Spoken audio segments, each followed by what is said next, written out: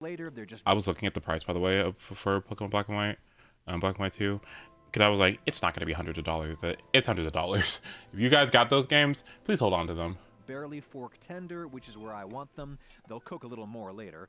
Dump into a bowl, take the bowl to the sink, and shock with cold running water. The water does not have to be ice cold if it's running continuously. Pour out the hot water, and as this fills up once more, everything is already cold. We have stopped the cooking, stopped the color from turning, and honestly, it's good to just leave the florets in the water. The water keeps them plump, I think.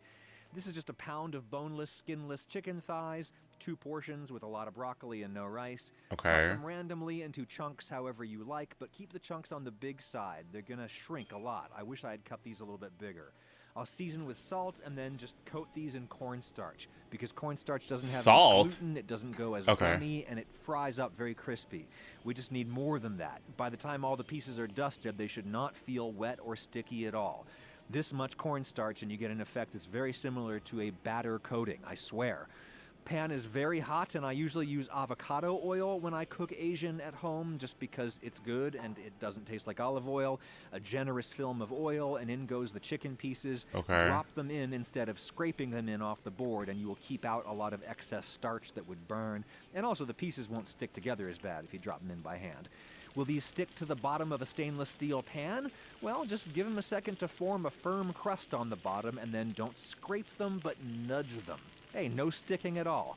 Hardly surprising, given this pan is I'm from about to May. make this. I'm about to make this. See, I knew that was coming, bitch. That's why I paused it. Yep. I knew you were about to do that shit to me. Please. You're so nasty. Anyway. I knew it too. Uh-huh. I basically own a grand in a little Nintendo case with all those games. You better keep that shit safe, okay? You better keep that shit safe, okay? Oh my god, a couple years ago, before Pokemon games became like a big deal, like in terms of like rebuying them, I bought like all the Gen 3 games because I was gonna make a series about going through all the Gen 3 games and catching all the Pokemon. Like like a full on like catch 'em all for Gen 3. I wanted to do that for years. I wanted to do that for years, actually, because Gen 3 catching every Pokemon is is a lot. Because you got all the Kanto Pokemon and Fire Red Leaf Green. And then you got all the Hoenn Pokemon and Fire Red or in Ruby Sapphire Emerald, right? But the issue is that the Gen 2 Pokemon, there's no Johto game. So they're all fucking everywhere. The Gen 2 Pokemon are fucking everywhere. Post game, like Fire Red and Leaf Green on the fucking Sebi Island, Pokemon XD and Coliseum, those bitches are everywhere. It's actually kind of funny. It's actually kind of funny. Like, it kind of interesting to think about it. Like, how you got 2 games of 2 generations, like that's all you need, but then everything else is just kind of scattered about. And so really the catch 'em all is like find all the Johto Pokemon in the 1, 2, 3, 4, 5, 6, 7 Gen 3 games. Now I actually think you don't need all of them. I think you can just use Emerald. You need Leaf Green. You need Leaf Green. You have to have Leaf Green. If you don't have Leaf Green, you can't get Slowpoke, and Slowpoke is the only game you can get Leaf Green. So you have to get Leaf Green.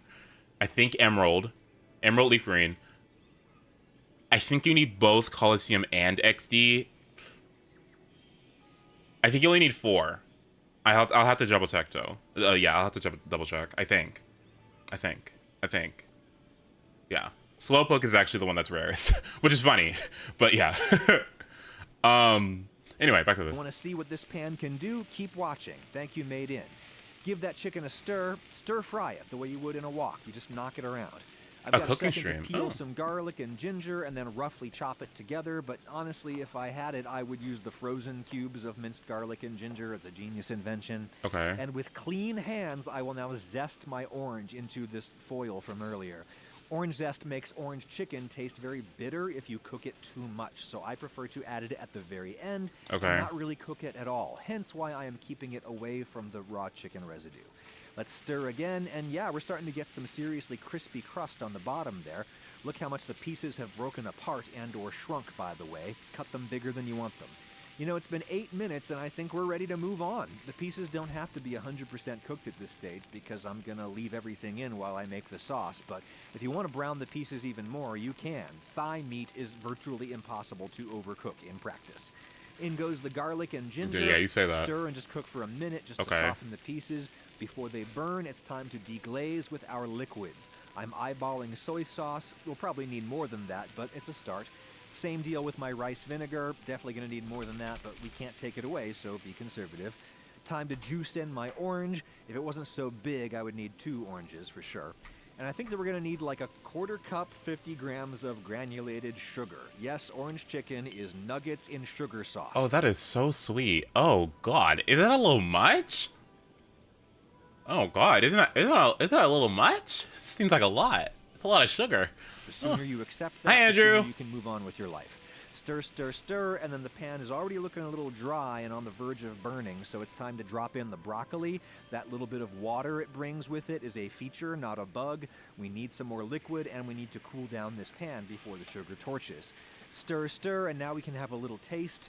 Definitely needs more soy sauce and vinegar, and we're going to need some more thickening, but I don't feel like mixing up a slurry. If you scatter cornstarch on top of solids like that and then stir promptly and aggressively, you really don't have a problem with lumps. The starch disperses just fine before it gelatinizes. There we go, plenty thick.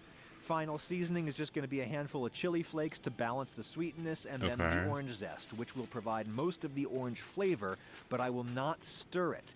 I'm going to turn off the heat, clean up, grab plates, and then I'm going to do my final stir. This really does stop the zest from going super bitter, which always bothers me in like fancy restaurant orange chicken where the chef is trying to tell you, hey, look, I used a real orange instead of orange juice concentrate. Screw that, dude. Mall Chinese forever.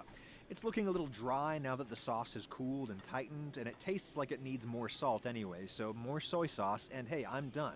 That was a 20-minute meal, a high-protein, high-fiber meal for 2 if you skip the rice. You could almost fool me if you told me these chicken pieces were battered and deep-fried, like in the mall. The flavor and texture is like 90% there. That's not even that bad. Oh, that's not even that bad.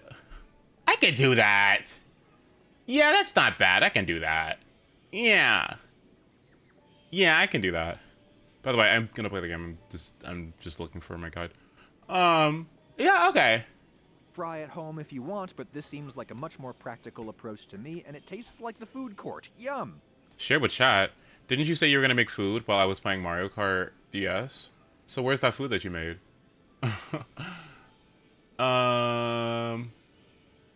Give it to me now. Ooh. Oh, I wanted to see this one.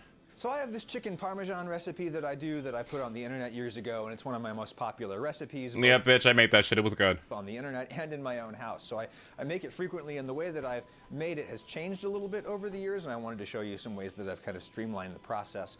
Also, this is the way that I've been making it lately for my like super picky eater kids. We're gonna have chicken parmesan chicken fingers, basically. Okay. And I'll show you some things that I did that I think can make this work specifically well for the chicken nugget generation. Now, whether it's for kids or adults, these days I have been using chicken tenderloins for this instead of using the main chicken breast muscle. The tenderloin is this muscle that kind of sits underneath the main muscle of the breast. Is it cheaper? This sort of reminds people of the beef tenderloin, even though it is just like anatomically not at all the same thing, or culinarily. It's just another piece of white meat.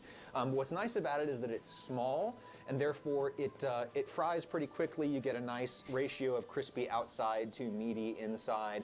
I used to take the chicken breast and I would kind of cut it this away, just to get 2 really thinner pieces, but that's kind of a tricky maneuver for some people, and it's honestly just unnecessary if you buy the tenderloins, which are smaller and thinner.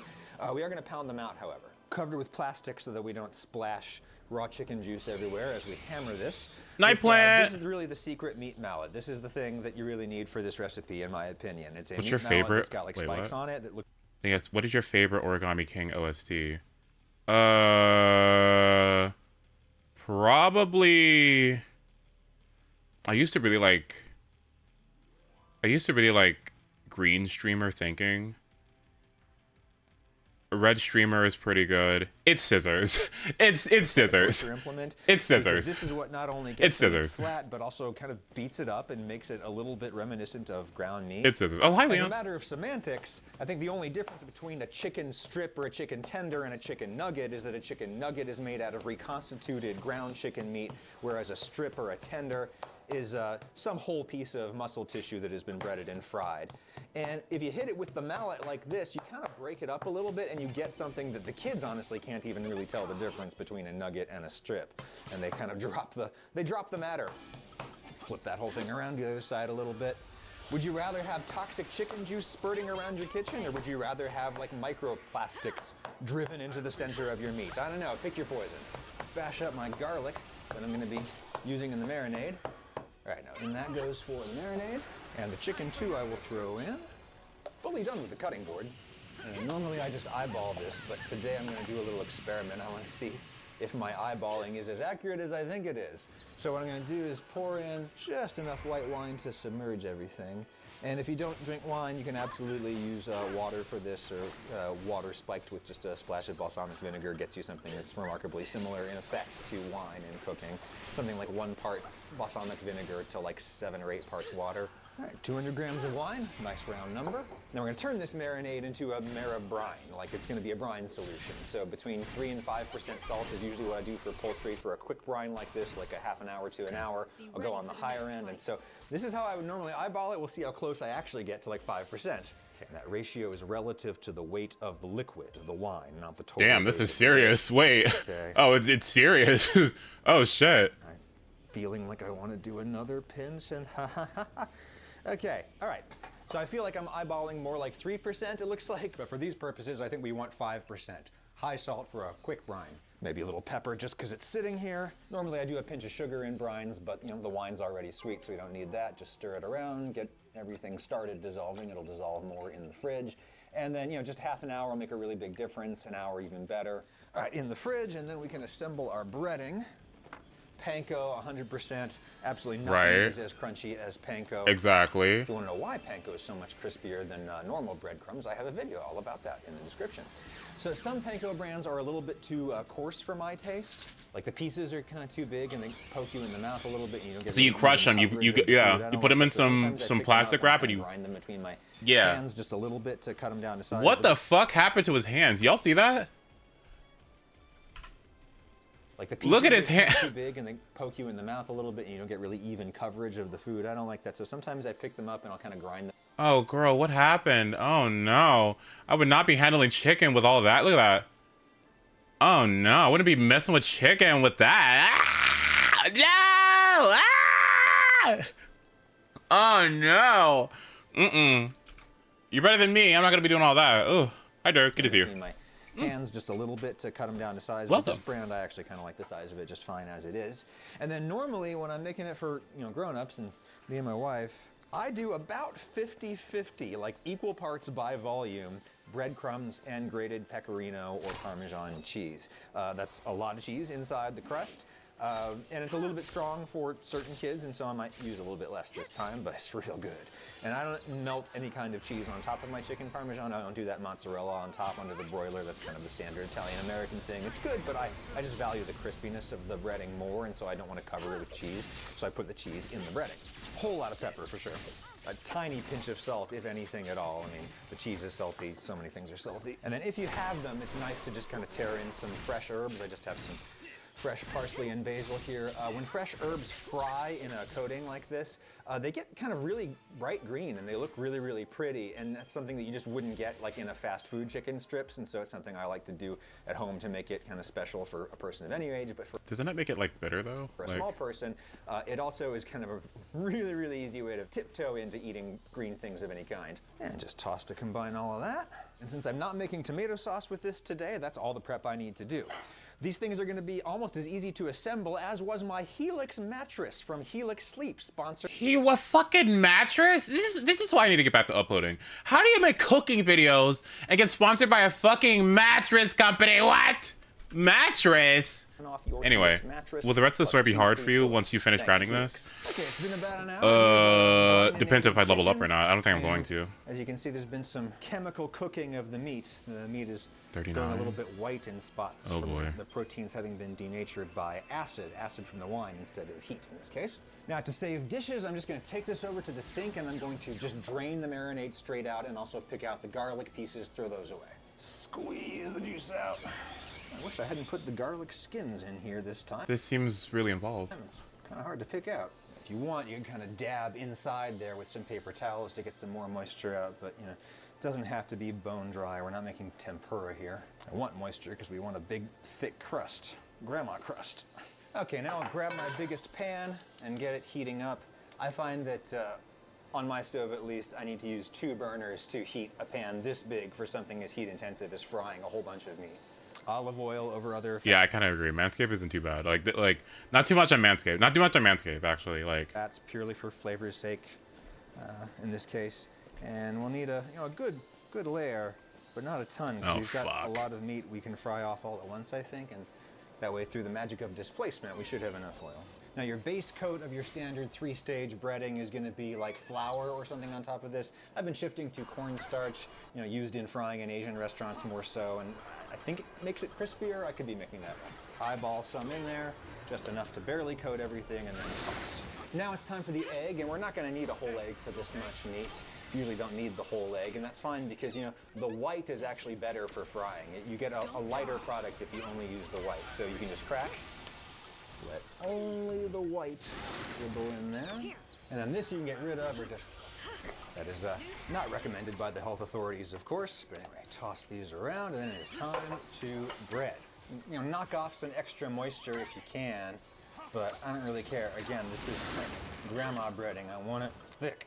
And I just let these kind of break up as I'm doing this entire process, which is quite violent. When they break up into little bits, you get more surface area, more crunchy ends, and the teeniest little bits you can give to the teeniest little person and say, these are nuggets, and they really won't be able to outsmart you. There we go. And if they're in a big pile, that is just fine because we have Boku breading as grandma intended. All right, the oil is ready when it seems too hot when you put in your first piece of chicken, because we're going to put in a lot of chicken and it's going to drop the oil temperature really fast. So it should seem too hot at first. Look at them. They're just kind of like strings of meaty pearls. Now is a good time to clean up. did I ever show you guys? Remember when I posted on Twitter that I made Chick-fil-A chicken, but at home? Did I ever show you guys that recipe, by the way? Did I ever show you all that? I think I did. Did I? Oh my god. And how fucking amazing good it was? Oh, so good. All of this stuff. Since this is a reasonably sticky wanna watch? pan, I might just kind of poke around a little bit. I think we're gonna release. We're gonna be just fine. If you're nervous, you can kind of like lever stuff off the bottom with a metal spatula or something real stiff. Did you make it on a before you then Sunday? go and flip with your Actually, yes. tongs. You can tell this side. Wait, actually, let me. Okay, hold on. Hold on. Chick-fil-A. How do you spell that shit? Chick-fil-A. Chicken sandwich at home. Oh yeah, this is the one. Yeah. Today we're gonna make the Chick-fil-A chicken sandwich with ingredients available at any Walmart. I'm gonna explain why you should never use pickle juice to brine your fillets. I'll tell you why I don't think they're using powdered sugar in the breading mix, and I'll reveal the secret spice Chick-fil-A uses that's missing from every recipe online. By the end of this video, I guarantee you'll be able to make this legendary sandwich at home even better than the restaurant, and you'll never again have your Sunday ruined when you're craving a heavenly fried chicken sandwich. Over the past 2 months, I've made around 40 different versions of the Chick-fil-A 40. chicken sandwich. I've tested every recipe online. I've scoured the internet, watched every video, and read every single comment on YouTube. And I think I finally cracked the code. But before we begin, I want to address the elephant in the room. Pickle juice. So let's finally lay this blasphemy to rest. Chick-fil-A does not use pickle juice to brine the fillets for their chicken sandwich. This is confirmed by hundreds of comments by current and former employees, and by simply looking at the ingredient list provided by Chick-fil-A on their website. What they do use is a salt, sugar, and spice solution, or because we're dealing with Chick-fil-A, a baptismal brine made from the following Baptismal brine, me. water, salt, MSG, sugar, spices, more on that in a second, and paprika. Everything on their list is standard and easy to replicate, but the catch-all term spices leads us to our first problem.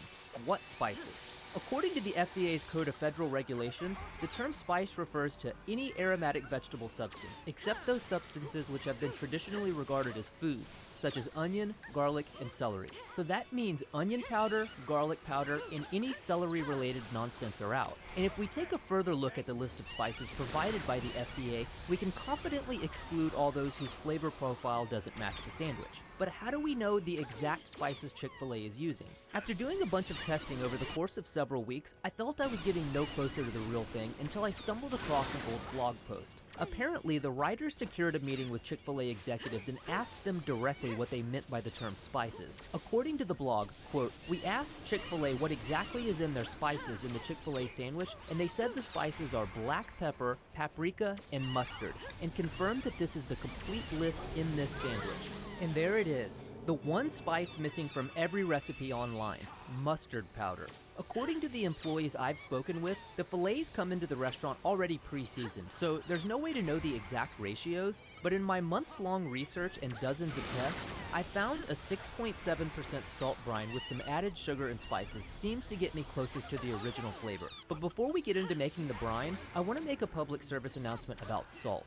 If you make this brine with the wrong amount of salt, it will ruin it. Let's take a look at the two most common salts available at Walmart: Morton's Coarse Kosher Salt and Morton's Plain Table Salt. Here are the weights of 1 tablespoon of each. As you can see, 1 tablespoon of Morton's Kosher Salt weighs 14.4 grams. 1 tablespoon of plain table salt weighs 18 grams, or approximately 25% more. For this recipe, I'm using Morton's Kosher Salt, so if you have table salt, Yep, that's you'll what need used to use to, bitch. 25% less Yep. by volume, meaning teaspoons and tablespoons. To simplify this for you, I've included common salt conversions in the recipe document in the video description. But if you have a scale, just weigh out 67 grams, no matter what kind of salt you're using. To make the brine, let's start with a 1/4 cup plus 2 teaspoons of Morton's Kosher Salt, then add 1/2 cup of granulated sugar, 1 tablespoon of MSG, and this is sold under the name Accent at Walmart. It's in the spice aisle next to the salt and is essential to achieving the true Chick-fil-A flavor. Yep. 2 teaspoons of paprika, a 1/4 teaspoon of coarse ground Uh-huh. black pepper, and note, this is the biggest grind of pepper. If you're using pure ground like this, which is much finer, you may want to add just a pinch. And 1 teaspoon of mustard powder. Now let's add 1 liter of water to our salt and spice mixture and stir until they've completely dissolved. And this brine will get you closer to the original Chick-fil-A flavor than anything that currently exists online. So, what about the chicken? Chick-fil-A uses 4-ounce boneless, skinless chicken breasts for their sandwiches. Apparently they use whole breasts that have not been split or cut up in any way. Now, I have no idea where they source these micro birds from, or maybe they're using chicks because their name, but all the chicken breasts I can find are between 12 and 16 ounces. I don't know what sort of avian growth hormone they're giving Walmart birds, or maybe if in Texas where I'm from, we just prefer prehistoric sized chicken, but we'll have to cut ours down to get the right size. We'll start by cleaning up the breasts and removing any fat or unsightly bits. Then cut off the tenderloin and set it aside to use for chicken strips. For sandwich fillets, the best method I've found is to trim off the narrow end about halfway up the breast like this. And if it looks too small, don't worry. We'll press it out in the breading stage. Then take the thick half and split it horizontally, butterflying it and cutting it in half like this. If there are any thick parts of the breast, you'll want to even them out with your hand like they do at the restaurant, or by lightly pounding them You'll have to watch Kincaid's take on Final Fantasy 13. Oh, I'd love to. Yeah. You should link with it. a meat mallet. You want thin, uniform breasts so they cook evenly. And depending on the size of your chicken, this technique You want what?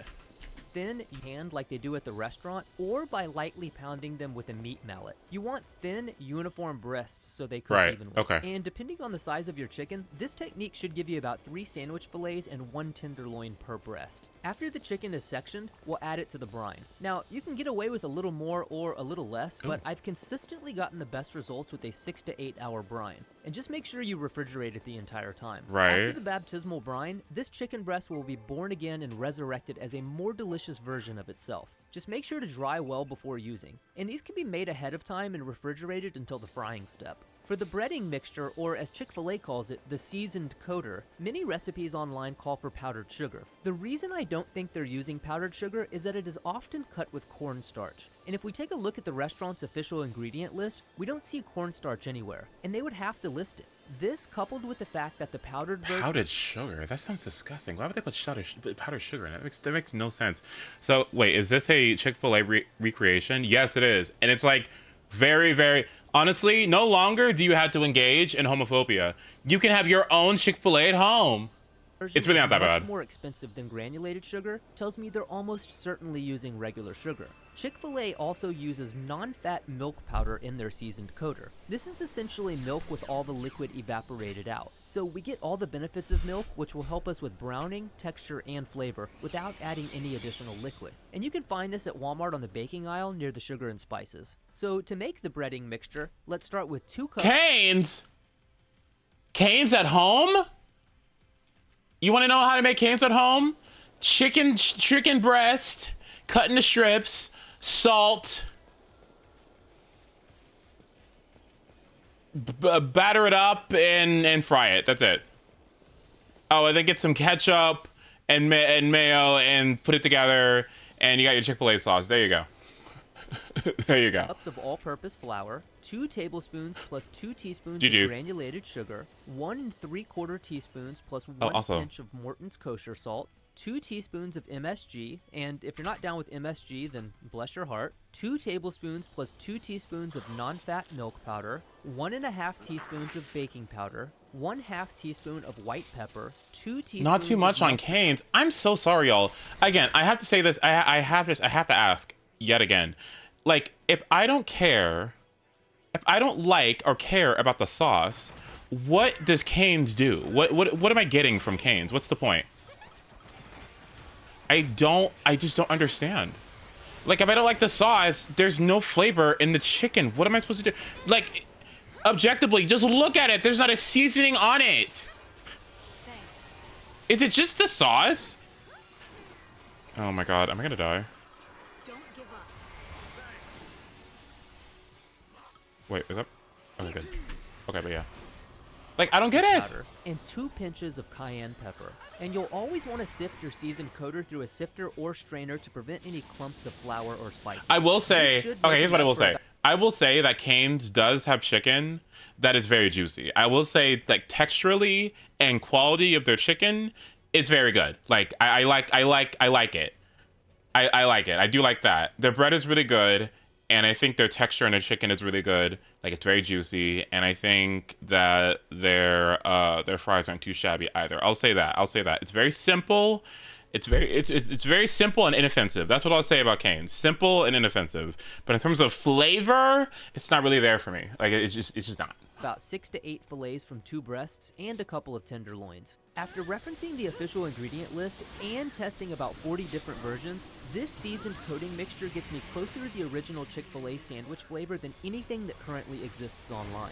The last component we'll need is the milk wash. Chick-fil-A uses non-fat milk and eggs to make their milk wash. But since we purchased non-fat milk powder for the seasoned coater in the last step, there's no need to purchase additional skim milk. So all you'll do is make 1 cup of milk by reconstituting the milk powder with water by following the directions on the box.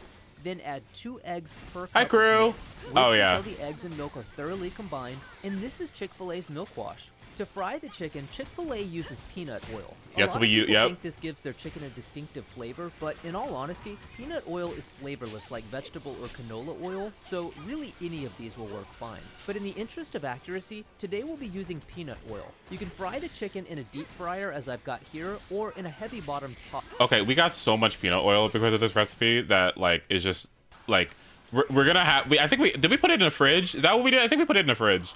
Like, but we have so much of it. Like, but peanut oil is actually really nice. I like it a lot. It's not a seed oil.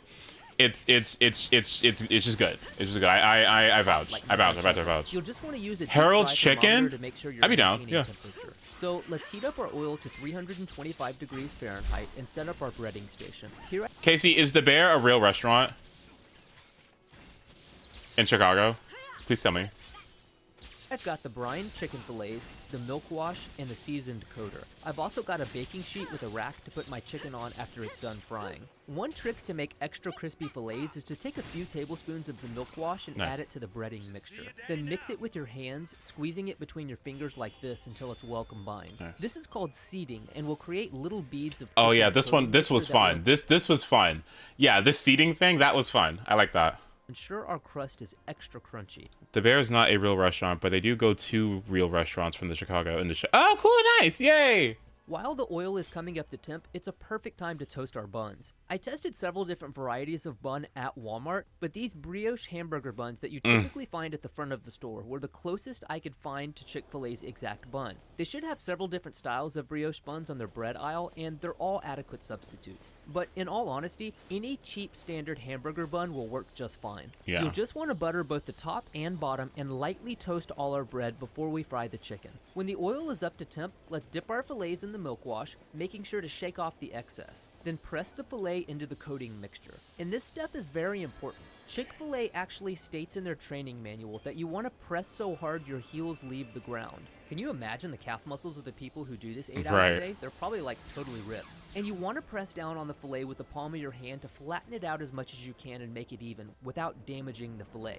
We're looking to make them as even as possible so they cook quickly. Then shake off the excess flour and into the deep fryer it goes. At Chick-fil-A, they cook their chicken for approximately 4 minutes and 20 seconds. And I don't know how long that is in metric time, but depending on the width of your fillets, it might take a bit longer. So you'll just have to test it out for yourself. When the chicken is done, remove it from the basket to the rack on your baking sheet. It's always better to put the finished fillets on a raised rack instead of paper towels because the air circulating around it ensures it stays as crispy as possible. While the chicken is cooling off, let's put the pickles on our bottom bun. And I tested every available brand of pickle from Walmart, and these Vlasic Ovals hamburger dill chips were the closest to the exact flavor of Chick-fil-A's pickles. They're a bit thicker than what they use, but the flavor is almost spot on. And a funny anecdote from the Chick-fil-A training manual is that the pickles should be dating, not mating. They should never be on top of one another, if you catch my drift. I see a lot of people online doing this number with their pickles. I have no idea what sort of debauchery is going on here, but it's not standard Chick-fil-A operating procedure, and it's probably not moral or ethical either. Now let's top the bottom bun with our fried chicken and crown our glorious achievement with the top bun. And this is it, I promise you. This is closer to the divine celestial flavor of the original Chick-fil-A sandwich than anyone has ever gotten before. Now let's give it a taste test and see how we did. Quickly, before our taste test, there is a school of thought that says Chick-fil-A sandwiches are simply a vehicle to consume their assortment of amazing sauces, and the one that rules them all is the original Chick-fil-A sauce. I am pleased to report the official sauce is actually available at Walmart on their condiment aisle. And if you want to save a buck or two, Walmart has its own version called chicken sauce that is virtually indistinguishable from the original. Alright, back to the taste test. In all honesty, it is better than the restaurant. It's But really it's because good. I can focus on making one fillet perfectly, and I'm not pumping out 200 sandwiches an hour. So shout out to the Chick-fil-A workers because I know you all work very hard. In all other respects, it's realer than Real Deal Holyfield. And before any of you use the information in this video to open your own fried chicken sandwich restaurant that is only open on Sunday because you spotted a gap in the market, it would be my pleasure to leave you with a couple tips. I know frying oil can be very expensive, so if you get one of these 100 micron coffee filters or just line a strainer with cheesecloth like this, you can totally strain your frying oil and reuse it about 5 or 6 times before it starts breaking down. And secondly, if you vacuum seal your brined chicken and throw it in the freezer, it should keep for several months. This is actually the way the chicken arrived at Chick-fil-A restaurants. And if you'd like to learn how to make Gordon Ramsay's legendary beef Wellington with ingredients from Walmart, be sure to check out this video. Thanks for watching. See you next time. I can vouch.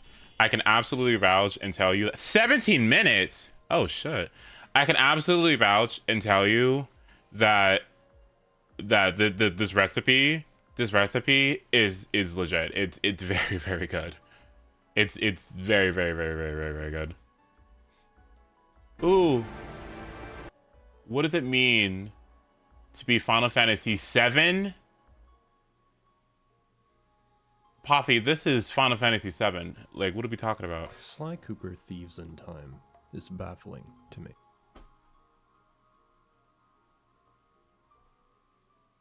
Where's the 13? Oh, he talks about 13. Oh, my bad.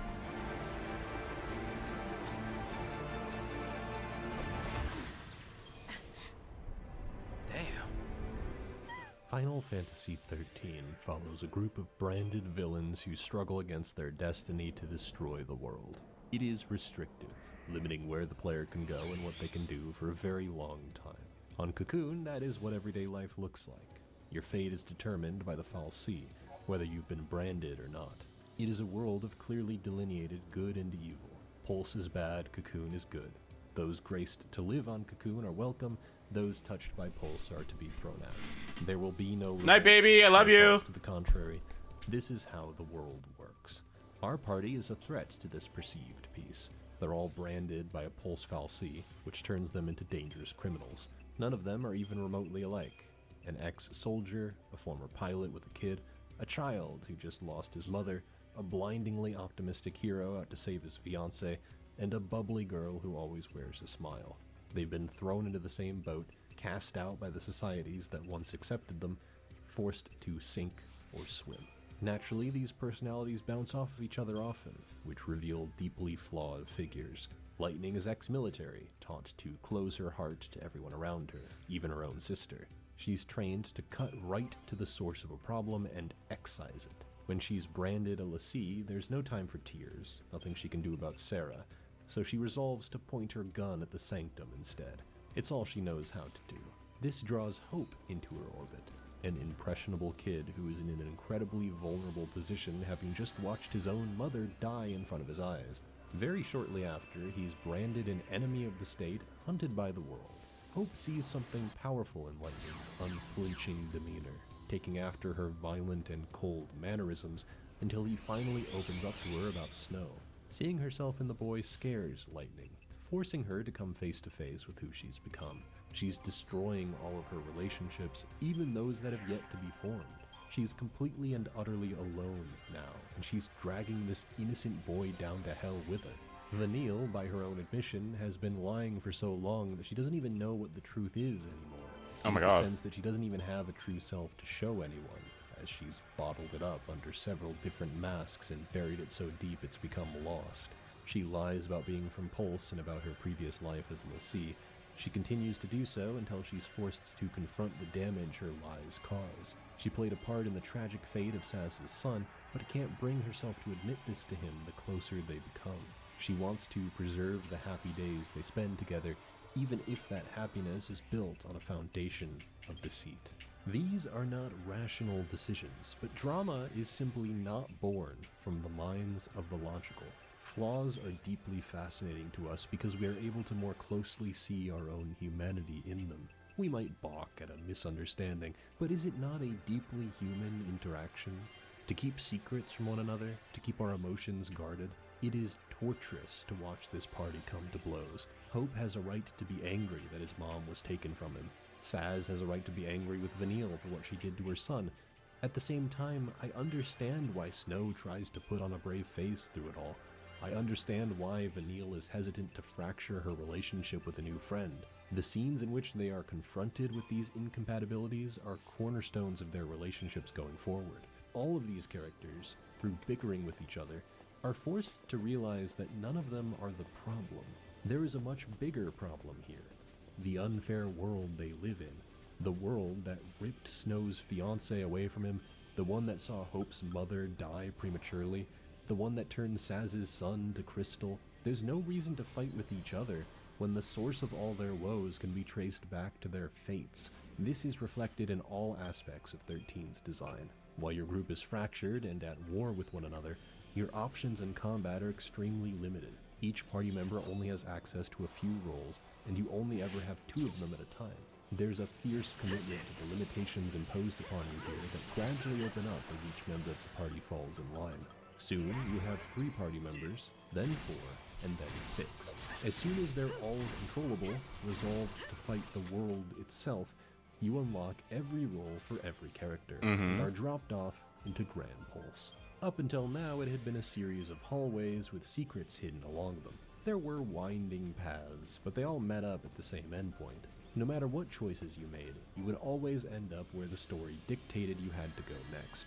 That is not so on Grand Pulse. It is described as a planet where the strong rule over the weak. The enemies here are a brutal test of your knowledge of combat strategies, spread out across a wide open plain with missions to complete and chocobos to ride. This is often described as the point at which 13 becomes good, but this seems like a rather reductive way to view it.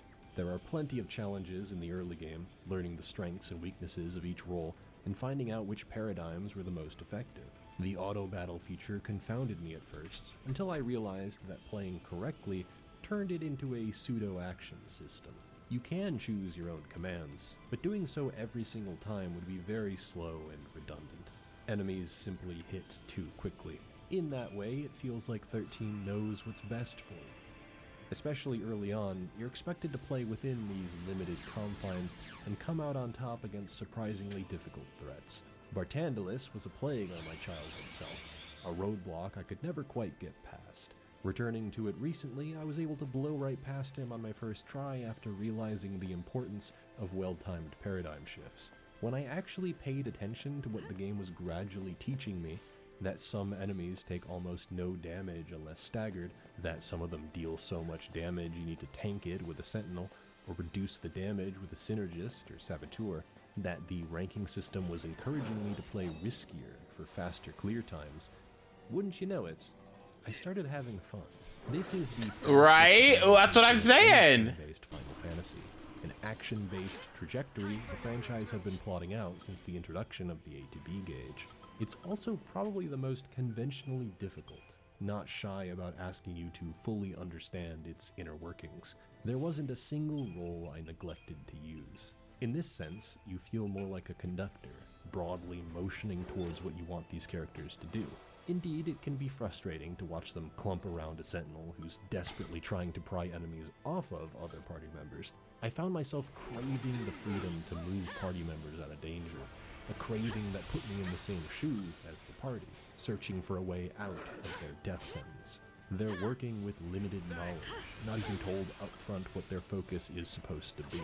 Much of the plot thrust is them wandering around, failing to come up with a satisfying third option to their tragic binary. Oh my We god. can only work with what we have, and when meeting 13 on its own terms, seeing it for what it actually is, I can't help but admire the things it was able to say about feeling trapped. Listen to the planet, Cloud. To her ecstatic cries, her rapture. Final Fantasy VII Rebirth is a phenomenal video game. It is everything they should strive to be, and everything Final Fantasy should stand. Oh shit. Okay. Oh shit. What made him go tangentially off like that? What made him go off like that? Wait. I mean, I love that, but like, how was that relevant? I'm down. I mean, okay. Here.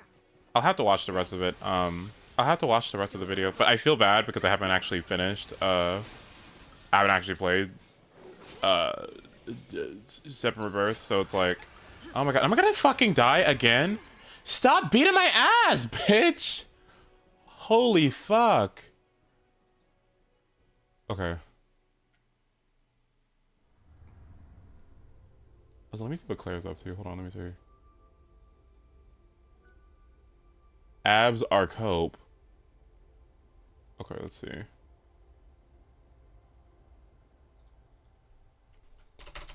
Okay. Claire. There we go. Hot dog buns. Ew. Homemade zebra cakes?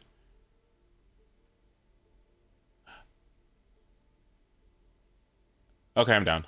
Well, here's where the central question. If I don't like the cake, then why am I trying to recreate it? You know what I mean? Oh, wow, I didn't know that this was the shape that they were in. I'm stuck. What do I do? It's gonna fall. I'm gonna go for something where I like the flavor, I like the cake, because why would I want to recreate the thing I don't really like to begin with? Fuck. Hi everyone, we're back. Today I'm tackling zebra cakes. Not something I've actually ever eaten or really know what it is. My God, you guys, they have stripes on oh, thank God. I was about to be really annoyed. I'm really excited because I think I'm gonna nail it without really knowing what the components are. Based on the picture and knowing that this is similar to like the Christmas tree cakes, is that what they're called? I think it's basically like store-bought snack food version of a petit four, like a little layered glazed cake. And I love that in theory, and I know how to make that, so I feel like I can do this. You never had these growing up, you just saw friends eating them. I never had these growing up, I never saw friends eating them, but this apparently is a common thing to have at your house? I've been told. I love her. I definitely was familiar with other Little Debbie treats, but just not Zebra cakes in particular. But I do like the way that they look on the box. Right off the bat, I love the size and like overall proportions of it. I love that it's like a little 4-bite piece of cake. Very, very pleasing as far as like picking it up and eating it. They're like little hexagons, which I didn't know and I wasn't really anticipating. So I can obviously see the cake through the white coating a little bit, but I'm gonna slice through and get a cross section so I can really see what the components are. It's the smell of like a package, like a Twinkie or any other like packaged cake. And I guess it's kind of like artificial vanilla smell, possibly like preservative smell. I mean, they look really cute. I do love the size. But basically what I have here, 2 layers of a kind of yellow cake separated by a layer of some kind of filling or frosting. And then that white, waxy looking glaze, and then the zebra stripes. What's I think notable about the cake, and is probably actually good in the case of like this type of application. I think honestly, I've gotten to the point now. This happened to me when I was a kid. Like there was like some freaking okay, can I unfog myself? Like, holy fuck. How do I defog? Okay, bitch. Thank you. There was like these, it was like I'm trying to think what it was called. I think it was like a Danish. Yeah. I think it was like some strawberry Danish or whatever, right? And something about it was like really fucking like weird. And then I checked the ingredients label, right? And there's like fucking like 80 ingredients in this shit, right? There's like 80 ingredients in this, right? And like half of them are fucking like preservatives. And I was like 12 or 13. And something about it was just like, I feel like this is not what this is supposed to be, right? And I think ever since then, I kind of had this thing about sweet treats having like a whole bunch of fucking nasty preservative bullshit in it, right? Like, you can have a little bit, that's fine, right? I'm not saying you can have any at all. But when the ingredients label is just like fucking calcium ascorbic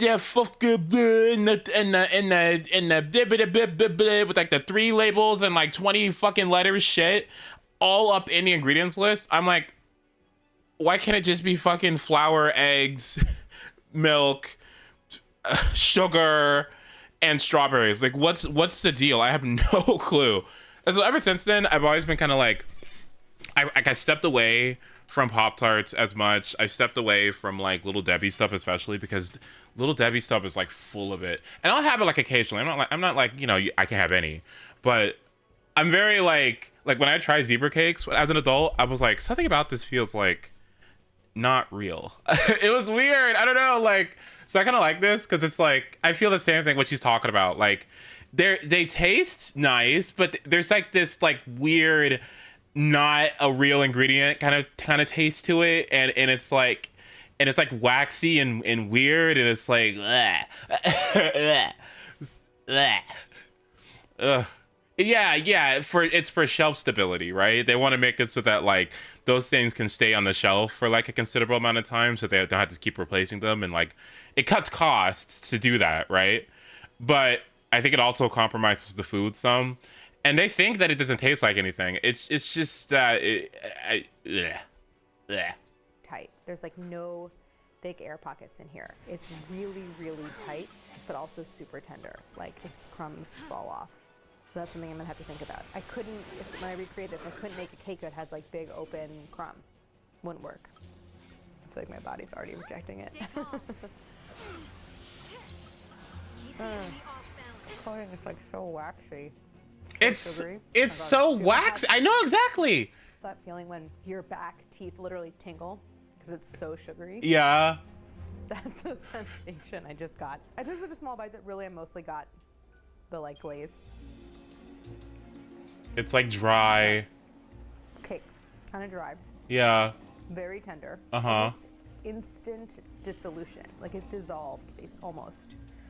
There wasn't even really anything there to like chew. Basically flavorless. The filling is this kind of like cream filling, which is C-R-E-M-E because like they can't actually call it cream because it's not dairy, is very whipped,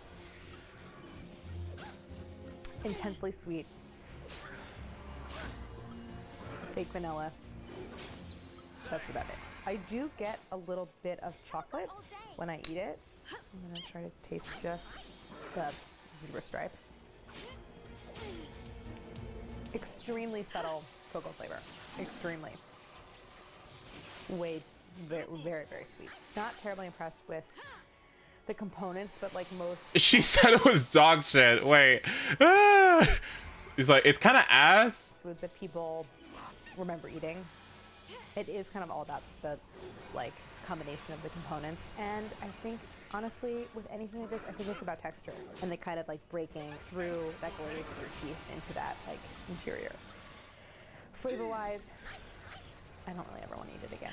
Right? No, like I get it. Like 6 centimeters. it's good, but it's not like. 5.5. Close enough. We'll call it 5.5 or 6. The sides are about 3 centimeters each. The overall height, including the glaze, is just under 2.5 centimeters. And then each layer is around 7 millimeters. I'm gonna take a look at the ingredients. I think it's gonna be great. It's kind of a long list. Sugar, corn syrup, enriched bleached flour, parentheses, wheat flour, niacin. This is what I'm talking about. It was like this. It was like this.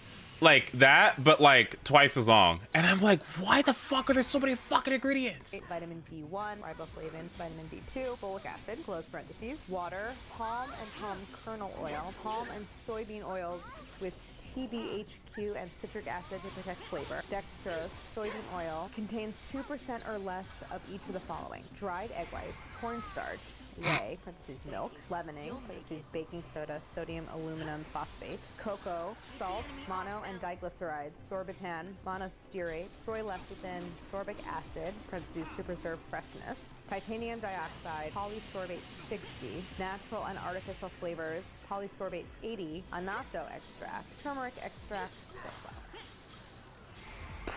That's a long list. I have to process this. So I feel like a lot of times you learn from the like 2% or less list Be ready for the because next it kind of tells you like what they're going for.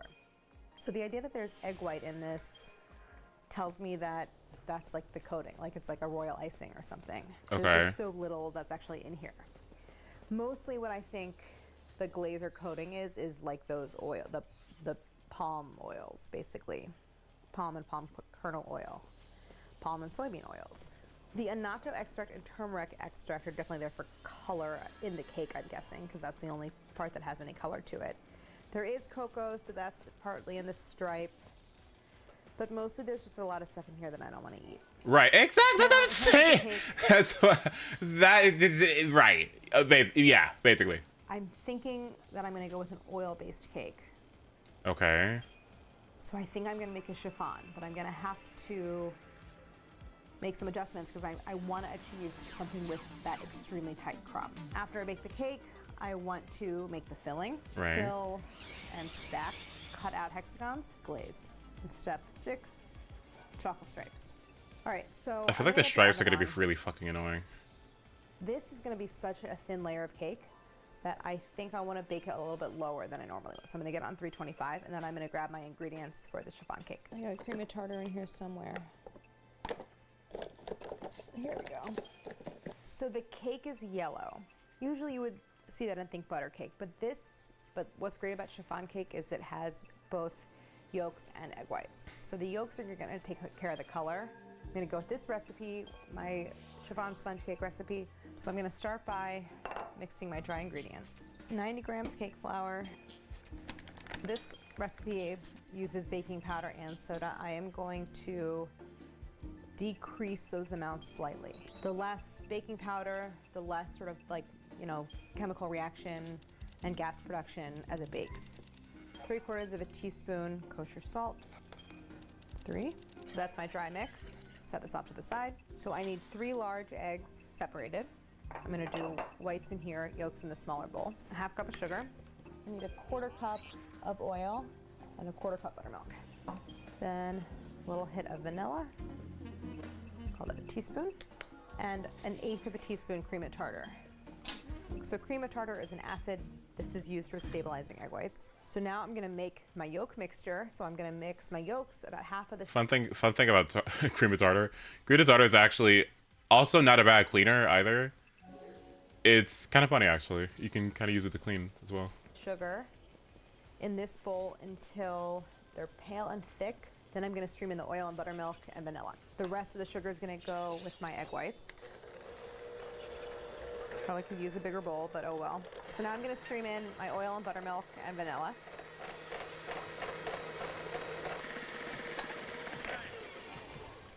That's really my liquid mixture. Just gonna scrape in all of that buttermilk. And now I'm going to combine my wet and dry. So I'm going to pour in my wet. Now mix this until it's smooth. So this is my batter base. And now the next and kind of final step is beating my egg whites. So I want to clean off these beaters really well, because if there's any fat on the beaters, it won't whip up the egg whites. Often you'll see instructions for like a sponge cake say, when you're beating the egg whites, gradually add the sugar. And that's great, but I'm not going to do that. I'm going to actually add all of the sugar at once, because if you add the sugar all at once and then whip it, you get a finer foam, so you get smaller air bubbles, and that's what's going to help me get a slightly tighter crumb with fewer like big open air bubbles. So all of this is going to go in. My cream of tartar is going to go in, because this is going to help stabilize the foam that I create, basically the suspension of air bubbles, in with my egg whites. So I'm going to continue to whip these until I get nice firm peaks. And take a minute or two. So you see how it's She's like me. Remember I said, don't fucking do this shit like by hand. Don't do this shit by hand. It just takes way too fucking long. I never want to do that again. Ew, God. Oh, God. Whew. I never in my life ever want to do that again. It takes so fucking long. The trail, almost there. Don't really want to overbeat egg whites because it will make it hard to incorporate them, but these are nice firm peaks. See the little like beaks off the tip of the beaters, how they're standing straight up. That's firm. So now I'm going to scrape my egg whites into my batter over here and fold them in. You go the other way around? Yeah, I could. Yeah, I can do that. So I'm actually going to scrape this yolk mixture into my egg whites. The reason I can do that is because both of them are very light in texture, so they'll incorporate together evenly. So you can see it makes this beautiful, like super fluffy, light batter. I'm going to scrape this out onto my sheet tray. I need to get this in a really thin layer. I think maybe it's enough batter that I can go all the way to all four sides. I think I might have to even remove some batter. We'll see. Going for such a thin layer, 0.7 centimeters / I guess just 7 millimeters. One thing that's going to happen with sponge cake, because I've created this foam, you get this kind of like sticky, because it's kind of like meringue-like layer on top that gets really brown, and I'm going to peel that off because it tastes eggy and it gets sticky, and it's just not the best. I know it's not as even as it could be, but I think it's all right. I'm going to grab my cake tester. I don't think it's cooked. No, it's not. I know. Testing not the cake doneness, but the thickness. All right, so the thickness of the layer is, we're already at 1 centimeter. So I might want to take away some batter. Wouldn't you need to remove like half? It's gonna puff a little bit, right? Yeah, but I'm not sure how much it's gonna collapse at the same time. I kind of think that how it goes in is how it's gonna be when it comes out, but we'll see. All right, so one thing I wanna do before I put it in the oven is I'm gonna give it a nice sharp tap on the counter.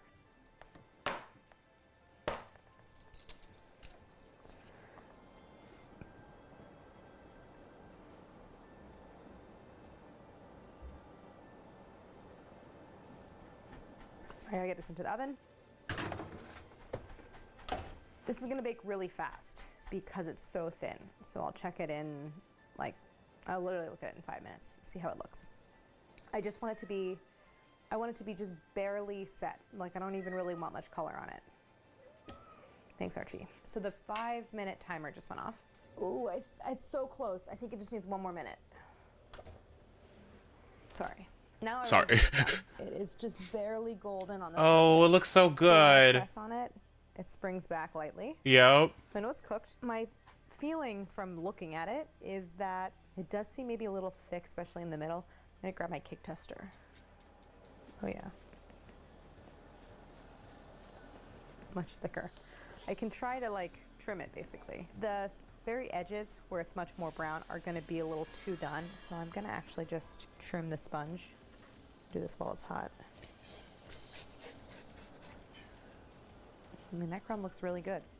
It's really small, but nice and really fine, even crumb. Not lots of big air bubbles. So that looks good. Why am I eating this? I really want to eat it. What's your review? Tastes good. So do you see how there's this like sticky film on the surface? I'm gonna peel it off just like that. It's really fun. Look at it. Wait, what is that? It is. Actually, now it's exposing the crumb. You can see larger air bubbles. But oh well. The bottom is cool to the touch. Let me get a closer look. You can see how flexible it is. Basically, the thickness is just really uneven all the way around. And part of the reason is that the sheet tray itself is not really perfectly flat. And I didn't really spread it very flat. This part is Fascinating. extra thin and extra crispy. Trim that. I'm really happy with the crumb. I'm just cutting it into small enough sizes that I could really look at it.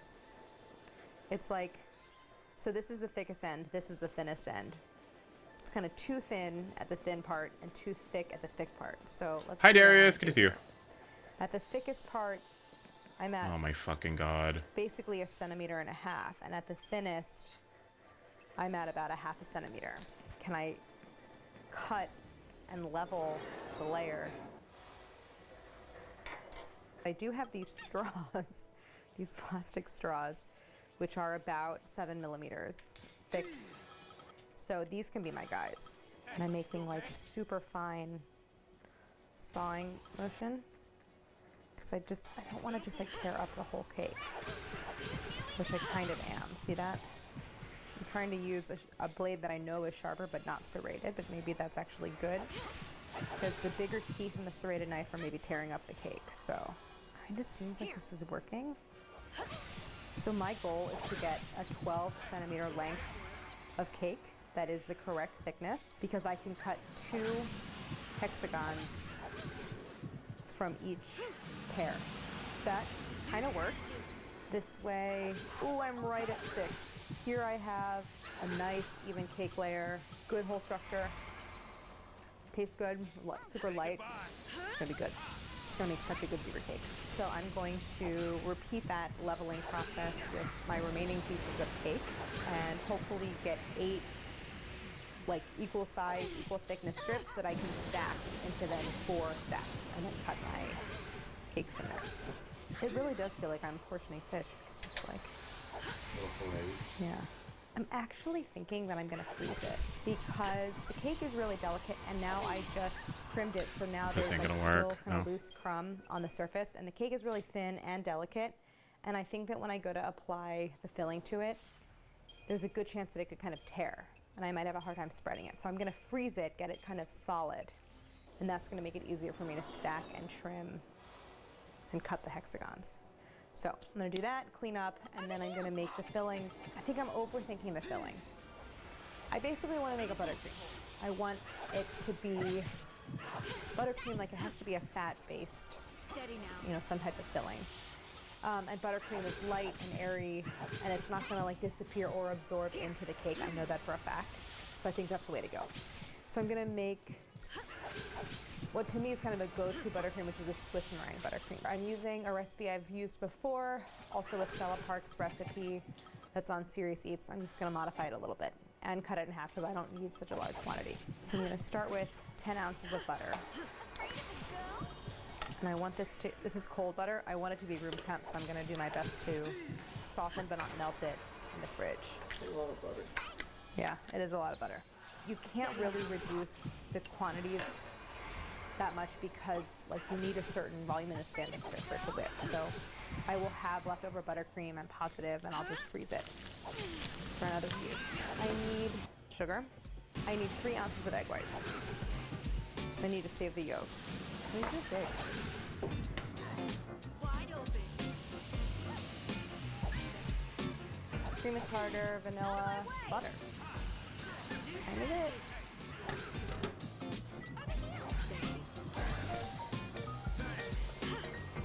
All right, I think it's good. That was successful. The kind of like classic step to making Swiss meringue buttercream is combining the egg whites and the sugar and whisking them in a double boiler. So they're with some like basically fairly simmering water underneath until the sugar is dissolved and you get this like liquid sticky mess. So I'm gonna set up my double boiler. Thanks. Yes, so I can get all that like dissolving.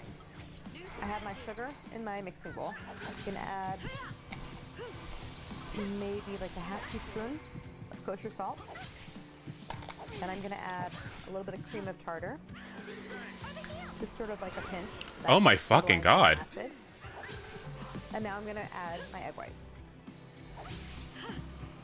Often, I used to do this with a whisk, but I think Sorrel Parks talks about like this is actually somewhat more effective to use a flexible spatula to get more friction. What against the the bowl.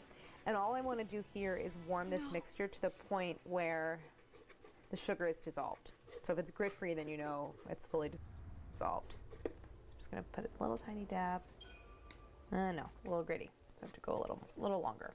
Well, now it's like super liquid, and I can tell like I'm not getting any sandiness when I rub the spatula against the side. So I'm gonna do a little test, tiny little dab. It's perfectly smooth. And now I want to whip this until I have this like beautiful, glossy, dense, super voluminous meringue.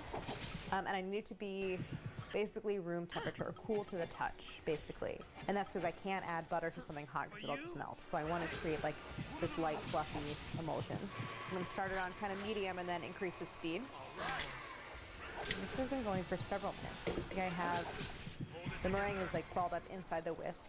That's one of the ways you know you have a really stiff meringue. See how it's all inside the whisk. Firm peaks. So now I'm going to start adding the butter. And with buttercream, you truly have to trust the process. It's very common in making buttercream that your butter might be a little cold or your meringue might be a little warm. And you end up with something that looks soupy or like curdled. But just keep beating. I promise it will work. Yeah, okay. Yeah, sure. Adding the butter a piece at a time. Just kind of throwing it in there. And I still have the whisk. I might switch to the paddle part of the way through. So once that first piece is fully incorporated, I'm gonna keep adding. It's starting to regain that volume. More butter. Okay, so I added all the butter. I do want to give the bowl a really thorough scrape because I'm sure there's lots of butter trapped around the sides. But you can see the texture. It's like incredibly smooth and silky, but also light. There's white and then yellow. So that's meringue that didn't really incorporate. So I want to get all that mixed together. So I'm going to throw this back in the mixer, and then of course I have to add the flavoring, which is my vanilla. Swiss meringue buttercream is incredible texture-wise, but if you leave it plain, it basically just tastes like butter, which to me I don't love. It's like too rich, which is why I love adding like coffee or chocolate to it, because that bitterness helps to temper everything. But here we're just going straight vanilla, which means I'm going to add a lot. So I'm going to add like a full tablespoon of vanilla paste. So that's going to go in. I'm just going to eyeball it. And I already added salt, so that kind of seasons everything. All right, so back in.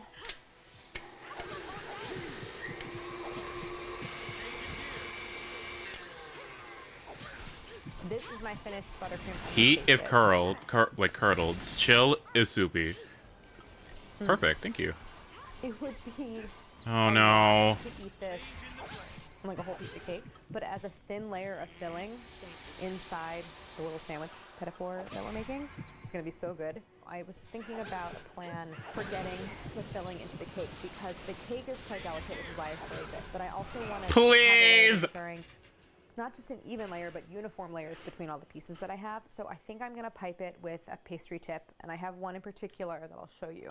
I have one like this. This is actually used for doing a basket weave pattern, but it basically lays out like a thin, even, wide slab of frosting, and it's gonna be pretty thin, but if I can do 2 layers. So basically I can like pipe neat, even rows of the frosting across the cake. Make little sandwiches, and it'll be really uniform. With buttercream, you can't actually incorporate too much air, and then it gives you a texture that is just so filled with air bubbles that you can't really smooth it over a cake and get that like perfect finish.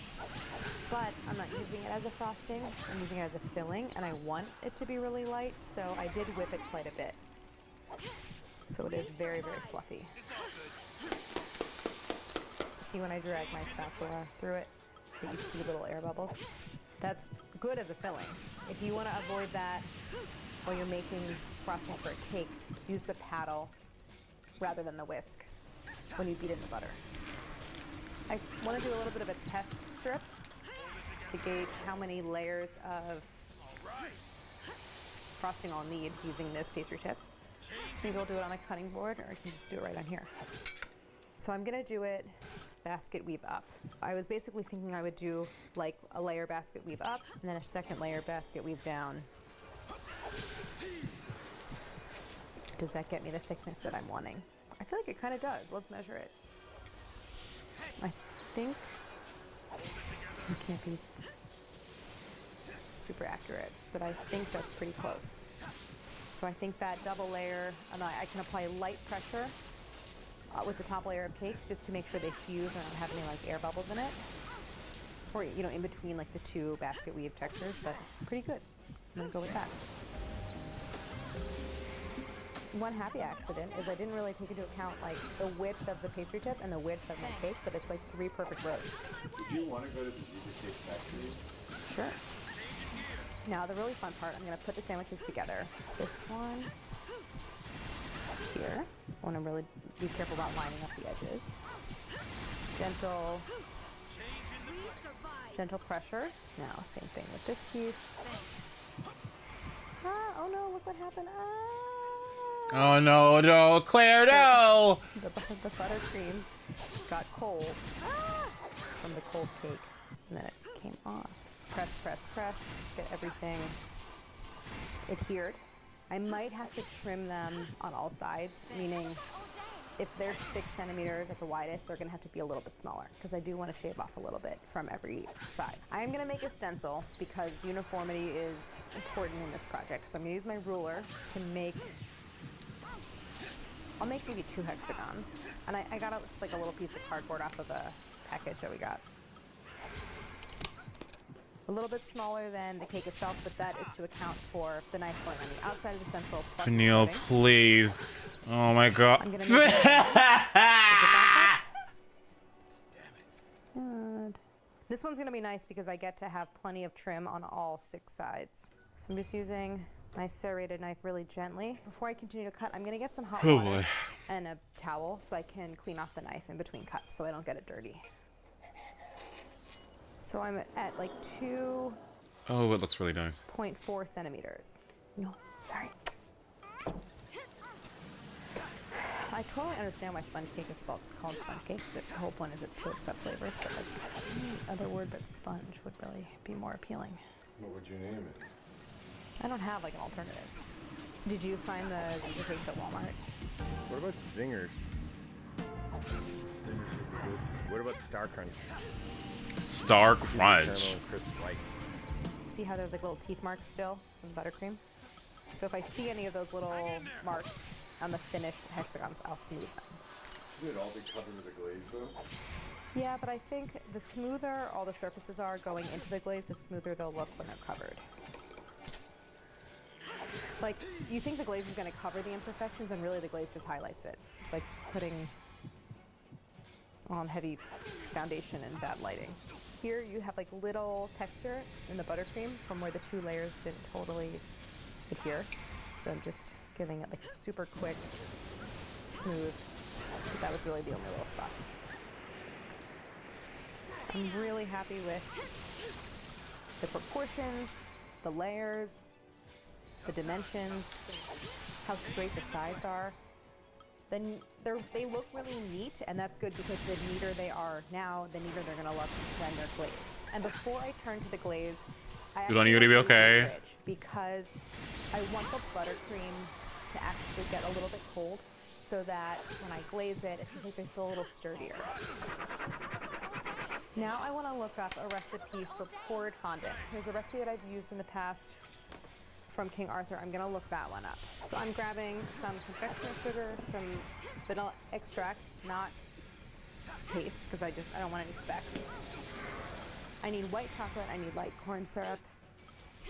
I'll grab salt, although it doesn't call for it. Just a pinch.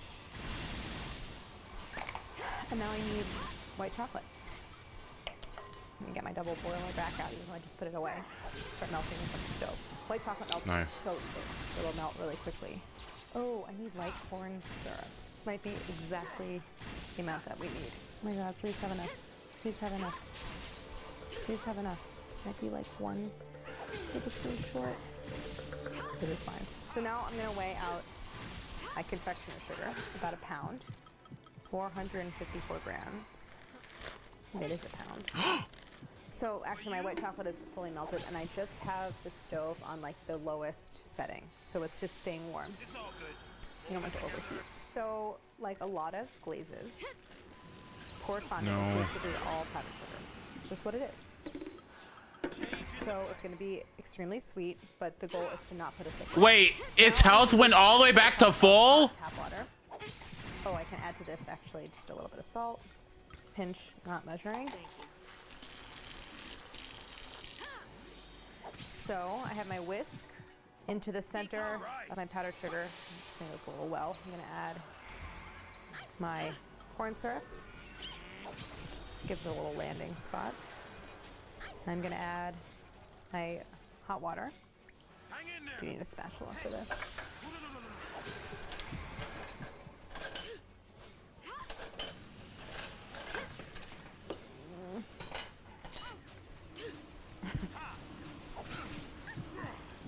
I'm going to just whisk this starting in the center until the whole thing is smooth. You can also add just a dash of vanilla extract.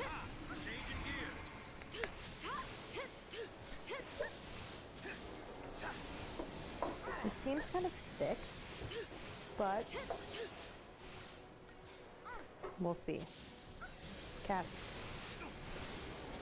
I can always thin it with more water. Okay, so now the next step in the recipe is I'm going to bring over my white chocolate. I'm actually going to bring the whole double boiler over because Vanille keeps gagging him, holy shit. She keeps dazing him in the middle of his the fondant warm. It's more workable when it's warm. So I'm just going to add the white chocolate to my powdered sugar mixture. Okay. Goodbye. So I'm going to whisk this in. It seems kind of grainy. I'm going to get this over double boiler. It's like, did the chocolate seize? This is not what this is supposed to look like. Add the melted coating to the sugar mixture, then add the vanilla and the coloring if you're using it. If the mixture is too thick to pour, reheat it briefly over low heat. Oh, and stir in 1 to 3 tablespoons water. Let me get some warm water.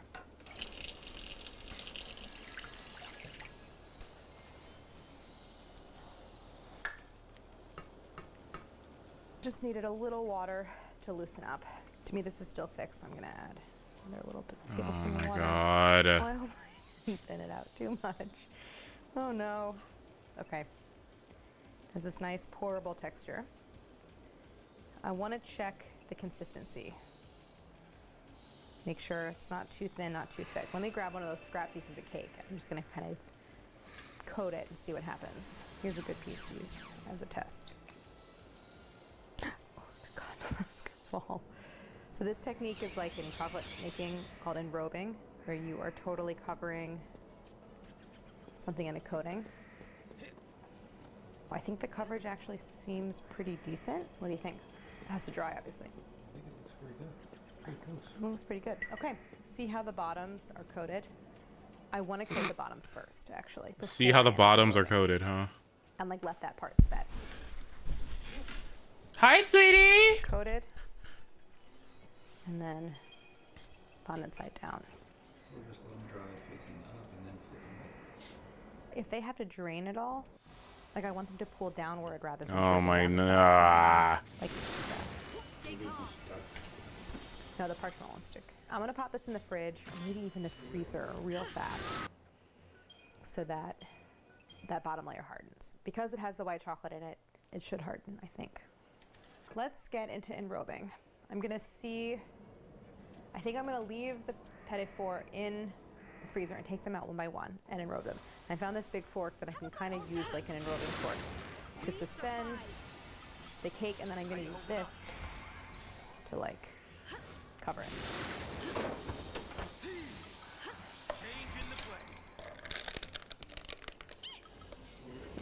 No, it is true that I probably should have let it set more.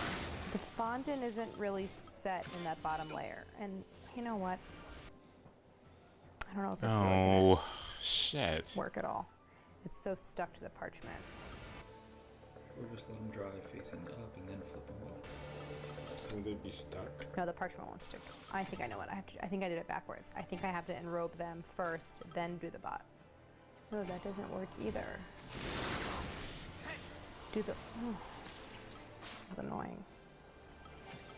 Okay, really? Is that how I have to do it? Let this dry? Okay, fine, fine. That's what we're gonna have to do. Starting over.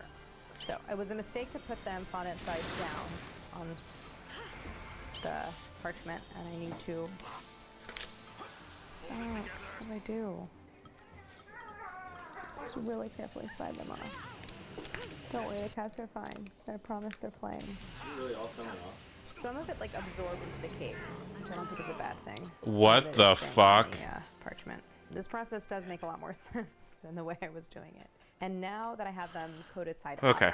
they do need to dry. I'm gonna put them in the fridge to dry.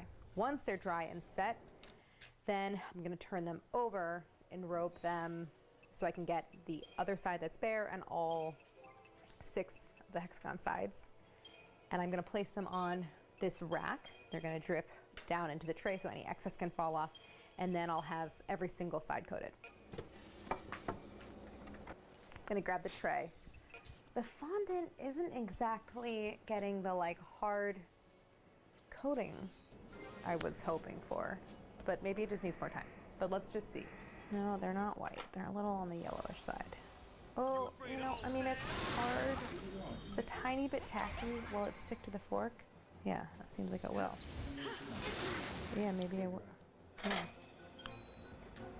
It's like semi-shiny. It should be more matte. So I just am gonna let it. Just gonna let it continue to dry. The music? Verdict? And I can try one and see if it comes off. It's so tacky. Is it the white chocolate? I just don't understand. Why is it not drying faster? That one's pretty dry.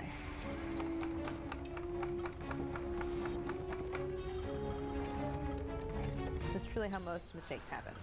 You just say, it'll probably be fine. But I'm really getting tired of waiting for these to dry. So the fondant layer is dry to the touch, but if you were to press, it's like still a little tacky. So here's the plan. Very gently place this. So by placing it on the fork this way, the fork isn't really in contact with most of the area, that bottom layer. So time to enrobe. Can you guys tell me if there's any bare spots on those sides? In the corners. Oh yeah, corner. A little bit right here. Is it really over? Okay, well, I know what I have to do. Like, fuck, I get this death spam again. I'm gonna repeat that process, and actually, before I just do all the rest, I'm gonna turn the AC back on because I want some air circulation so that these actually dry.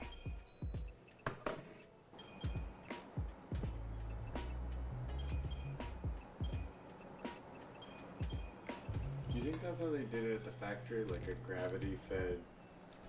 I'm sure there's like a conveyor belt with like a. You guys, that one fell in. Yeah. Not the worst thing that happened though. Gave me a head start. I'm right here. Missing your phone. Thank you. Would you consider doing any other layers? No, not consider doing another layer. It doesn't need it. Would you enjoy designing food factories?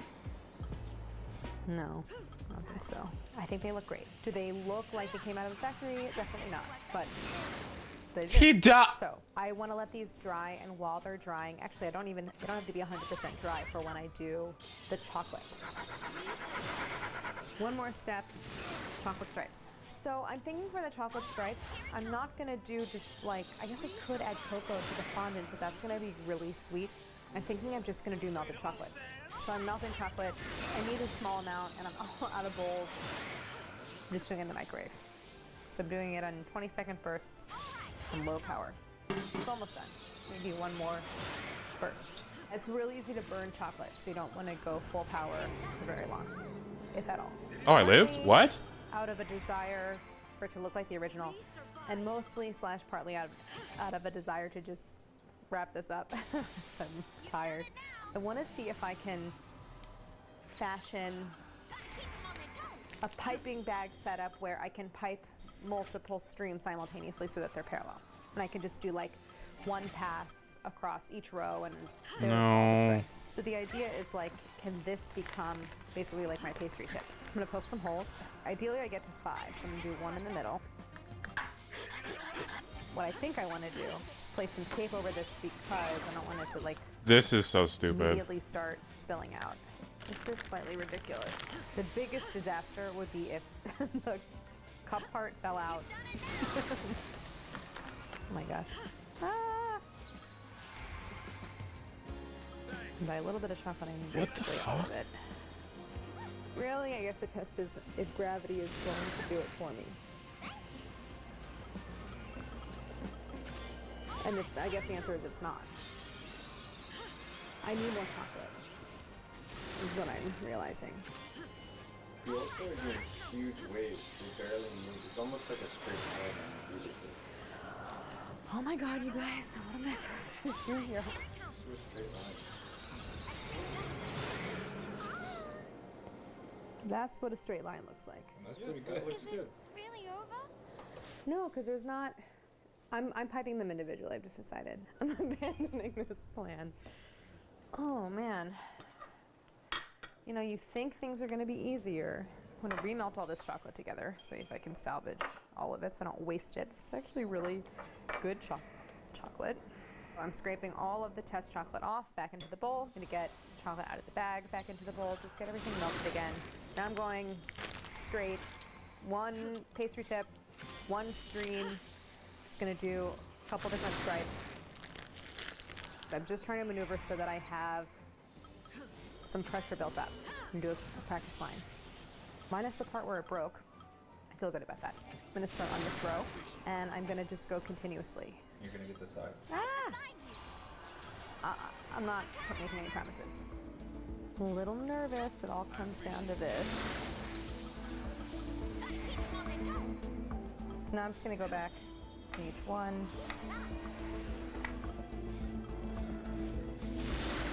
Oh, no. The line thickness is pretty good. Some of them got the sides, But I feel like that's kind of like this. touche. Huh? Touche. I think they look really pretty similar. There we go. I'm done. Biggest difference is the color. Yeah, and the size a little bit. Here are my finished zebra cakes. Overall, I'm really happy. I'm a little nervous with the lines, but they turned out pretty well. So now I have to let them set, particularly just the chocolate. The fondant actually is pretty dry, so I'm feeling really good about that. The chocolate needs to just harden a little bit. We'll come back and it'll be time to taste. Yay. Very happy about that. The chocolate is set. I was excited like 1 second ago, but then I got tired again. Ooh. Chocolate is set. I'm gonna get them onto a plate. This part actually is kind of tricky. You can see that the glaze has sort of like set Actually, it's fine. around the rack. So try to lift it off without it cracking or like losing any part of the glaze. This is so unnaturally white because like the plate is kind of like slightly off-white, and mine are yellower than the plate, and theirs are so much whiter than the plate. It's kind of crazy. I'm actually really proud of these. That poured technique is not as easy as it looks. Yeah, movement. Yeah, it just can be so messy and like can get out of hand. They're a little smaller than the original. Obviously these are homemade, but they look so appealing, and I think that they capture the essence of the original zebra cakes, and I'm very excited to eat one. I'm gonna not grab one off the plate. I'm gonna grab one from here. Okay. So you also gotta taste the old ones. No, I'm not taking a taste of the other one. So here is my homemade zebra cake. It's a tiny bit tacky. Like it's not coming off of my fingers, but if I were to like hold it in my hands for a while, I think it would. It needs a little longer to dry, frankly. The bottom has a coating, but like it did get a little bit, it did pick up the impression of the rack. But like the bottom of theirs isn't really perfectly smooth either. So I feel okay about that. I don't know where my measurement got off. I really thought I measured them and measured the sides. I don't know what happened. What the But I think the stripes turned out pretty well. The stripes have, I think, the look of the kind of factory stripes. Not exactly, but close enough. I think the layers are the exact same height on both.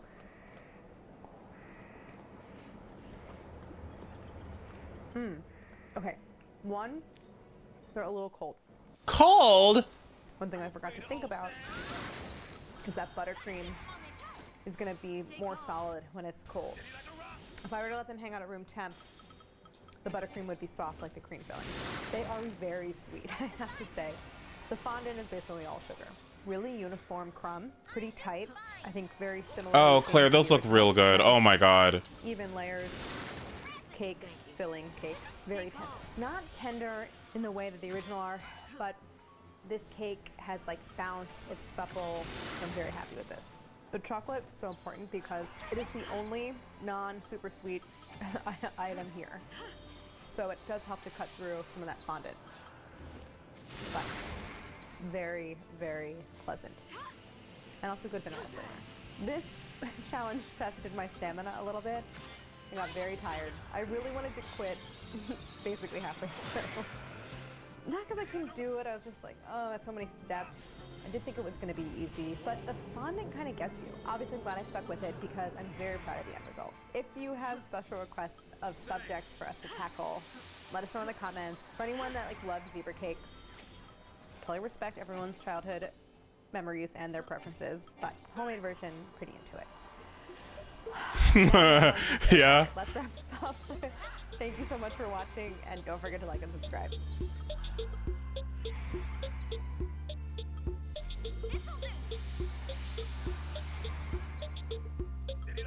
The song?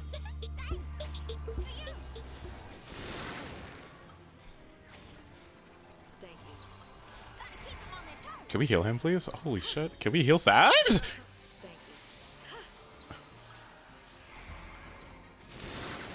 Are we gonna heal Saz?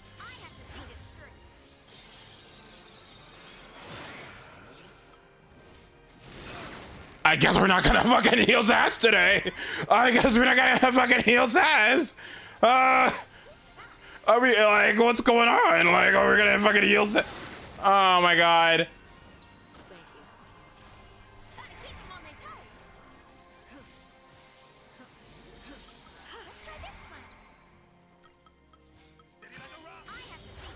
Don't do this shit. No!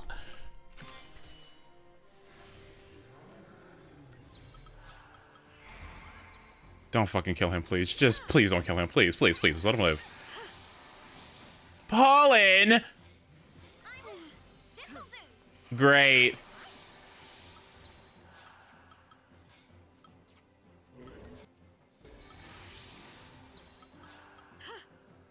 I just, I don't even know, man.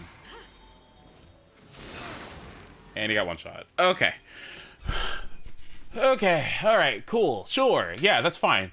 No, I don't even care. What's the fucking... What? What? Tacos are one of the greatest foods on Also, planet Poppy, put Earth. the video. There's only one place you can go to that has almost every taco to ever exist: Mexico City. I've been on a mission to find the best taco, and what better place to do it than the taco capital of the world? My goal over the next 24 hours. The taco capital of the world, huh? Physically can to hopefully find our champion. Now listen, there's a lot of tacos here, and supposedly Mexico City locals choose theirs based off mealtime. So in that spirit, I'm gonna be crowning my top What? lunch, dinner, and late night options. Then at the end, I'll pick my top taco of the entire tour. And there's no siestas involved in this either, all right? This is non-stop. So to do this right, I've enlisted the help of taco expert of Mexico City, Gabby Renteria. Huh? Pretty good? Yeah, Perfect. not bad. She says that there are 40 influential tacos. 40? I have to eat. Gabby, how do you think I'm gonna do? I told you 40, but I never told you need to do it in just 2 hours. To be honest, it's my cheat day, and 24 hours is a day. Let's do this. Buenos dias. To be honest, it's my cheat day. Margarita. Fonda Margarita is a very classic place from Mexico City. It has more than 60 years. Everything is simple. It's a family-style menu, and you're gonna do your own tacos. I call it the Holy Trinity of the taco. The tortilla will change from place to place. It all depends on the style of the taco, the preparation inside, and the size. So we have 3 different tacos. These are all classified as breakfast type tacos. We're gonna start with the bean and egg. This taco would be seriously lacking if it did not have a salsa on it. Texturally, really nice. The beans are kind of like 50-50 mashed. Some are really smooth. Some you're almost getting a whole black bean. It's seasoned with salt nicely, a little bit spicy. Overall, pretty nice. Moving on to the pork and green sauce.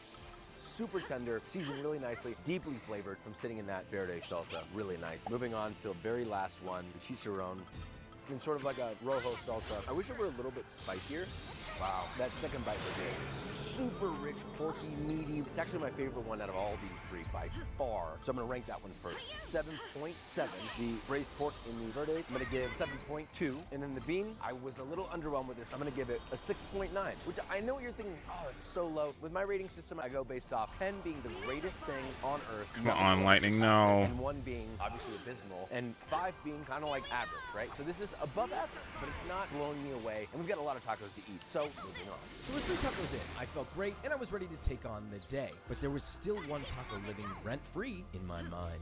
Okay, so time for barbacoa, right? Barbacoa is just on weekends. So we can definitely come back tomorrow. Tomorrow? Let me put this simply, my favorite taco of all time has always been barbacoa, always, since I was a little boy. The one that I want is gonna be when I'm down and out, but that's okay. 24 hours and a mountain of tacos stand in my way. Let the games begin. La señora Juana and her family has been here 35 years. All these 35 kind of years, business oh are shit. family business. So she will come twice per week and her sister-in-law will come other 2 days of the week. So all the family have the profit of the business. So they will bring this fresh dough from blue corn, the gordita, that is the circle, the round one, and then the tlacoyo, that is the triangle one, and the quesadilla. We eat quesadillas without cheese. When you say quesadilla, it implies cheese, but no, shape will give the name. If it's folded, it's not. Okay. Gracias. So this is the quesadilla. Blossom is amazing. I love it. And the cheese is always Oaxaca cheese. I'm almost done. The tortilla is unbelievable. It's even better than I thought it would be. It's so tender, it's toothsome. You can really taste the corn in it too. This makes sense for like breakfast. Little quick bite, you feel good. It's like the quesadilla version of a salad. This one is the gordita, Gordita. the circle, that is filled with chicharrón and cheese, fresh cheese. We call it queso fresco. This one is probably my favorite. It's always the favorite because of the texture. It's very layered. First you get the chew of the tortilla, but then immediately the crunch. Then it's like, oh, it makes you think about it a little bit more. And one more. Every time you get a crunch, you're like, where's the next one? Where's the next one? I think it's the addition of the extra vegetable that changes this from being what could be very heavy, very rich, to something that's actually quite mellow, but diverse at the same time in texture. This corn, oh my God. I want to take her home with me. There's one more final one. So this is a tlacoyo. This is for me like a classic vegetarian preparation from Mexico. See, for all the vegetarians out there that are always complaining that I don't put enough vegetarian stuff, we're already on one. We just started. What's the best way to eat this? Fold? As you can. I changed my mind. This was my favorite. The vegetarian is his favorite. Don't say that. Don't say that. Cut that out. In comparison to the gordita, I actually like this one more. It's a little bit more refreshing. You're kind of like able to enjoy the nopalen more because you don't have the chicharron kind of overwhelming it. Plus, like the texture of the beans, it's like creamy, ooey gooey. I think this is the #1 one here for sure for me. Yeah, like this place you can find thousands of them in all the city. You will have your favorite. So for the first one, the squash, 7, 8. The next one, 8 out of 10. And then this one, I think this is almost a 9. This is like an 8.5. Moving on. You will need to listen to me and pace yourself a little bit. I got excited, so I ate all the tacos that were there, and I'm like, I normally don't get full this quick. We just started. You make mistakes and then you fix them. That's what life is all about. 2 minutes later, he's gonna eat 3 tacos of carnitas. We're getting coffee. Give me a break. If you think I'm not getting a 4-shot iced latte exactly in a 16-ounce cup with whole milk, you don't know who I am. Yeah. You can always make room for a little bit.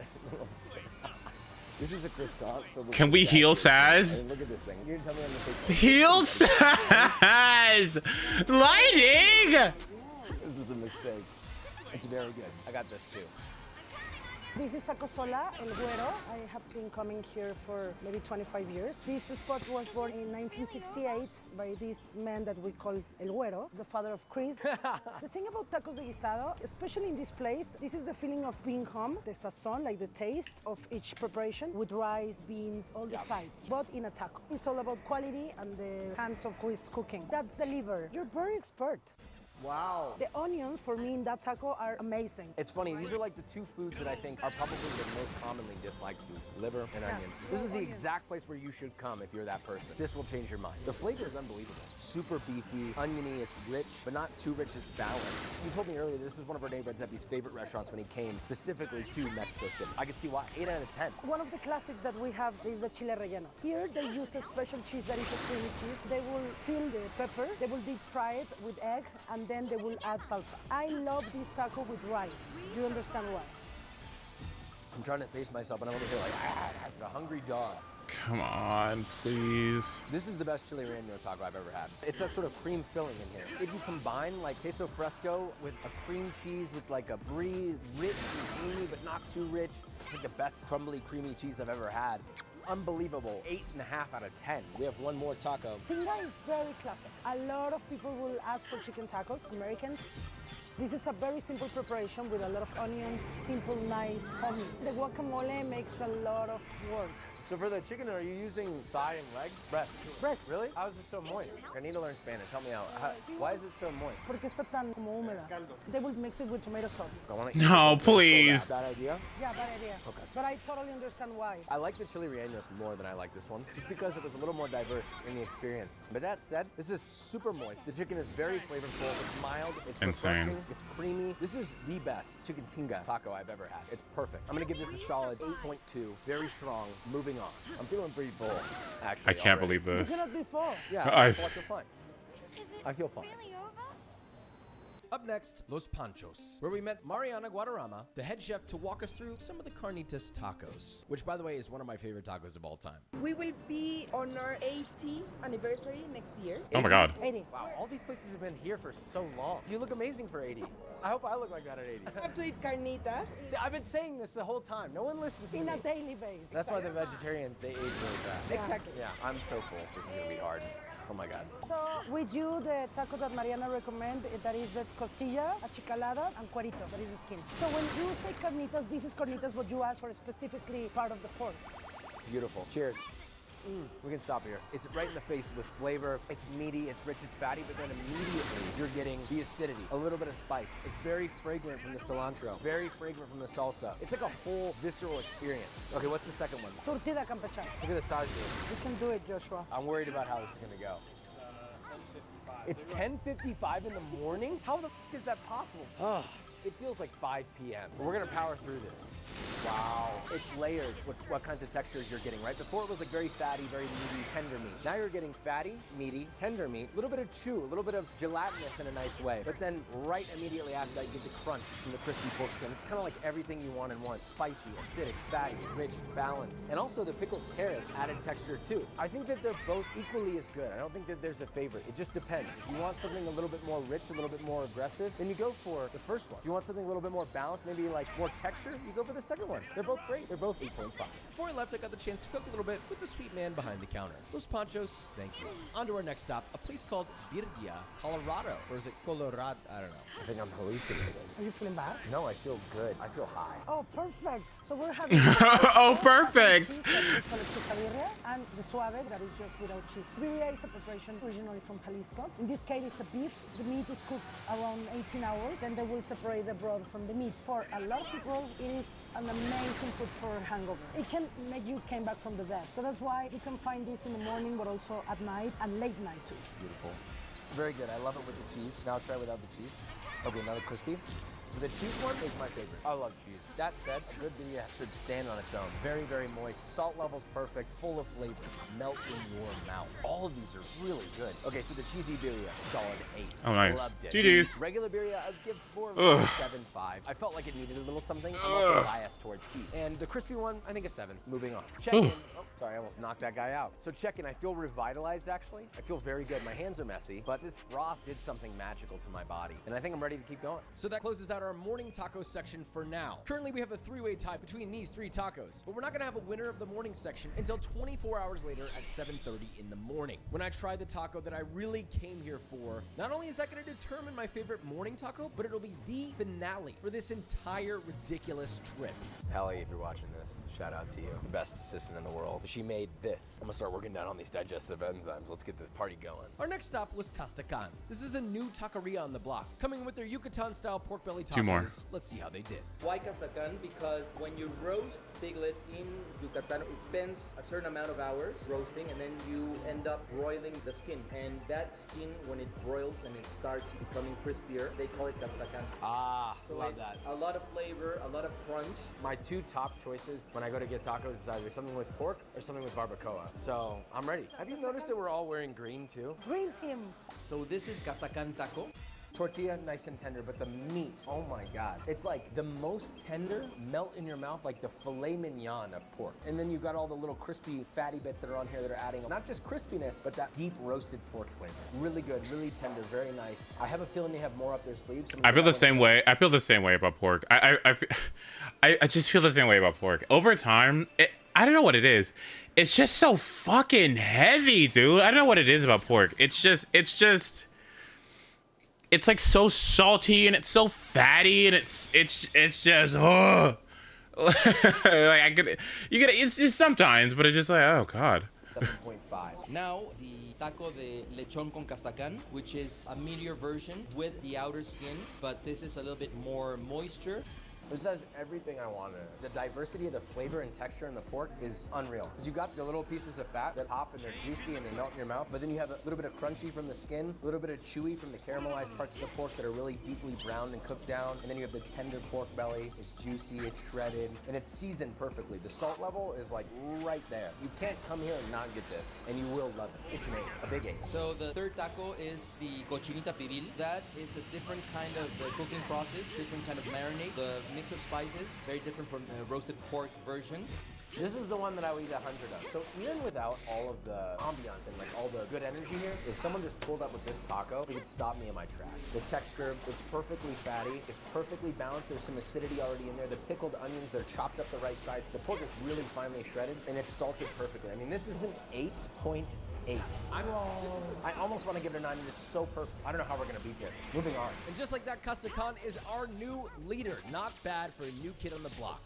All right, we're checking in. It's 1 p.m. I feel great. Bring it on, because I have digestive enzymes. Our next spot was Maizajo, where we met Chef Santiago. They're one of the few places that actually still makes corn tortillas the old-fashioned way. Oh my. 90% of the tortillas in Mexico are made by corn flour. That corn flour is not giving us any nutrition to the body, any proteins, any fiber. And that flour is not the complete process of Ooh.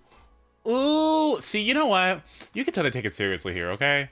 Like, ooh. Yes, that we need to change that. The nixtamal is the process. Would you ever just watch a season of Hell's Kitchen on stream? Yes, but I have to tell crew not to put it on YouTube because YouTube got mad at me. As a side note, corn would not exist without human intervention. So a lot of the time, farmers use all sorts of chemicals in order to even get it to grow. When you let the corn grow as the natural way, it gets better.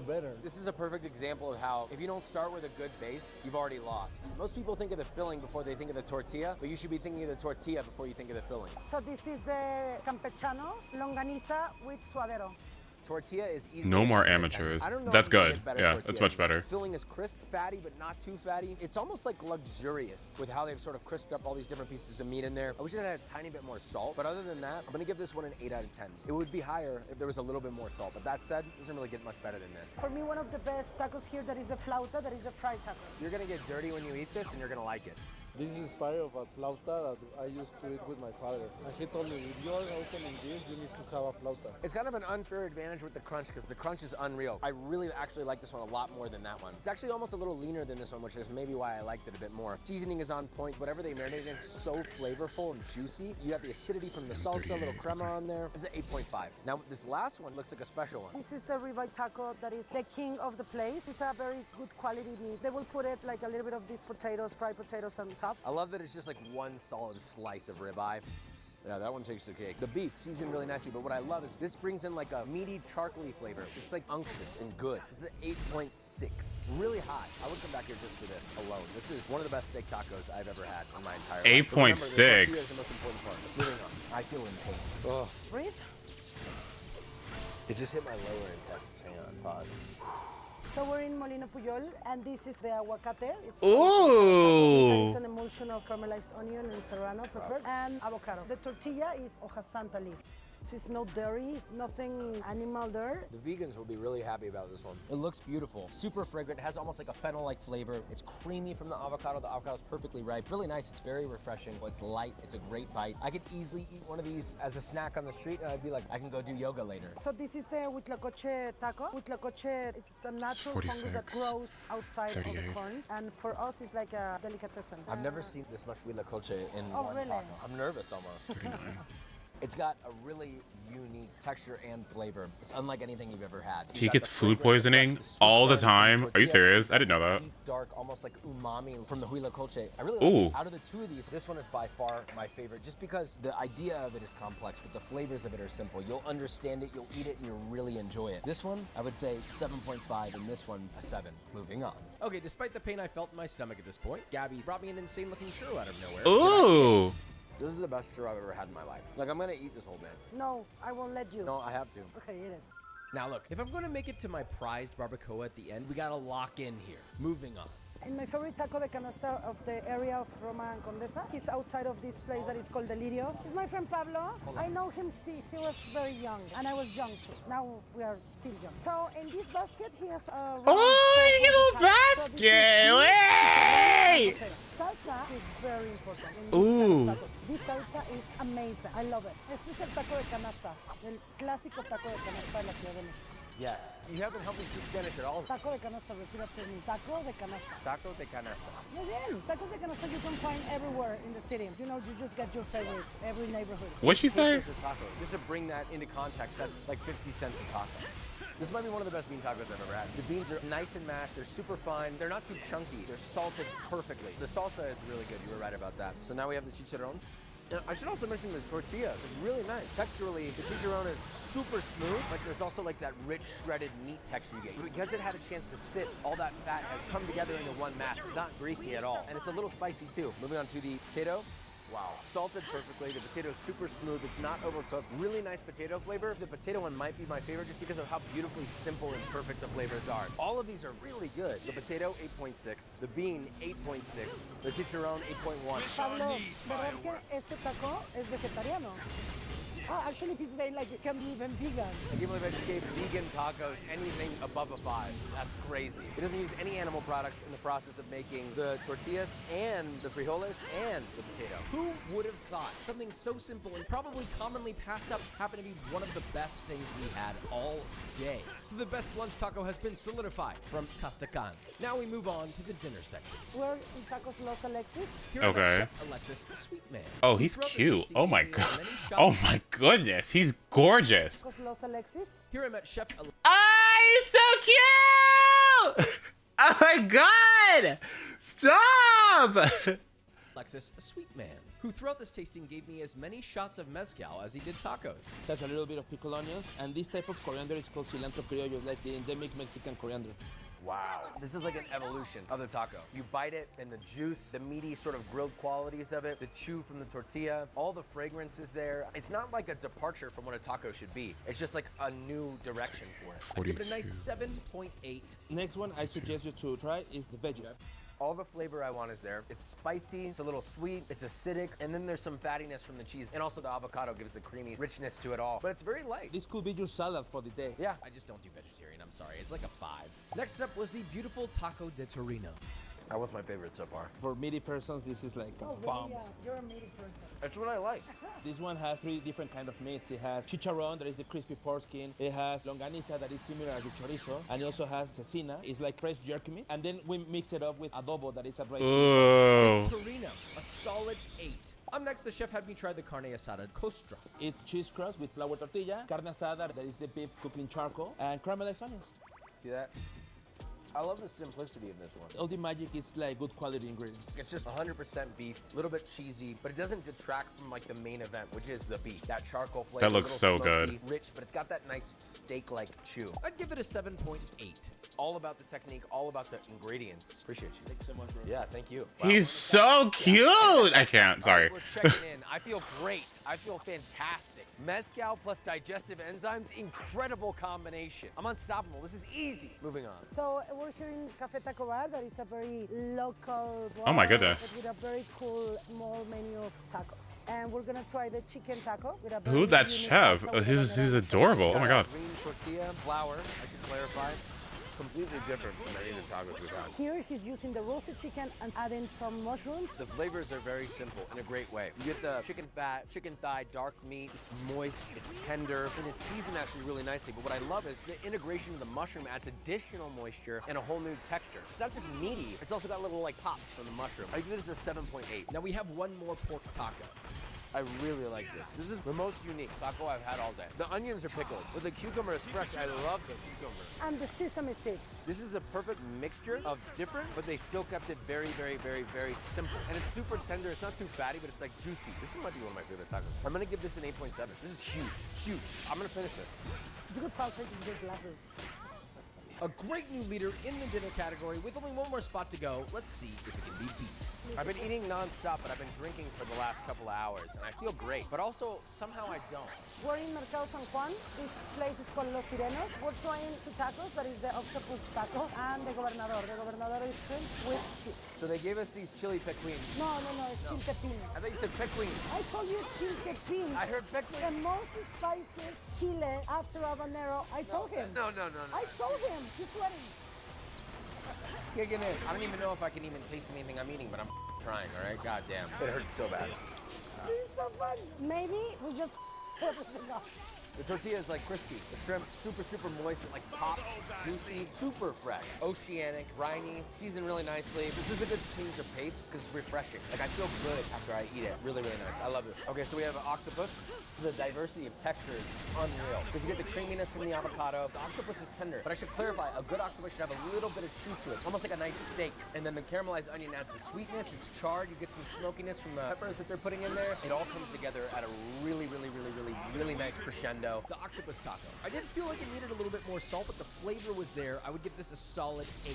Now the shrimp with the cheese, I was skeptical. You know, they always say don't combine fish with cheese, but I'm a believer in breaking the rules.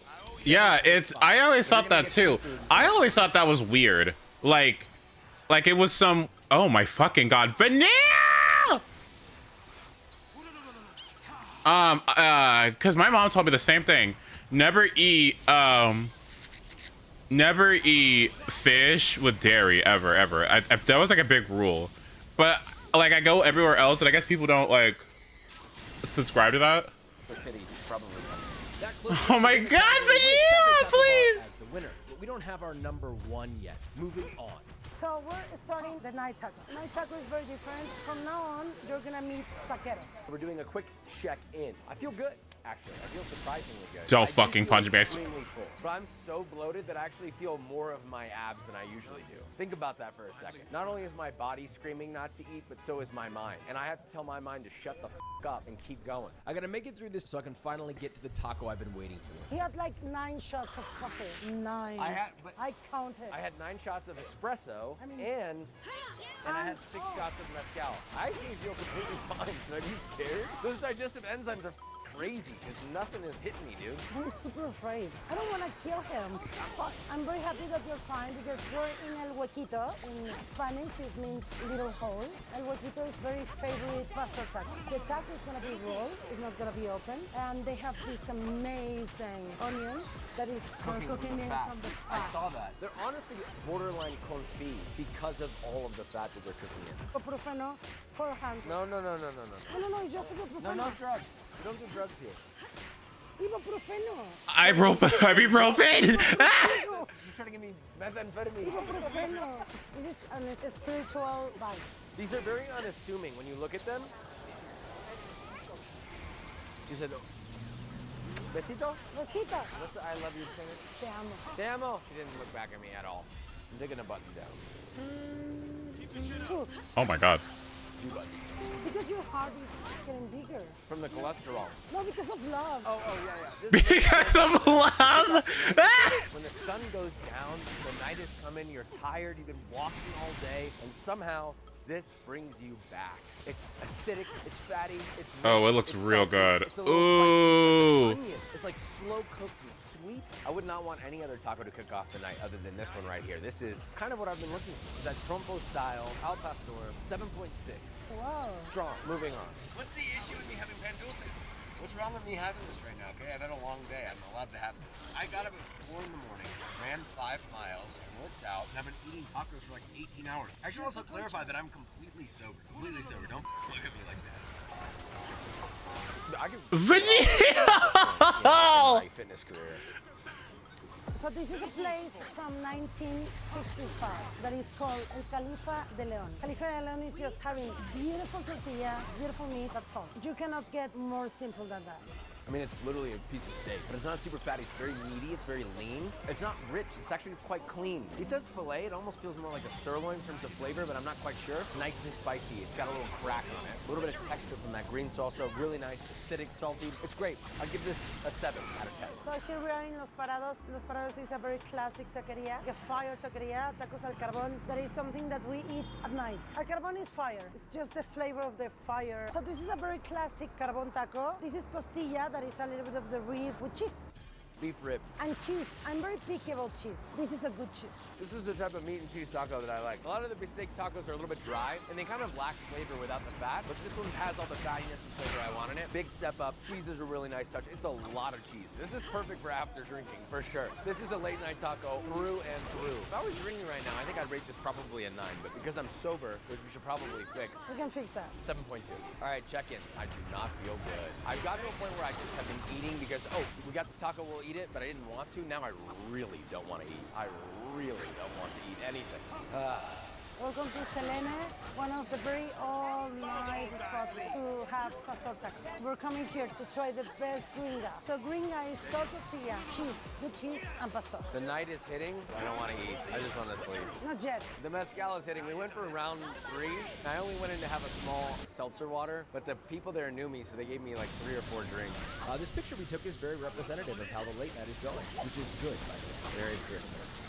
This is the first pastor taco we've had that was properly seasoned, and by that I mean with enough salt. Very, very, very important. I like the flour tortilla. Yeah. It works really well with the cheese. Cheese is a little crispy because they griddle it. It's melted perfectly. The pineapple's really nice and sweet and juicy. And the meat perfectly cooked. It's not too chewy.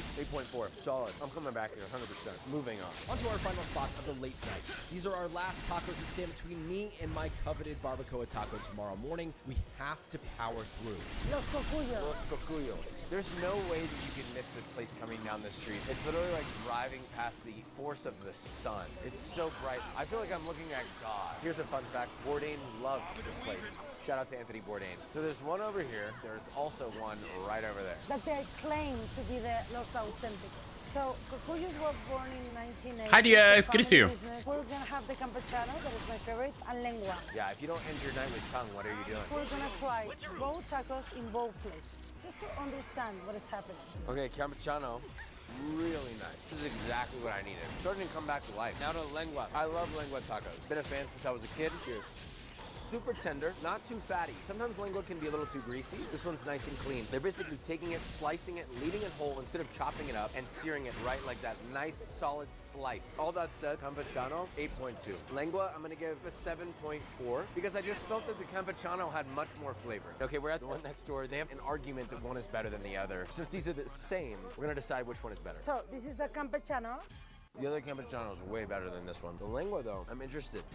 It's the same. So we have the winner of the late night taco Taqueria Selene's Gringa Taco. We have reached a point where there's less and less people on the road. There's less and less restaurants, less and less tacos to eat. I think this is an opportunity to maybe take a quick nap in the van and get up whenever people open back up again so we can finish this route. So we're gonna do that.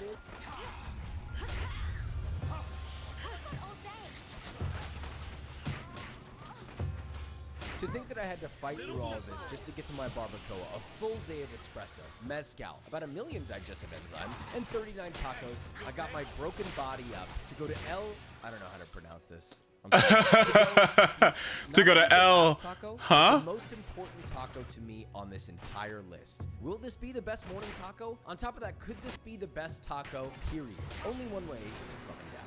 It has officially been the full 24 hours. It is 7:30 in the morning. We made it all for this. This is the experience I was looking for. Lamb beautifully slow cooked underground, wrapped artfully in only the finest agave leaves, placed upon a beautiful hand-ground blue corn tortilla and simple toppings. Behold the lamb barbacoa taco in all its meaty splendor.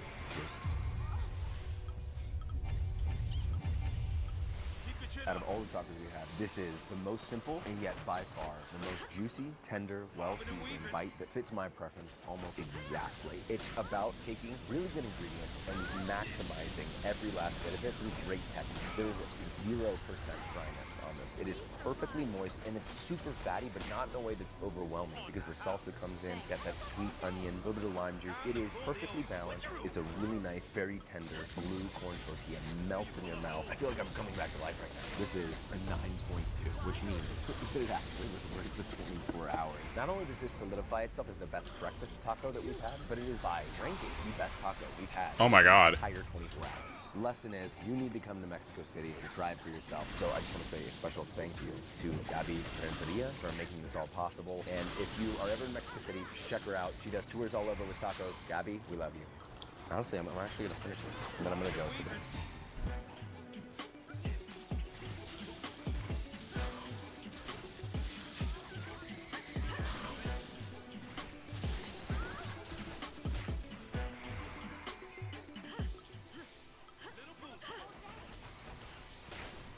Please.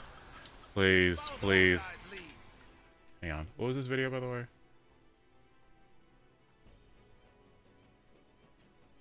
The term Mario RPG is a bit of an oxymoron, isn't it? Mario games are known for their fast, fluid action, split-second decisions, quick reflexes, that sort of thing. The entire experience is designed around one central idea. Think the water jets in Sunshine or the cap captures in Odyssey. RPGs aren't that. These games, No. turn-based ones, are all about taking one's time and developing a winning strategy. Many systems work in tandem to form a cohesive whole. Exploring how different ideas relate to one another is a big part of what makes the genre appealing. Yet this odd intersection has produced some of Nintendo's most revered titles. Super Mario RPG, the Mario & Luigi series, Mario & Rabbids, and, of course, Paper Mario. I appreciate it. This game is so... Okay, can I be honest? What if I told you? What if I told you this is my second favorite game in the series? What if I told you this is my second favorite game? Like, I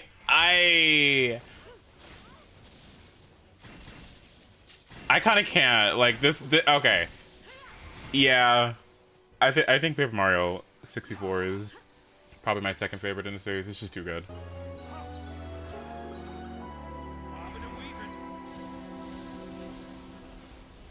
Like its platformer counterpart, Paper Mario is simple to understand while housing immense depth beneath the surface. The first two games in the series use a battle system that simultaneously holds the player's hand and asks them to be strategic. It's the partners. It's all about the partners. The original Paper Mario has 8 characters that join the player's party over the course of the adventure. A significant part of the game's appeal comes from seeing what new character will turn up next. Each one has their own backstory and personality, adding even more charm to the already charming world.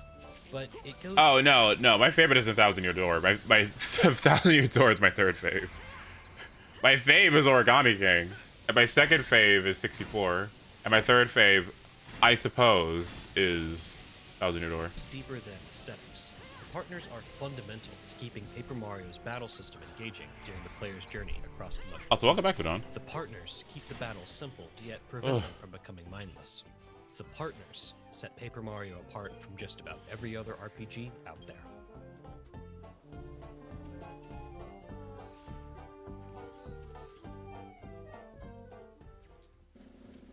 To understand how Mario's friends work, we'll have to start by taking a look at Mario himself. He is, obviously, the character the player has the most control over. Fuck. He will always be an active member in the party. In battle, he has 2 basic attacks, a jump and a hammer. A jump deals 2 small chunks of damage to an enemy's head, while the hammer deals a single large He's chunk so of cute in damage this to an game. He's adorable. Just about all enemies can be taken out with these 2 moves. But that's no fun, just using the basic moves. To spice things up, Mario can use special abilities that he gets from equipable badges. A jump might do more damage, a hammer might harm multiple foes, that sort of thing. These moves often consume flower points, this game's equivalent of magic or stamina, so the player has to use these moves sparingly. Also, Mario can only wear a few badges at once, so picking which special moves to equip is an important decision. Mario can also use consumable items that deal damage, and he can call upon rescued Star Spirits for help. But since all the items are single use, and the Star Spirits can't be called in every turn, they have to be saved for special occasions. So really, Mario's the man. He can do everything. He could take down every opponent by himself if he wanted to. So why does he need a partner, much less 8 of them? In battle, Oh, I the love player these gets guys. 2 actions per turn. One is Mario's, and the other is the active partner's. These Good art. actions can be taken in any order. Only one partner can be active at any given time, but they can be swapped mid-battle. Each partner has a standard move, kind of like Mario's jump or hammer attack, that they can use for free. But they also have special moves that only they can pull off. Goombario's basic attack is Headball, which acts a lot like Mario's jump. His special ability is Tattle, which gives information about the foe he's facing. Cooper's basic attack is Shell Toss, which acts kind of like Mario's hammer. He's able to harm all the enemies on the ground with his special Power Shell move. Bombette attacks one enemy on the ground with her Body Slam. She can deal more damage with her special Bomb ability. Parakarry kicks an enemy with a basic Skydive. His special Shell Shot move will deal significant damage. Lady Bow performs a string of 1 damage slaps with her basic move. She can hide Mario with her Out of Sight action, causing an enemy's... Okay, Bo is fucking broken. Like, that is the most broken move in the game. What is that? That is so good. Just fundamentally, that's just so broken. Like, she just says, no. she's just like, no, I don't think so. Yeah, not today. Attack to miss. Huh? Baby Watt harms one enemy with her basic Electro Dash move and immobilizes it with her special Power Shot move. Sushi's basic move is Belly Flop. Her special move squirts a jet of water at an enemy, something fire foes aren't too fond of. And finally, Lackluster throws 1 Spiny at an enemy for free, or he can throw a lot of Spinies at a lot of enemies as a special move. And these 8 characters will learn more special moves over the course of the adventure. Each partner can be upgraded up to 2 times, giving 2 additional special moves. Fire. But of course, there's a catch. The special moves, like Mario's badge abilities, consume flower points. There's a finite number of times the player can use these special moves before having to heal. These moves are effective in tough battles, but they're not ideal for standard combat.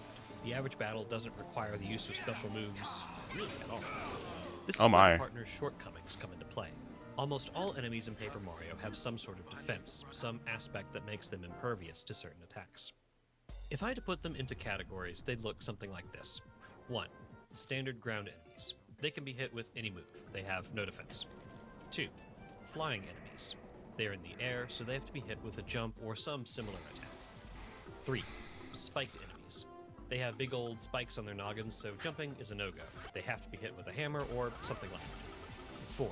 Defense enemies. They have some sort of built-in defense stat that reduces the amount of damage received. If they have a defense stat of 1, each strike will be reduced by 1 point. Moves that consolidate the damage dealt, as opposed to spreading it out over several strikes, will be more useful. 5. Shelled enemies. They have defense, but they can be flipped over with a jump. Once flipped, their That's defense will be insane. 0. 6. No contact enemies. Any attack that requires direct contact will harm the player. This includes fire enemies, electrified enemies, explosive enemies, and enemies with front-facing spikes. And 7. Ceiling enemies. They camp out on the ceiling, so they'll need to be knocked down to the floor somehow. When looking at Mario's standard moveset, he has certain moves that are primed to take down different types of opponents. His jump is perfect for standard, flying, and shelled dudes. However, jumping on a spiked enemy will harm him. Defense enemies won't receive much damage either, and no contact enemies will also hurt him. His hammer move fills in these gaps though. Holy It's the perfect shit. move to take down spiked, defense, and no contact foes. On the flip side, his hammer won't reach a flying guy, and it might not be the best move to take down a shelled enemy. So on Mario's turn, he'll be able to take on just about everything with his standard 2 moves. The ceiling enemies are the only enemy type Mario will have trouble with. To take them down without consuming flower points, he'll need some help. From a partner, perhaps. More on that in a bit. The partner's standard moves have inherent limitations. Goombario's headbutt looks identical to Mario's jump.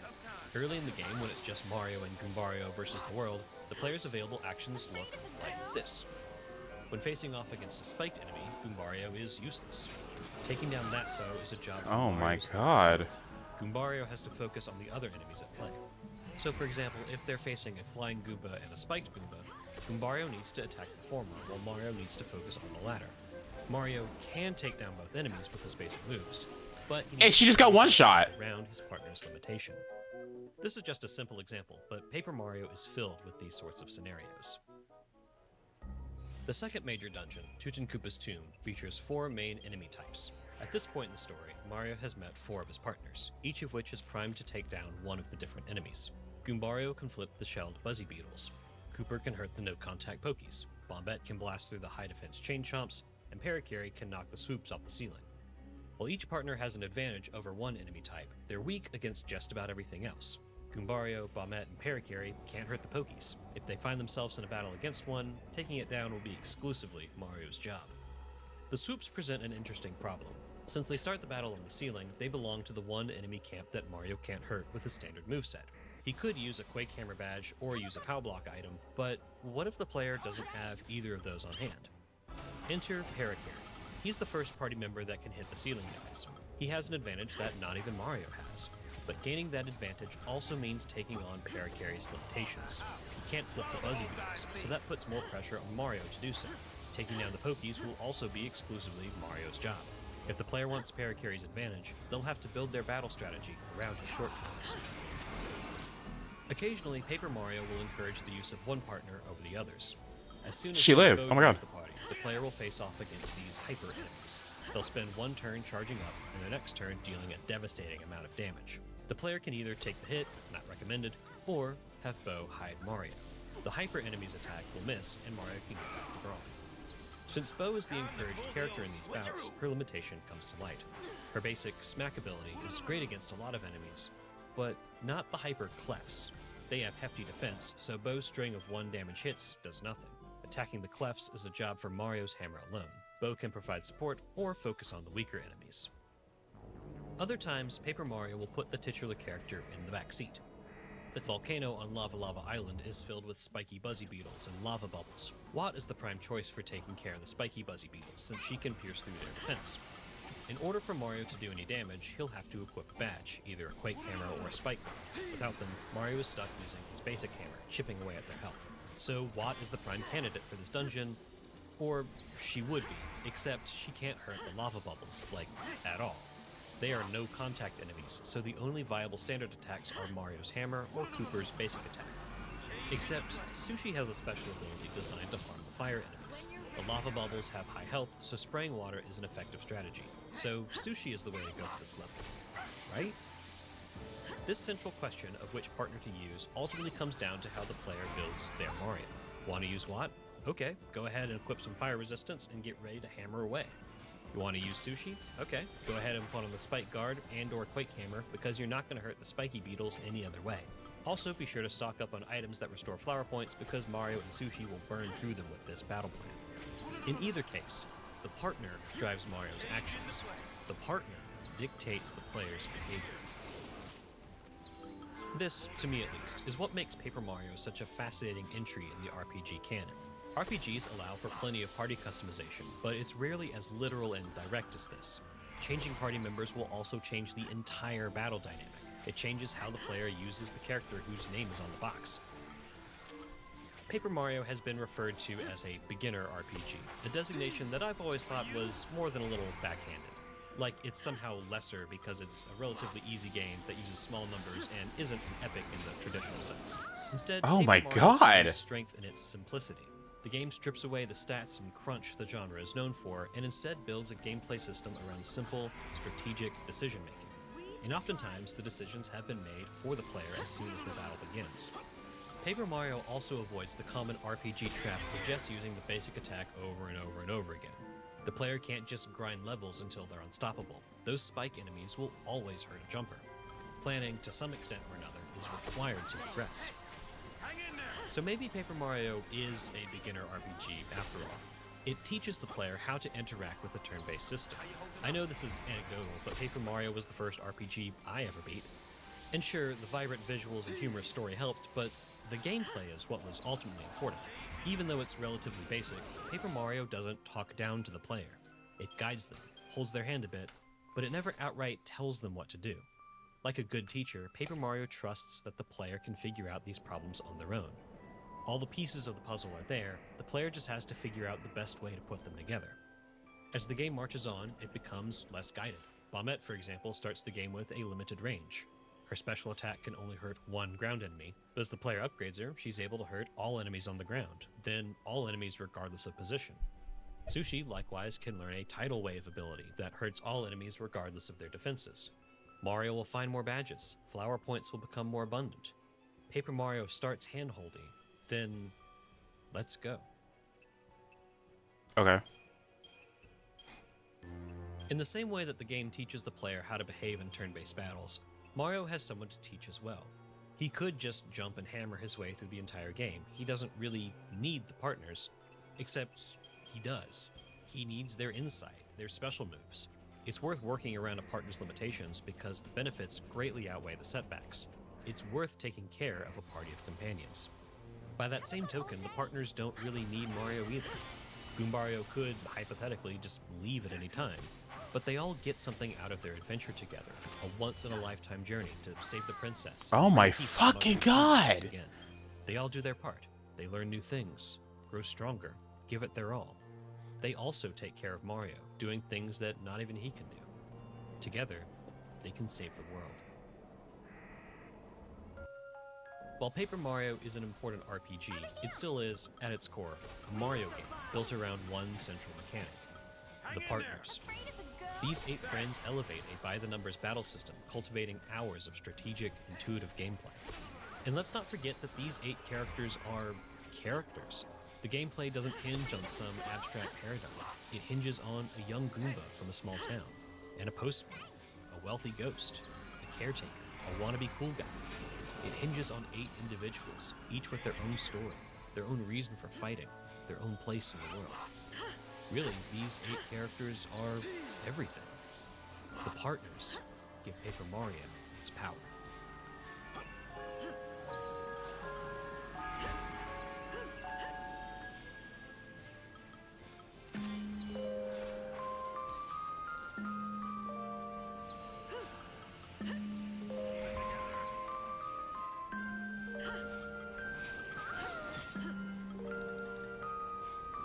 How you holding up?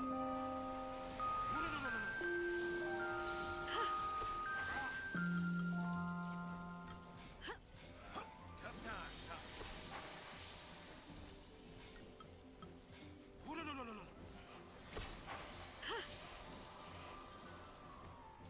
Wait, what is this? Paper Mario versus the Thousand Year Door. Comparing 64 and... Oh my god. Am I really gonna watch this? Fine. Paper Mario: The Thousand Year Door was one of the first RPGs I ever played. In fact, it might have been the first one, but I can't remember if I played Mario and Luigi first or this one. Either way, it pretty much introduced me to a whole new... Oh! I have a history with Paper Mario. A bittersweet tale not too far removed from every other fan under the sun. So much so that I don't even really think I need to say what you know I'm about to say. Those first 3 games were damn cool. Remarkably simple RPGs that forsook the tedious grinding and obnoxious random encounters of their contemporaries. Paper Mario was this brilliant fusion between turn-based battles and Mario platforming. Well, 2 of them were, I guess. In the overworld, you jump around and explore for secrets, solve puzzles, the works. In battle, you'd be in for a turn-based system with the added interactive effect of timing your attacks and guards. All of this wrapped in a deliciously clever package lined with a cast of memorable characters, stunning vistas, and engaging, momentarily heartwarming stories. Paper Mario was so clever, so intriguing, so unique. And then, November 11th, 2012, Judgment Day. One of my favorite series was ruined forever. Alright, so I recognize this isn't some brave or controversial opinion. Nevertheless, Sticker Star was a pretty awful video game. Certainly one of Nintendo's most bland outings on the 3DS, a game whose existence continues to utterly baffle me. Super Paper Mario was a large departure for sure, but it was still at least vaguely reminiscent of its predecessors. Clever dialogue, memorable characters, amazing music, locations. It had most of what made the previous games great. It was simply more of a platformer than an RPG. I was really looking forward to this game. I didn't care whether or not it was turn-based. I didn't care whether it had EXP, whether it had partners, whatever. It could have carved whatever path it wanted. I had a problem with the path it decided to take. Instead of a wacky, memorable spin on Mario's universe of characters, I got a Bowser who doesn't speak. Bowser, one of the best written characters in all of the Mario RPGs. It became just another cog in the mainline Mario machine. Only regular Toads and Goombas were allowed to fill our screens. We apparently lost a Chain Chomp party member because it would be too similar to Thousand Year Door. We got a level-based format because that's just what Mario is, I guess. Every franchise eventually defaults to the glory days were good and nostalgic and we should cram this shit in everything. I burned out on this game brighter than Icarus himself, my memories of it all burning alongside my optimistic expectations. It's no surprise that upon seeing trailers for Color Splash, taking note of the many, many similarities to Sticker Star, seeing that Bowser was once again relegated to final boss status, seeing the damn Koopalings again, seeing bog-standard Mario characters with absolutely no flavor or personality, seeing another level-based structure for seemingly no reason, no thanks. I didn't play it.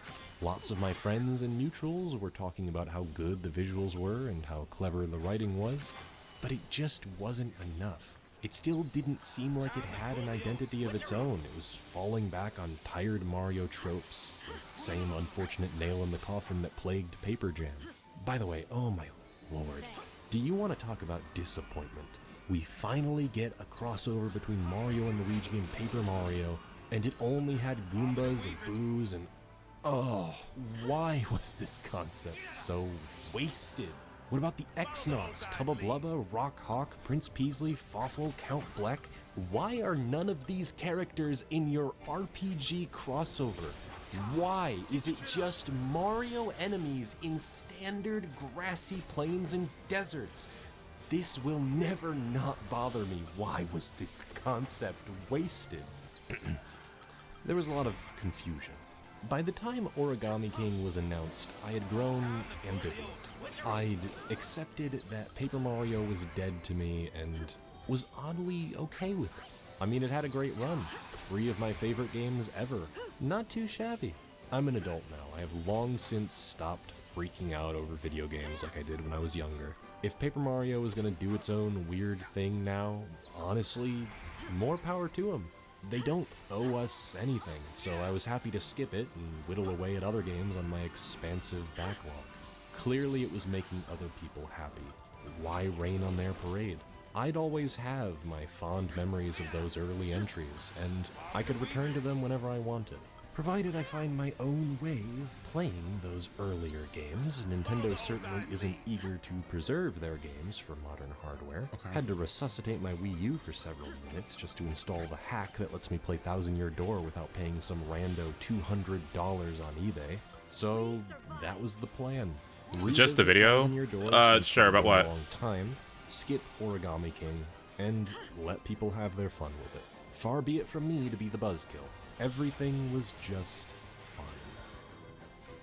And yet, I couldn't shake this feeling that something was different this time. Because the game's good!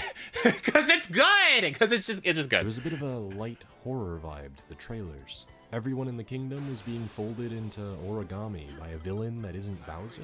Wide open levels, puzzle combat system.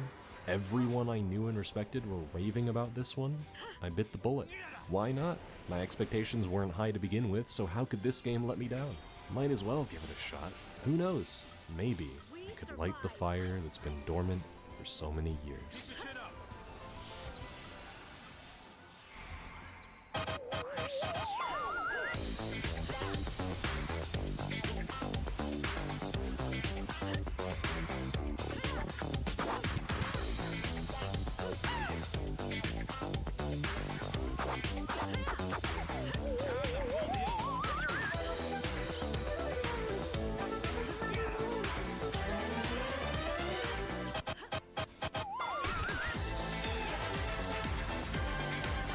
I love this game.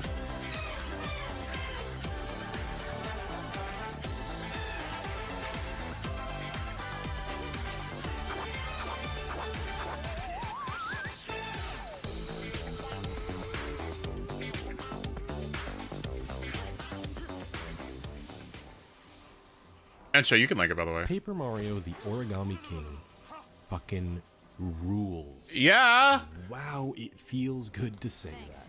I'm not gonna pretend it's some masterpiece, but it just... Guys, the Paper Mario finally feels like it was allowed to be its own thing. To break away from the Mario universe and try something new. Like, yeah, there are obviously still a lot of limitations here. There are a ton of generic-looking toads scattered throughout the game.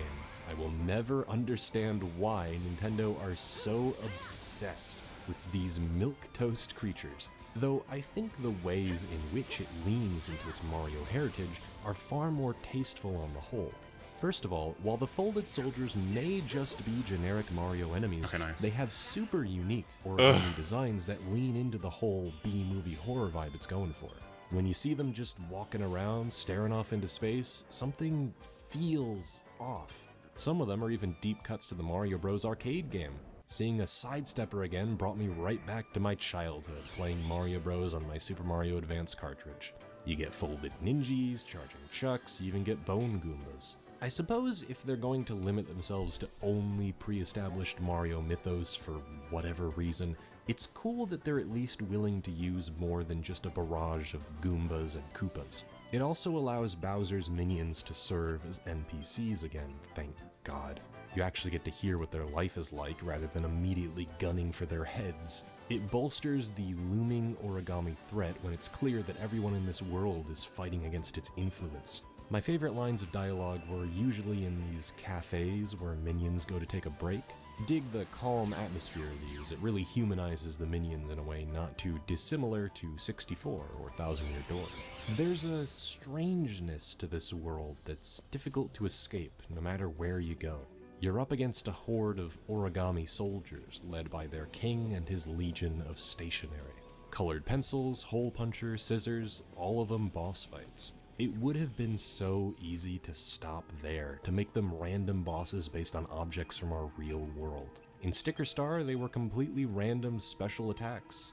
I guess that was the extent of the gag. Origami King doesn't stop at simply introducing household items, it goes a step further with it. Its legion of stationery fit with the origami theming quite well. Hole Punch is a disco king, huge music buff. Tape is a mafioso donning his tape pompadour after cracking his casing. Colored Pencils is a pretentious artist. Their lifelike designs brilliantly juxtapose the more fantastical paper world they find themselves in. Watching them bobble around like they're action figures being played with by a human being is just... it's so off-kilter that I can't help but love it. Each of them guard one of the 5 streamers, and the areas leading up to them have a sly bit of foreshadowing. For some reason, there's a hole where the sun used to be in the desert, and toads with holes for faces stuck in a pyramid. Who's the boss of this streamer? Hole Punch. Toads taped to the side of a tower? Tape. Gorgeous graffiti on the walls of a lighthouse? Colored pencils. Hell, Scissors takes it to the next level, flying out of Bowser's castle and eviscerating Bowser Jr., proudly announcing his presence like the wannabe anime villain he is. Even once you're inside Bowser's castle, you get to see enemies of his own creation. Incredibly creepy paper human cutouts and origami fold-out families, a pile of cut-up bodies waiting outside Scissors' domain, which he then glues together to make a giant Frankenstein's papercraft monster. Did I mention, by the way, that Scissors is characterized as the anime villain who wants to have a fair fight with you? And Scissors? Okay, why do people get so mad at Scissors? It's Paper Mario. It's brilliant. Like, it's Scissors. You know, it's Scissors and Paper Mario. The dude one-shots you. People just hate fun, man. Like... so deliberately dons a casing to put himself on a more level playing field. He warns that if you break his casing, he won't hesitate to hold back his full power. Also, this is Scissors' battle theme. It's so good.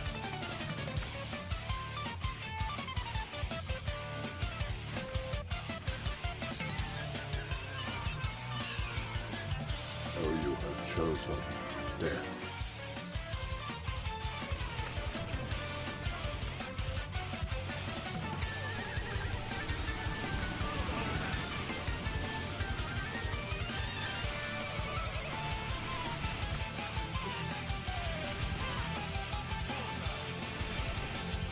I remember you about to be the boss.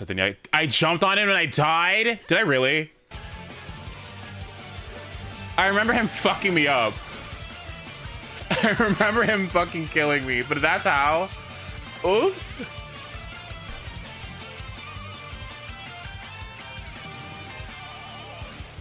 I can't get over how genius this Oops. is. It's hard to describe how impressive Origami King is in a visual sense. Every morsel of space is taken up by craft paper and cardboard, all folded or cut up into what resembles a living, breathing diorama. I've seen a lot of You might have arguments said that I this was just focus kidding. on paper Ooh. as an aesthetic was never the point of the originals. That doesn't but sound like I'd me. argue this is simply the logical next step of those originals. Those original games were based on pop-up storybooks, and as much as people vehemently deny that the paper influence was anything more than a background element, I'd argue that the paper aesthetic was always one of its biggest draws. Why do you think the first few games framed their battles through the lens of a stage play famous for man-made props? That isn't simply a flavor, that's as much a part of those games' personality and storytelling as the Mario characters. Origami King, then, is a jaw-dropping evolution Oh, of shit. that philosophy. It's inescapable. Water looks like craft paper, structures resemble folded cardboard. It's like the entire world was folded up, cut out, and glued together onto a display. An incredibly detailed work of art. I can't even begin to imagine how much work went into the visual design here. I mean, come on.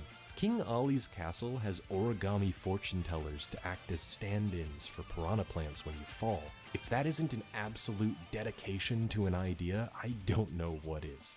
I can't even begin to describe how big the grin on my face was when I arrived in the new area.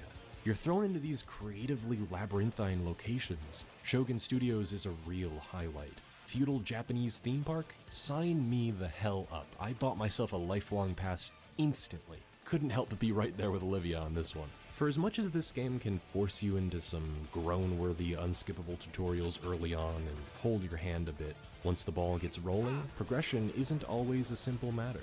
In Shogun Studios, your main objective is to get a key to the central building which houses the blue streamer. Olivia and Bobby surmise that it must be in this building that someone saw Luigi enter earlier. There's a chain chomp guarding the building who will not move until she gets something.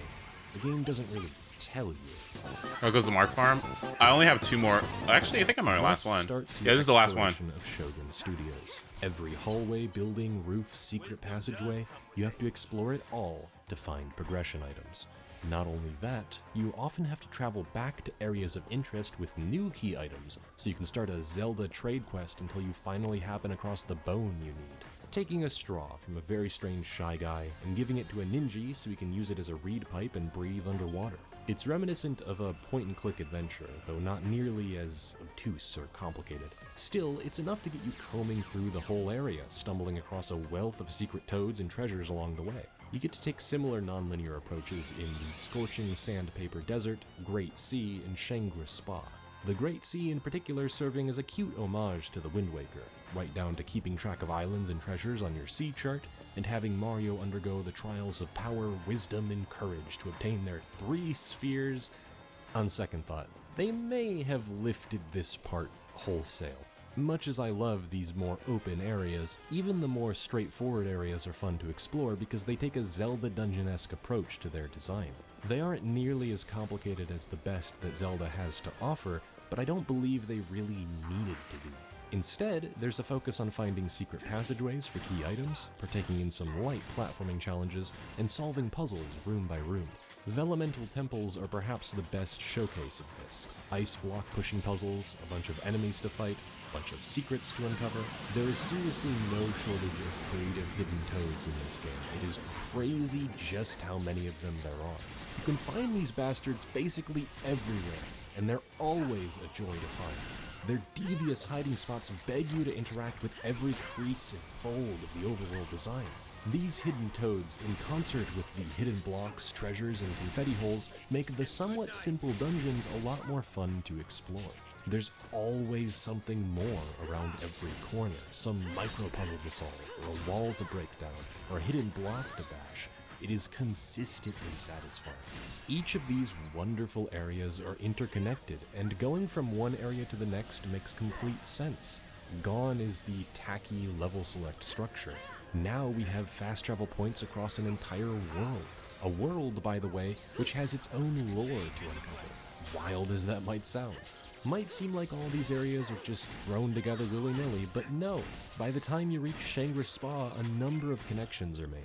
Mysteries built up about the legendary Captain Toad frozen underneath the scorching sandpaper desert, the late King Shroomses, the 4 Vellumentals, the sunken Diamond Island housing the 3 trials, the Super Marino submarine.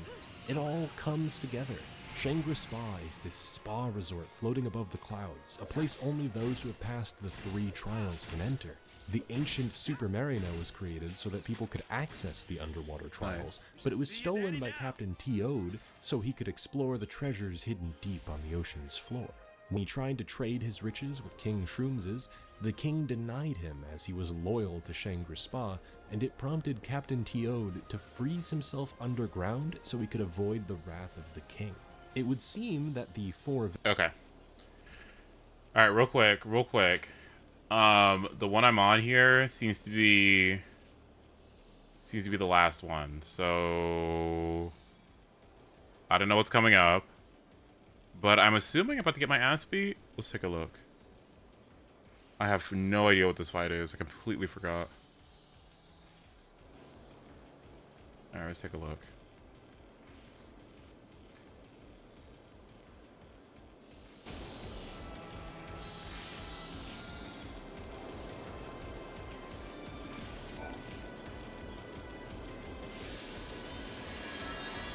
Atticus the Soulless. The soul defies existence. Its expression is found in feeling, choice, and action. Entreat the undying Atticus, whose blade is hate made manifest. Wait, and one becomes with life circle here again.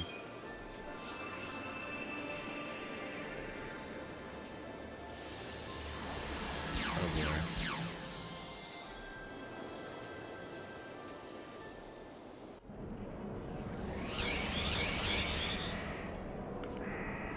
I just got C5 Kachang. See, there you go. See? No, that's good eats.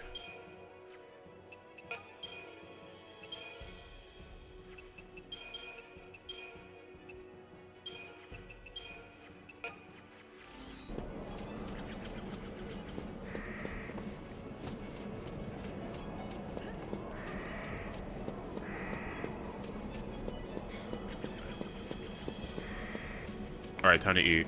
What do we got? You see it well outside the natural order. Should their strength fail them, they become the mindless foes of life itself.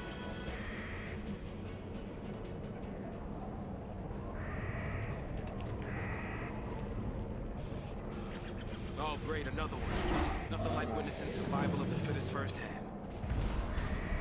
Oh. The Seath?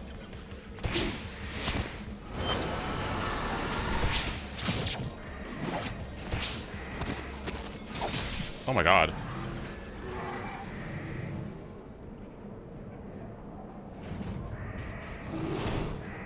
We're not even alive to worry about surviving anyway.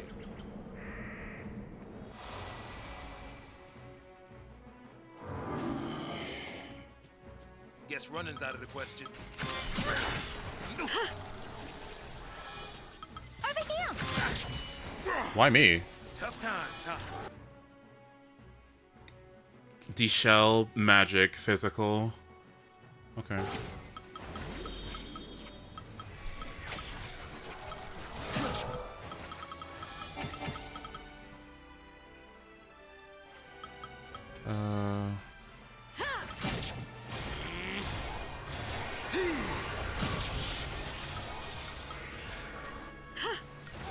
Thank you. Stay calm. One, two. Afraid of a girl? Hey. Slow. Okay. Afraid of a girl?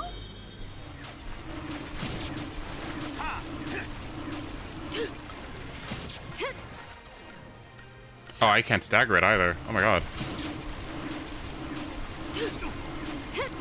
Nice. There we go.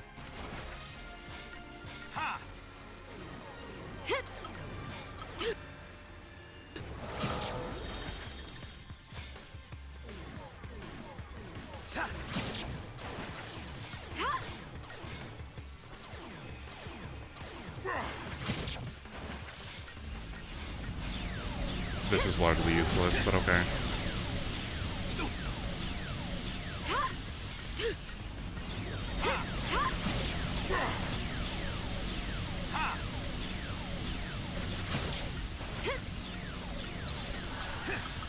Hold it together.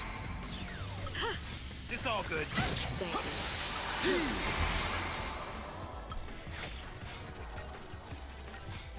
Afraid of a girl?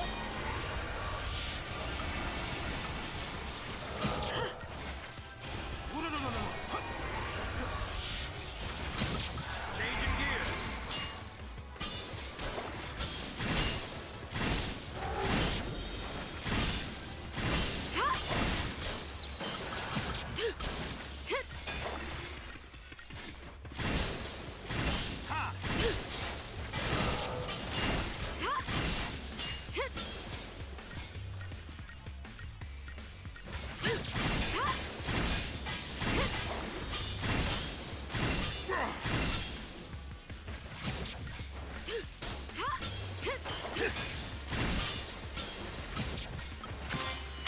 Almost feel sorry for you.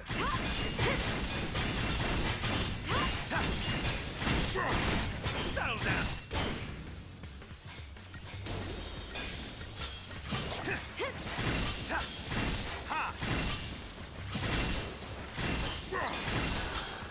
Changing the play. Afraid of a girl?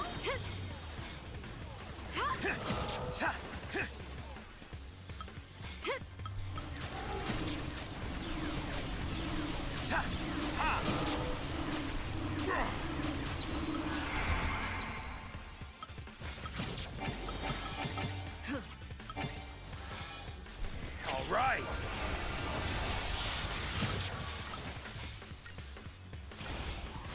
Thank you.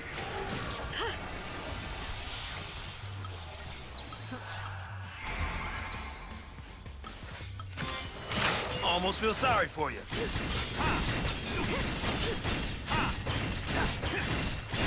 See? Say goodbye.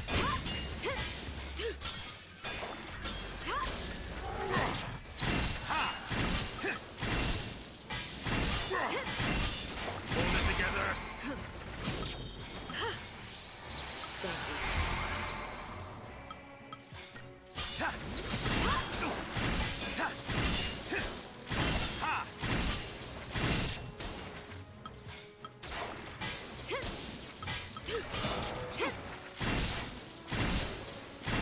Oh yeah, it does maintain stagger, so right.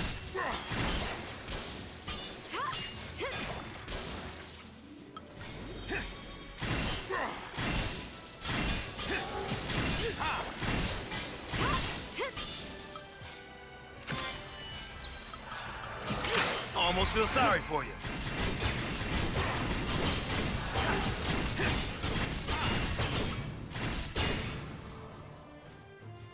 Come on, one more.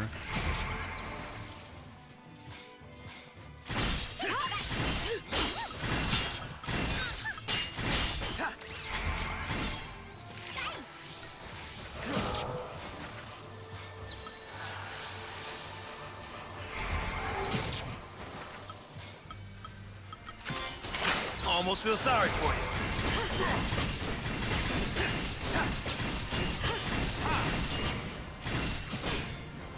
Ugh. Change in the play.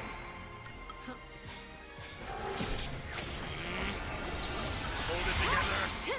As long as they don't lose it, we're good. Oh, that's not good.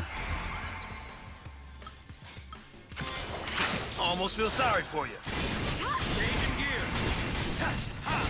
Come on, Lightning. Change in the play. Ready to go?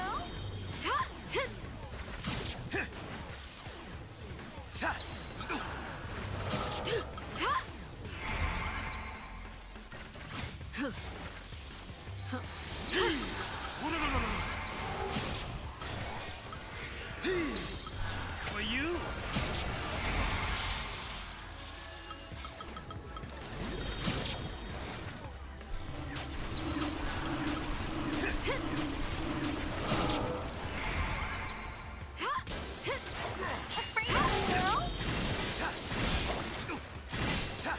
No way. No way. Yo, Yoshi, please. No way. I'll check it out here in a second. After I suck it in my ass feet. Or stuck it in my ass feet. Oh my god.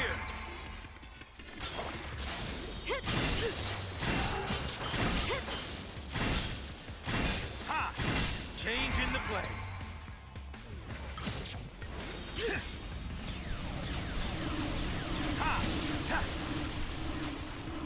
Come on, slow.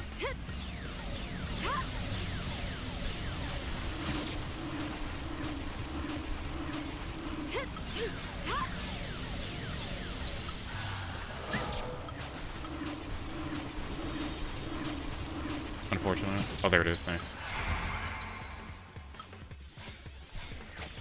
All right.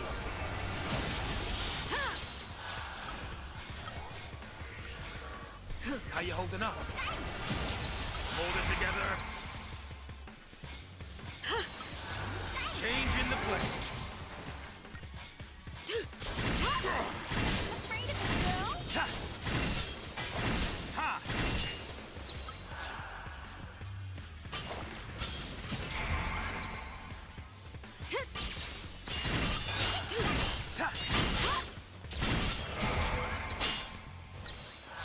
Hold it together.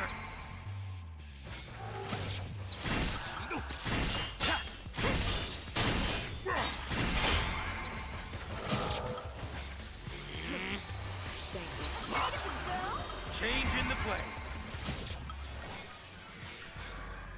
It's all good. I don't know why she's doing that, by the way. Like,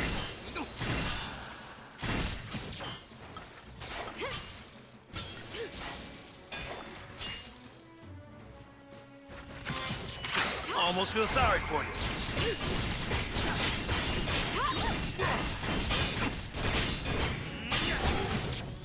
that's not good. You're mine.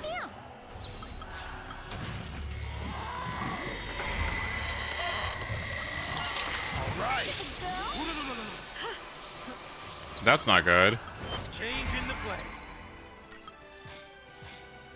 It's all good. Thanks. Afraid of a girl? Ha! Ha!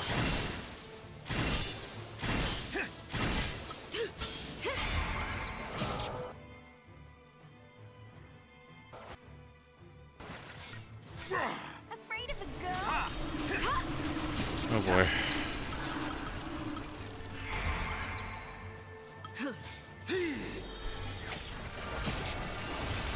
Do I even need faith here? Stay calm. Hang in there.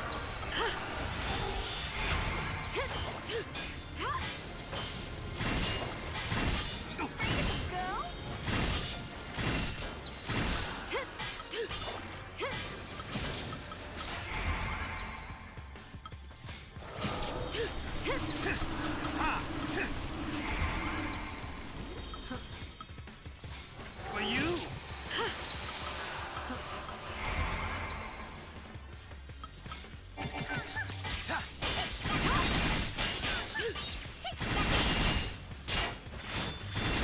Oh, that's not good.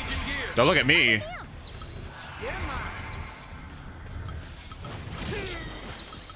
Change in the play. Tough times, huh? Hold it together. Hey, thanks.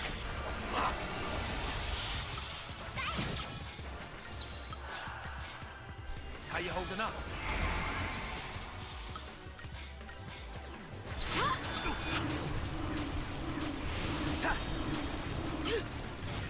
That was with Tortoise, but I also didn't I didn't use the move. I didn't guard.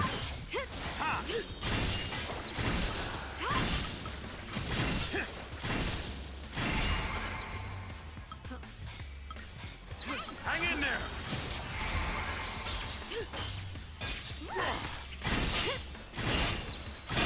Ha!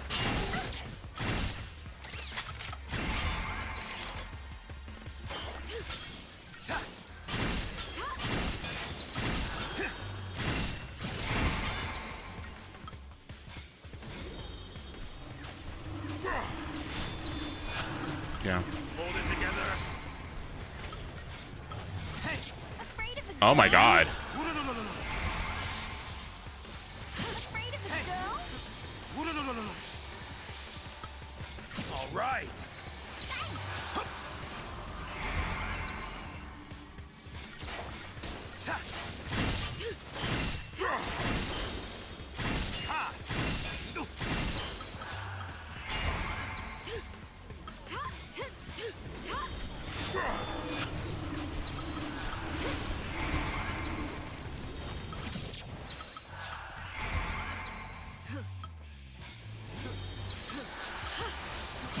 Changing gear.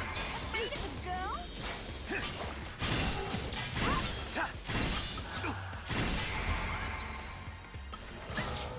Afraid of a girl? Is anyone here afraid of a girl?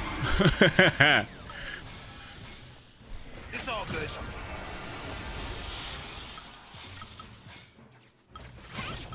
Hey, hang in there. Okay. Oh, that's not good for her. Hold it together. Okay, he's concentrating faster and faster. That's what I noticed. Hey. Change in the play. It's getting nasty. Ha!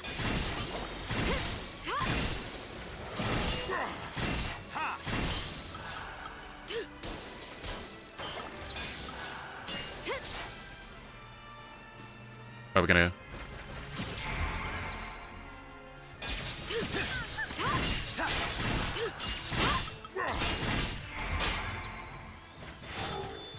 How you holding up?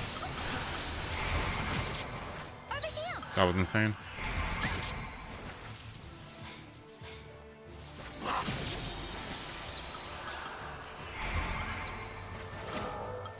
Afraid of a girl? Stay calm.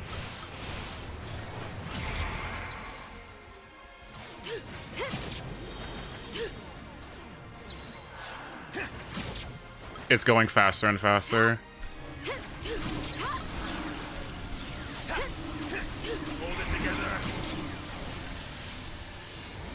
Yeah, I'd say 600 is a good stopping point. Oh shit. Ah. That's not, it's too fast. Alright, that's better.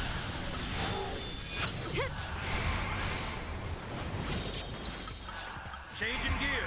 Afraid of a girl?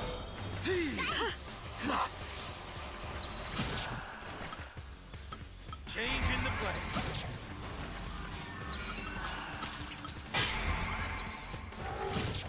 They're mine. Oh, that's not good! No! Get up!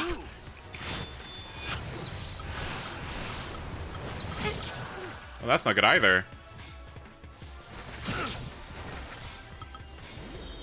Thank you. Hey. And I lost on my stagger. Alright, I'm gonna pee. I'm gonna be right back. That fucking sucks. 1 second.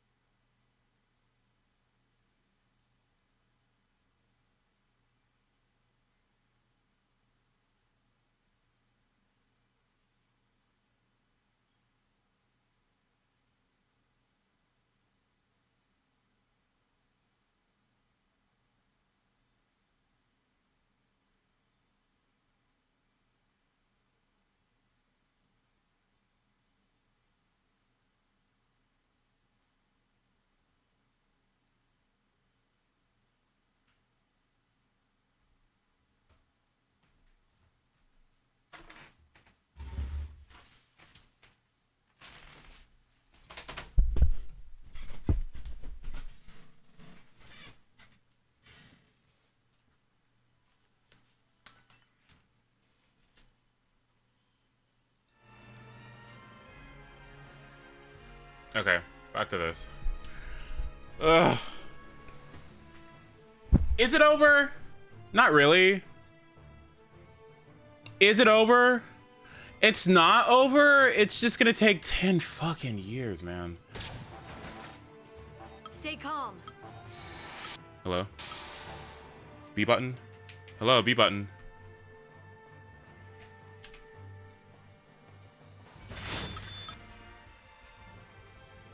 Hello, B button.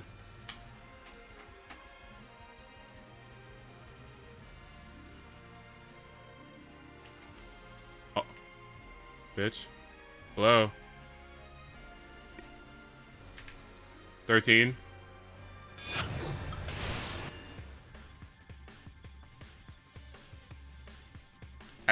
B?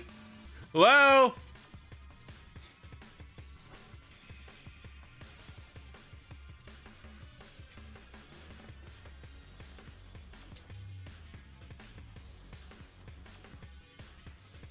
Are you, oh my god.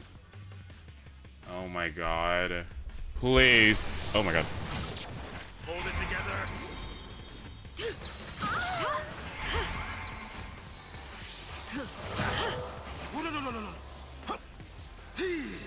Are you gonna... Well, you know what? That's perfectly fine. Damn it. Well, that's not even my fault.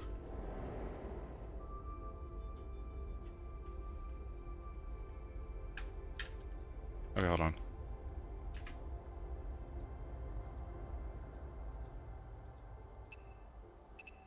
Okay, yes, my mouse works. That's great. But who plays Final Fantasy 13 with a fucking keyboard and... Or not a keyboard and mouse, but like... Okay, there we go. Holy shit.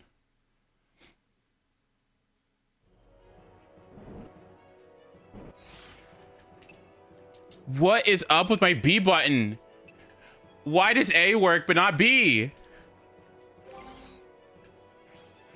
Oh my god.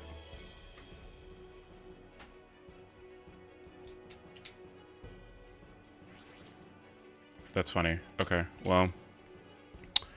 Well, shit. I don't know the last time I saved.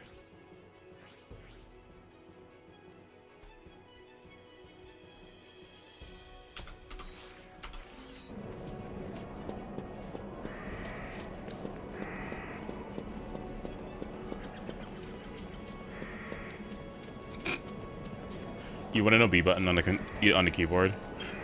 It's fucking backspace. Who plays this shit on a keyboard? Help. Backspace? Oh.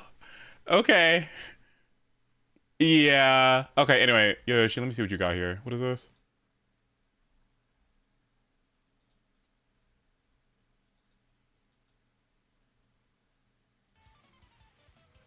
I feel like I shouldn't do this.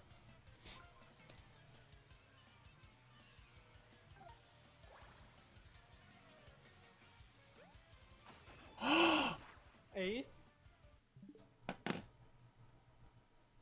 Oh. Did not talk about this earlier. Oh. Oh. Well, I jumped because I thought it would be funny. I thought it would be funny. I didn't think I would die. I didn't think my action at that very moment would have a consequence. I thought that my hubris was justified in that moment because up until that point, I had been very respectful. I didn't think it would slap me right in the fucking face. Like, my bad. I just think sometimes you just gotta test the waters to see if something's gonna be funny or not. That doesn't necessarily mean that you have to die. Okay, well, yes, okay, it's scissors, but he could have not jumped on the sharp part of the scissors, so that's not really my fault. So it's not really my fault. Logic dictates that if I was fighting a pair of scissors, I wouldn't jump on the sharp part. I would try to jump literally anywhere else, so...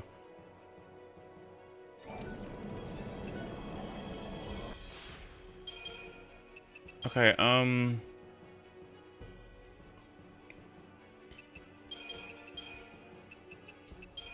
I feel like I don't have any room for video not to be unsentinel, which is really sad.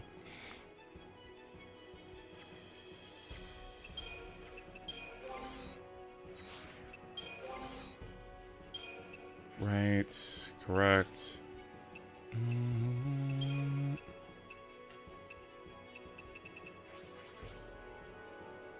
Reveals a piece of information about each defeated enemy. Kill Libra. Wait, what? That's awesome. What?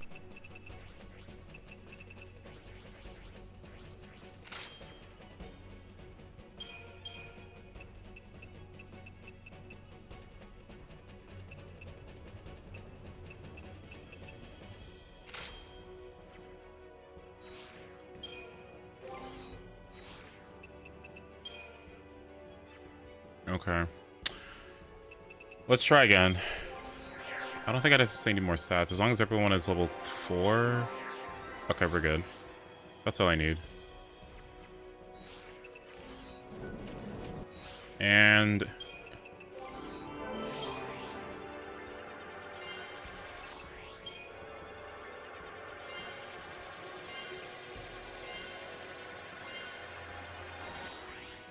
If I change teams. Yes, that also would help too. But, well, would it? No. Yes. Yes. No. Would it help if I change teams?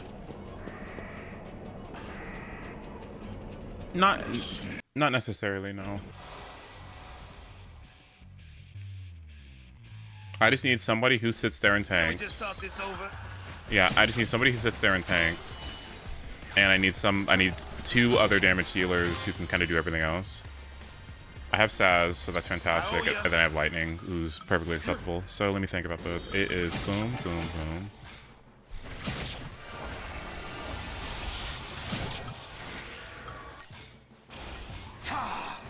Hey, you okay? Time to pull the old switcheroo.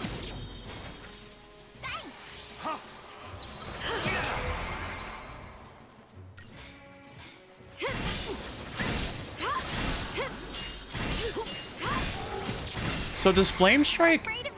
Does Flame Strike? Are you noticing that with Flame Strike? Do you see that? Flame Strike doesn't make the gauge go down as fast for some reason. I wonder why.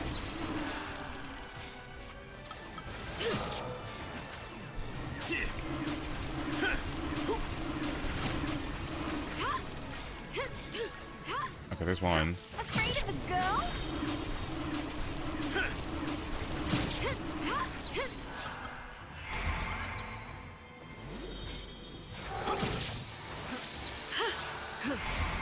Okay. All Lightning needs to do is just give a protective video and haste her up, I guess. And then all I need to do is just, in that time frame, just do this. Oh yeah, that's perfect. That works out perfectly. Yeah, that's kind of excellent.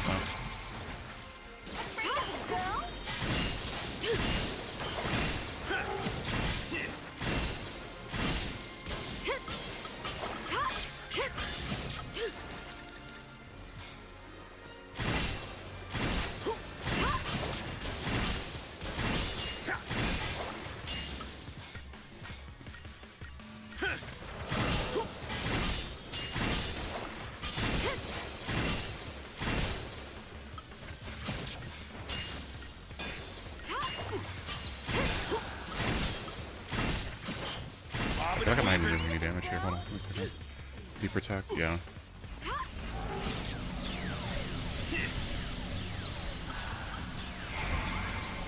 Does Curse even do anything? At all? Curse is supposed to make it so that enemies, like, recoil, but this dude is just sitting there taking everything to the face. I don't think it does literally anything at all. I think it's the worst thing in the game, now that I think about it. Like, it's not staggering at all.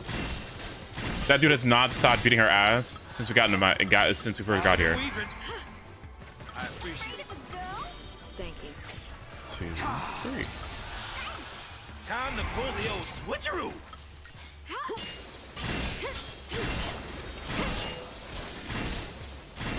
Does Saz not get Frost Strike? I have to check his ATB. I feel like he should.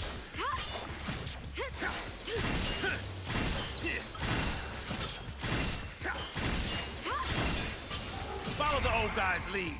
Afraid of a girl?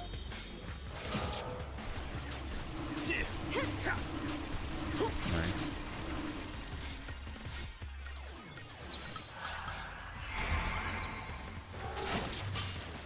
Mystic Tower is such a fucking awesome paradigm.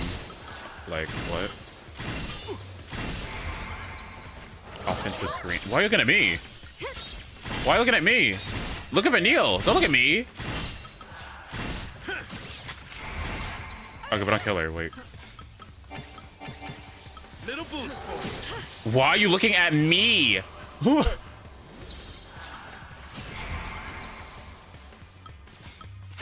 Wish on these fireworks.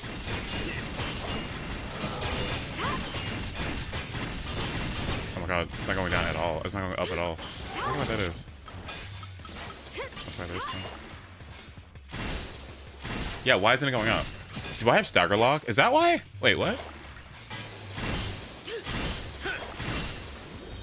Why isn't it going up?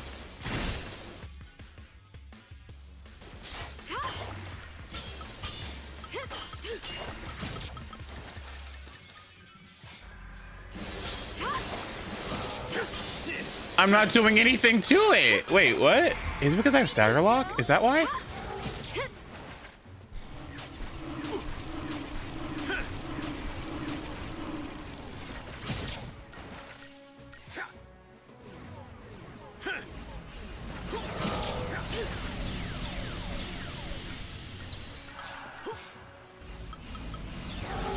Time to pull the old switcheroo. Please help her.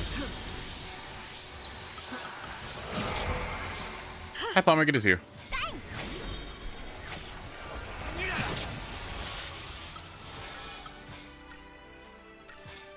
Stay calm. Hey, you okay?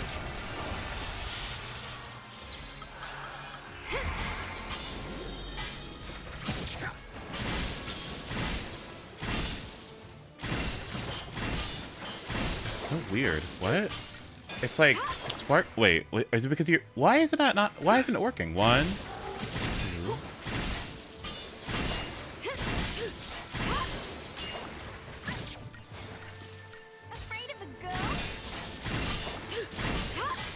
Is it like flame strike? Is that what it is?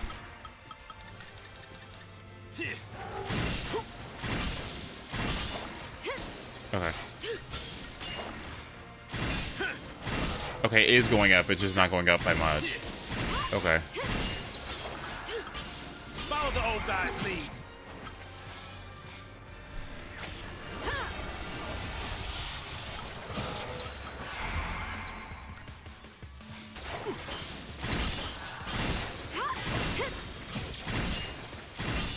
Time to pull the old switcheroo. Let's see. Executes powerful magic attacks. Magic? Where? What?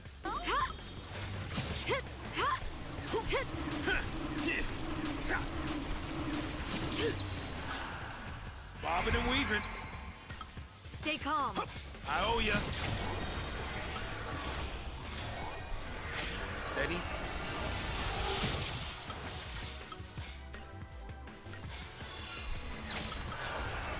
Time to pull the old switcheroo.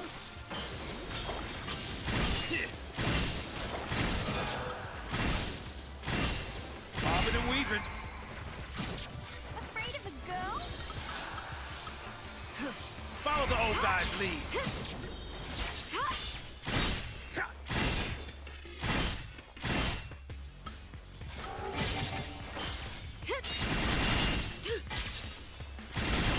It's not doing anything.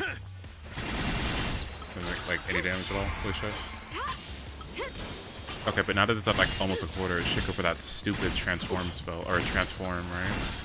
Time to pull the old switcheroo. At least I would imagine. Huh. On the house.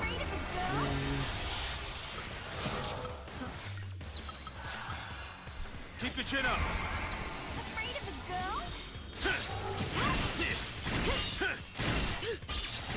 There it is.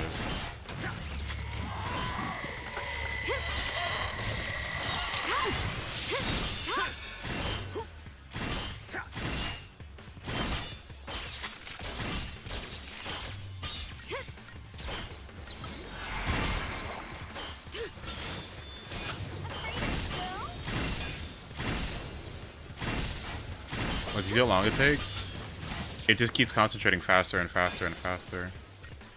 And it lost all its buffs. Or debuffs.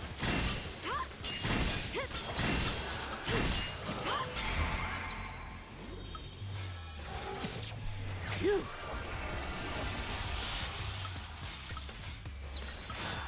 No.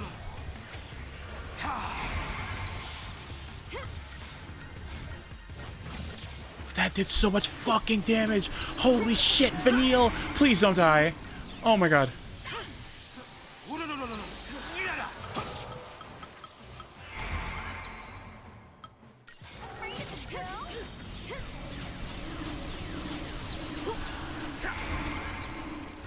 Let me help.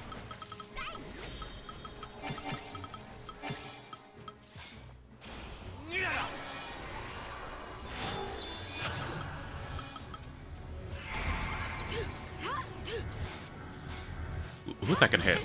Lightning? What are you talking about? Vanille, did you lose aggro? What are you talking about? Lightning? I was like, that looks not like it's about to hit her. Follow the old guy's lead. Thank you. Time to pull the old switcheroo.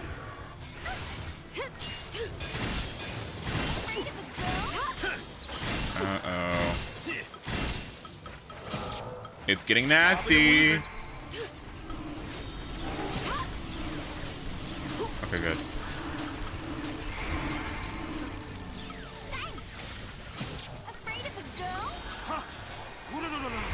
Hi, Rayman. Good to see you. Okay, good. Follow the old guy's lead.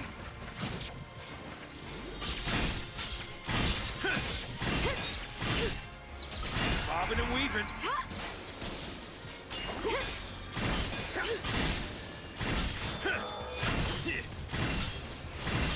It just fucking killed all of her buffs. It just kills her buffs. Oh my god. I mean, this is fine because I'm only at almost at 600 now, so that's good. As long as I keep doing this, we're good. Okay, and we need to heal her, please. And I need to get slow off, please. And I need to reapply my buffs. Follow the old guy's lead. Oh, it missed. Please, slow. Thank you. Little boost for you. Huh. On the house. Bobbing and weaving. Calm, medic, and sentinel, huh? Why? Follow the old guy's lead.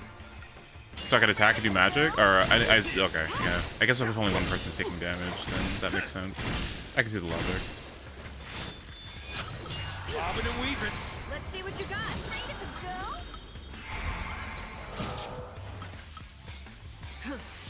Huh.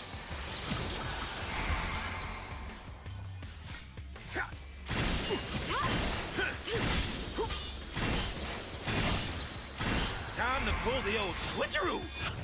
Are you dead?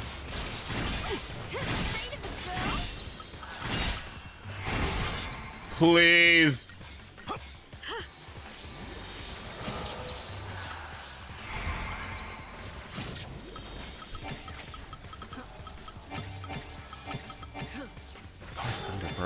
Hey, you okay? Huh. Yeah. Bobbing and weaving.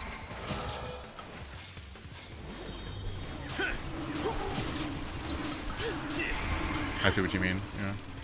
Especially run now.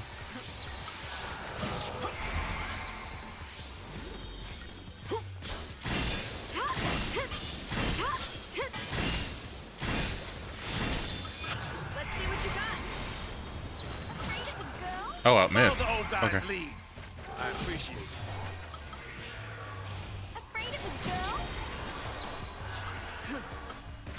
Time to pull the old switcheroo.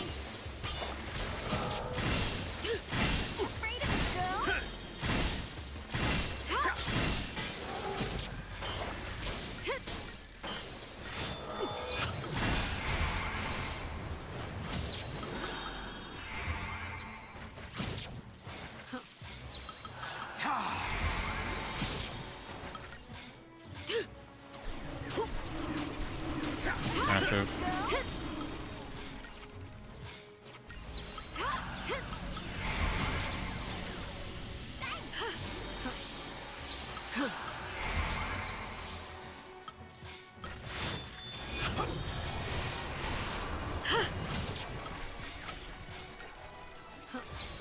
Keep your chin up.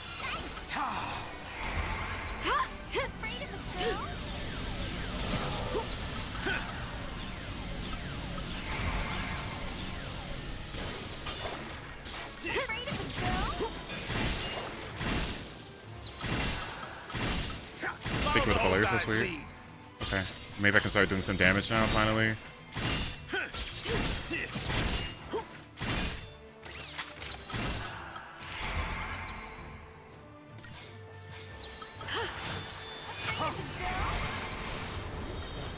Massive.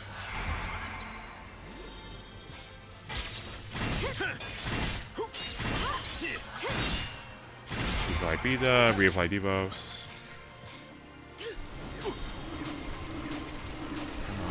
on, slow. Yeah, okay, there we go. Nice.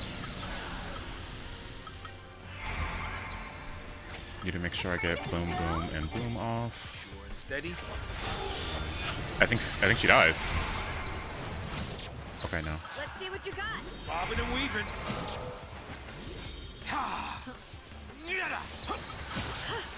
Time to pull the old switcheroo.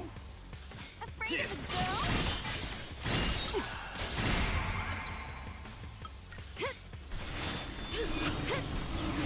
No.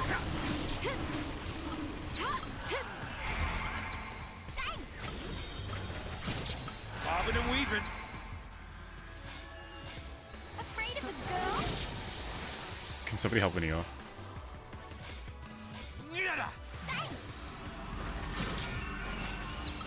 Time to pull the old switcheroo.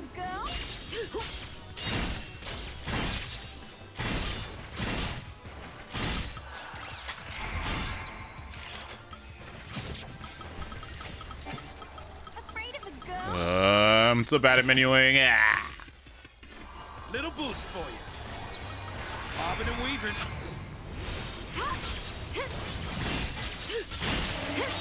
Oh, that's not good. Oh, this is new. Hello, what's going on? What is this? Hello. Oh, it gets worse. Oh, oh, there's more. Okay.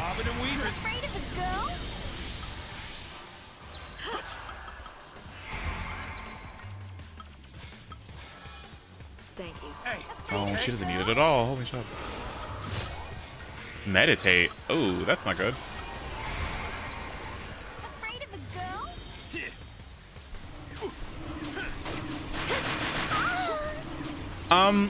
Time to pull the old switcheroo. It's time to pull the old switcheroo. Keep your chin up.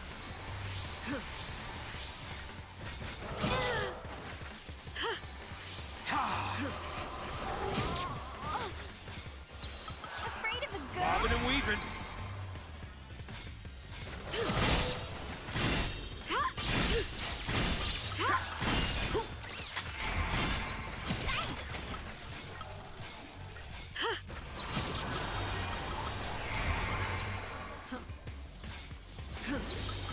Follow the old guy's lead.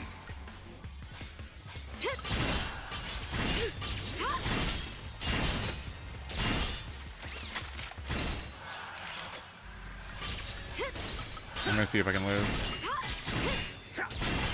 Let's see what you got. Wow, she lived.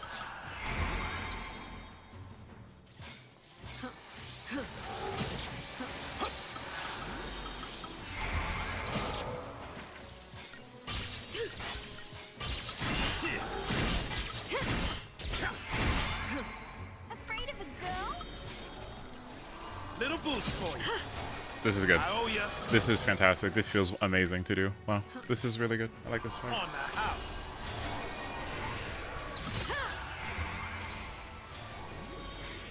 Oh, not with that HP. She's dead. Bobbing and weaving. Mm-hmm. My bad. Oops. Should have got her healed up a little bit more from that. Hey, you okay? Oh, she got a one shot. I summon Brunhilde! Not today. Not today.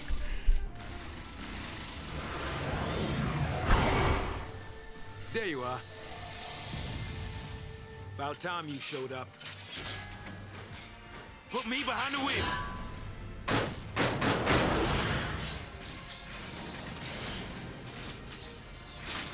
This is good to get reset the gauge. Shut up.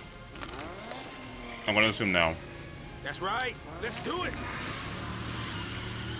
Eidolons, start your engines. Time to wrap this up. Come on.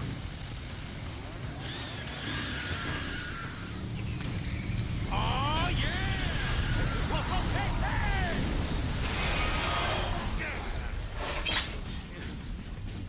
We seeing ya.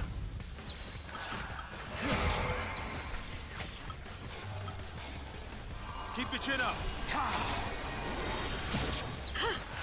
It reset! That's fine. I don't care. I don't care. I don't care. I don't care. I don't care. I don't care. I don't care. I don't care. I don't care. I don't care. It's okay. I don't care. Summons reset? I knew I did. No, okay. I knew I fucked up. I know that you can use summons to save everybody. What I didn't know is if you did their final move, if it resets gauge. So what I needed to do was just let it run out. If I let it run out, then it would have been fine. Fuck. Oopsie. Well, now I know. Is Benio gonna live?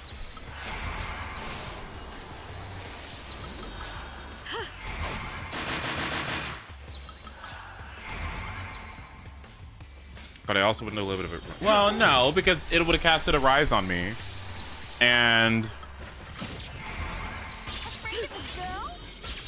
I wonder if this is still doable. I don't think you can die. I don't think they let you. And then everyone would have came back alive. I also could have cast Renew as well. Follow the old guy's lead. Benio, please. Time to pull the old switcheroo. What do you mean slow? What?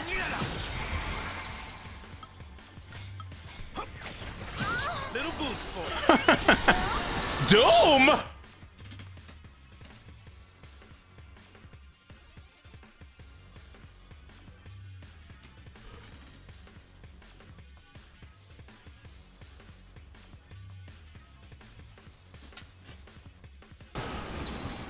Follow the old guy's lead.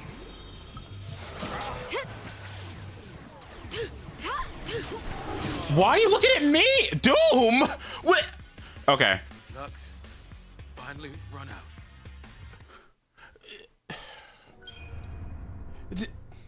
Okay.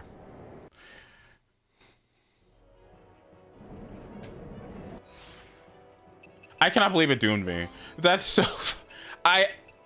Okay, I'm in disbelief that it doomed me. Why did I get doomed? I got doomed? What do you mean I'm taking too long? I got doomed. I refuse to believe that that the game said I was taking too long. I didn't. Hang on. I'm gonna check something out. I'm the one that took too long. Me. I'm the slow one. Sorry. Yeah. Yeah. My bad. Yeah. Okay. Fucking Doom. I cannot believe you're gonna have 10 million HP and then have the nerve to go like, you know what? I'm kind of fucking sick of this. You know what? This is taking too long. Yeah. Oh my god. Oh my god. Whew. I cannot believe this happened to me. What? Okay, whatever. It's fine. I don't care. I do care, but just give me a second.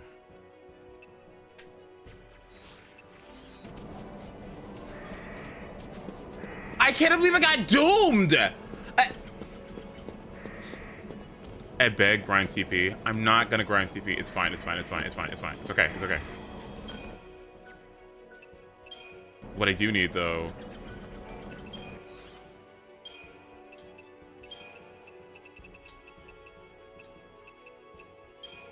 Okay.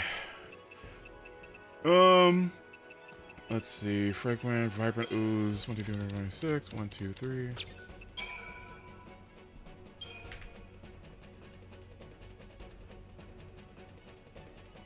Okay, let's see. 36, and then 6 reactors. Okay.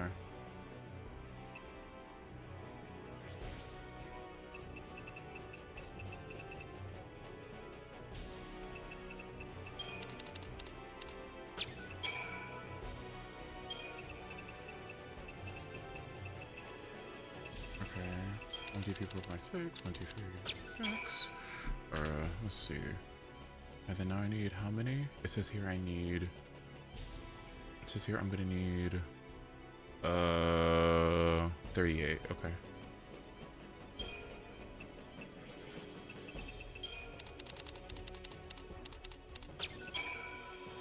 That is not how that works, but I'll take it.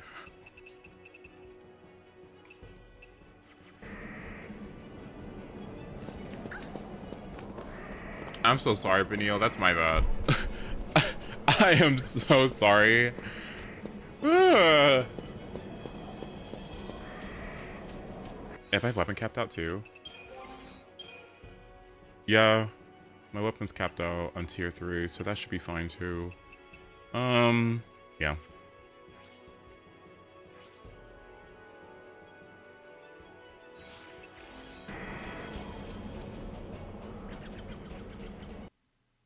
Alright, let's try that again. This time. Time to get serious. Am I gonna need all of my gauges here? I think I am. Haven't got all day. Haven't got all day. I appreciate it. Sure and steady. Stay calm. Nice time. I owe ya.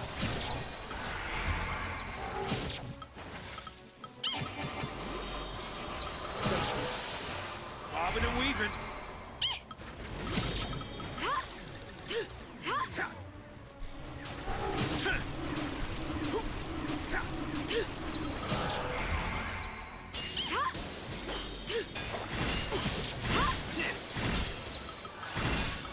Follow the old guy's lead.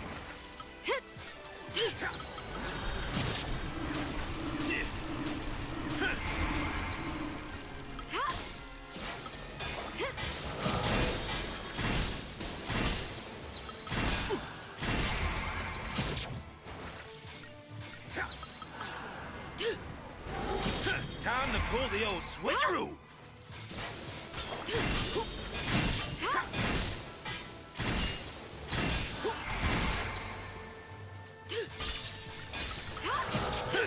Bobbing and weaving. On the house.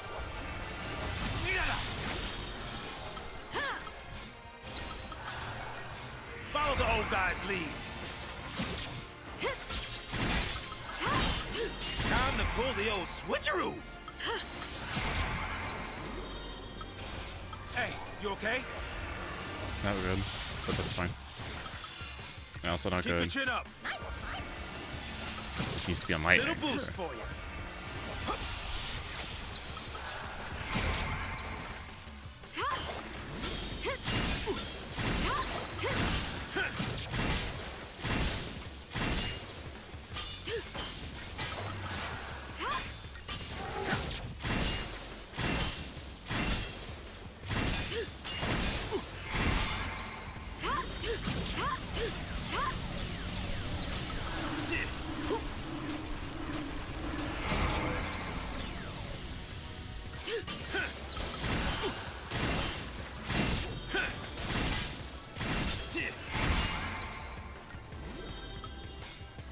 Come on.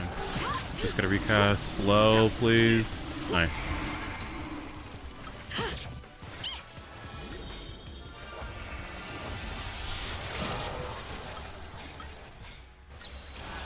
Hey, you okay? Stay calm.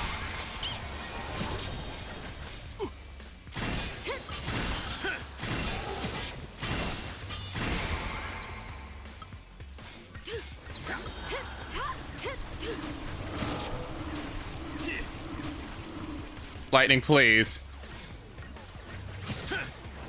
Okay, nice.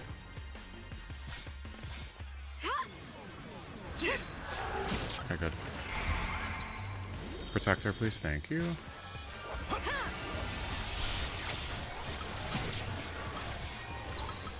Keep your chin up. 2, 3.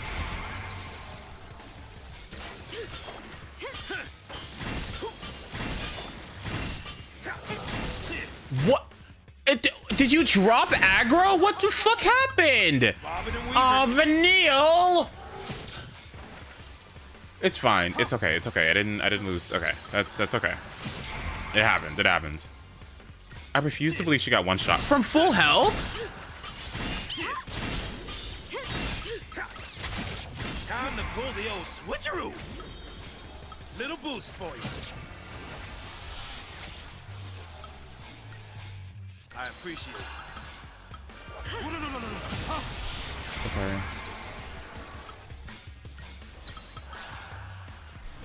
Come on, slow. Stop. Oh wait, I got it. Nice.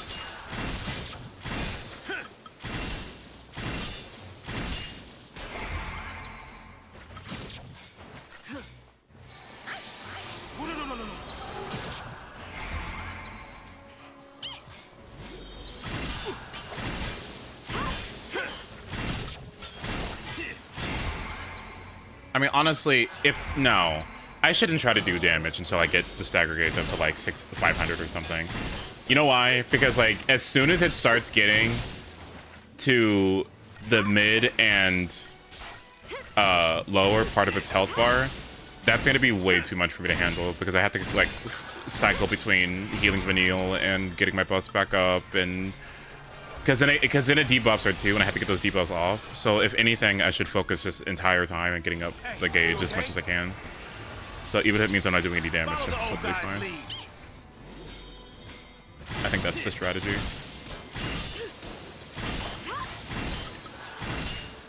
I'll feel comfortable around 550, I think. Worthless, I'll keep this. And honestly, thinking about it too, these debuffs will stick a lot easier the higher the stagger gauge is anyway, so that's fine.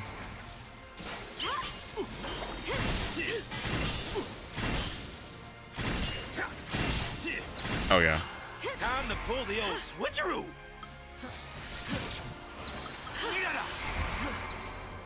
That's not good, actually. Bobbing and weaving.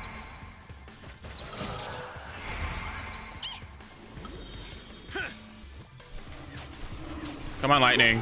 Lightning? Lightning? Lightning? Are you gonna return at any time? Lightning! Where's the shell? Lightning! Lightning! Hello? Thank you! Short and steady. Stay calm. Little boost for you. Follow the old guy's lead.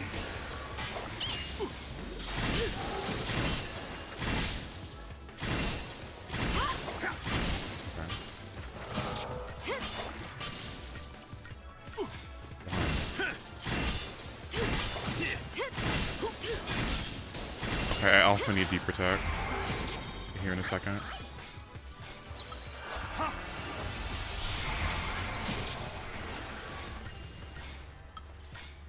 I'm gonna assume she gets that off. Okay, good. Can I get this slow off, please? Come on, slow.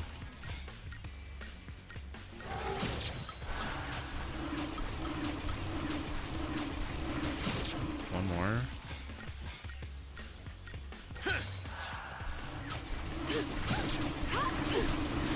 Thank you.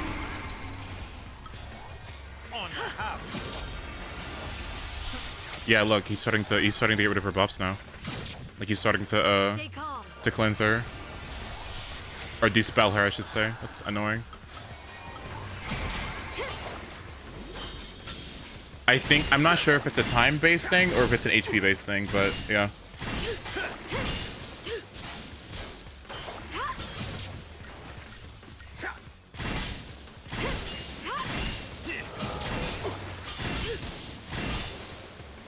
Stay patient. The opportunities will present themselves. All I gotta do is just wait and be patient.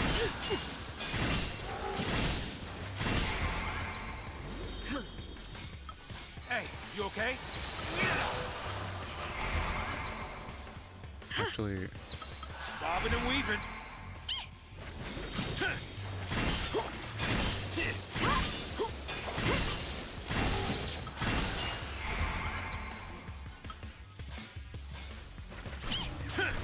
nice. Nice.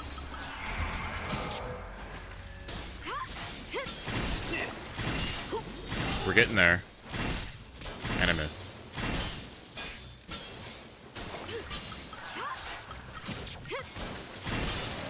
If you look what's going on here, yep, yeah.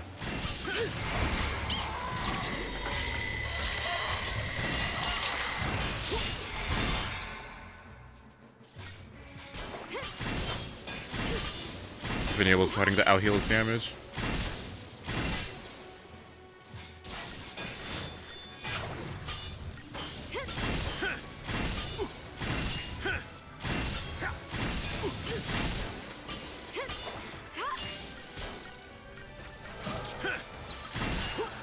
Follow the old guy's lead. Come on, slow. Nice.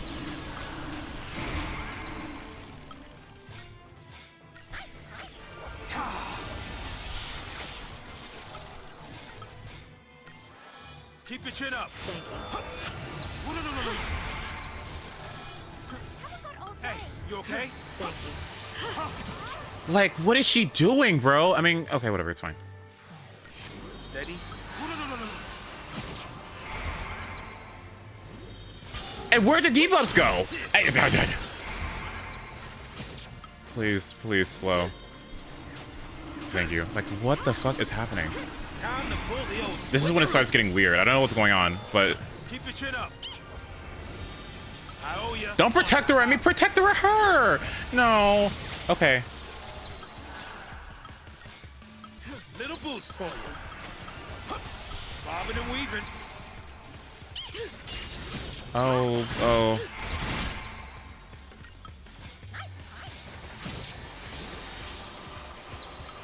Follow the old guy's lead. Hey, you okay? I don't even know why I did that. That's fine. Bobbing and weaving. Okay, good evade. Holy shit. Nice. Follow the old guy's lead. Just gotta get it up a little higher.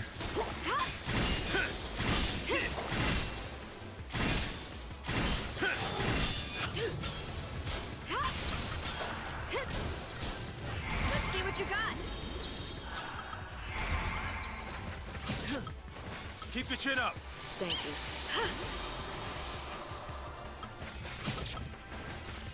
Get that shit off of her. Thank you.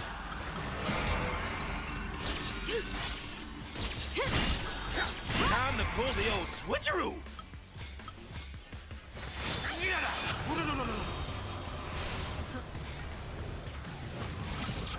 Okay, good. Follow the old guy's lead. What happens when he dooms again? Well then that's when I put everything into it. Like, Time to pull the old switcheroo. Steady.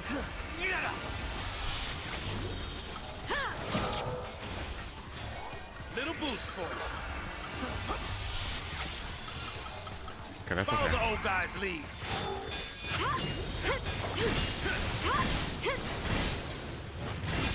Okay, that's fine. I actually don't even think I need to heal her, actually, after that.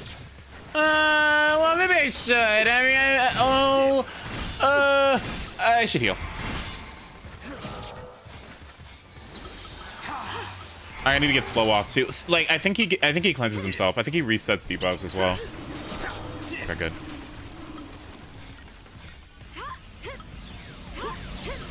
Bobbing and weaving.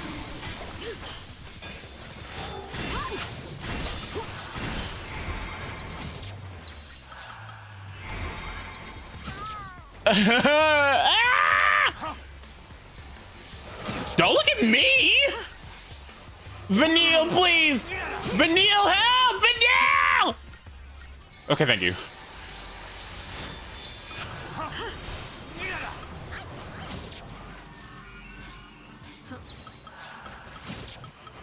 Follow the old guy's lead.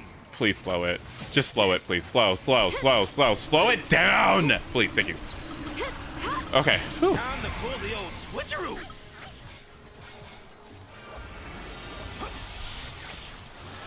Okay, we're getting there. Stay calm. Just a little more. Oh, he didn't debuff. He didn't. Oh, that's fine. And what? Ugh. Slow, slow, slow, slow, slow. Good. Bobbing and weaving.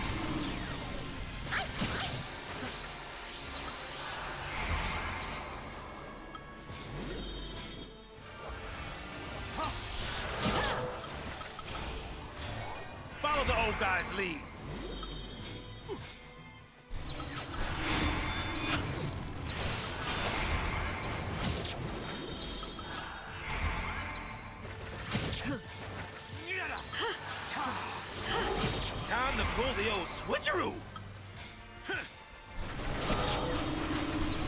We're almost there. Follow the old guy's lead.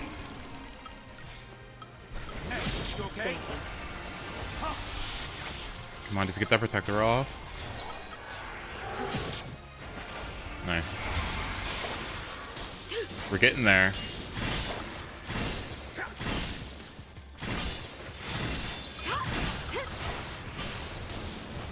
Time to pull the old switcheroo. No. Don't protect her at me. Protect her at her. Stop looking at me. Oh my. Slow. Okay, 600's looking good.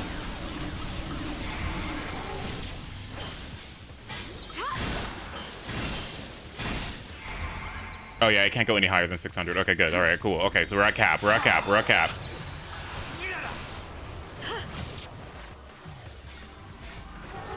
That's okay. Little boost for you.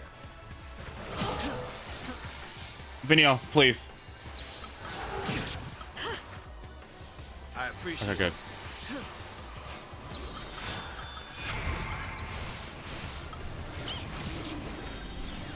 She dies again. That's okay. Yep, that's okay.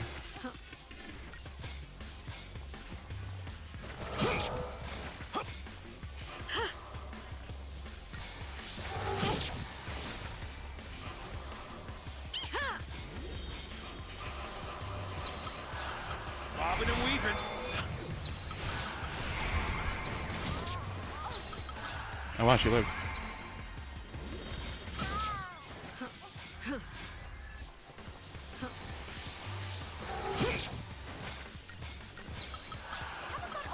Follow the old guy's lead.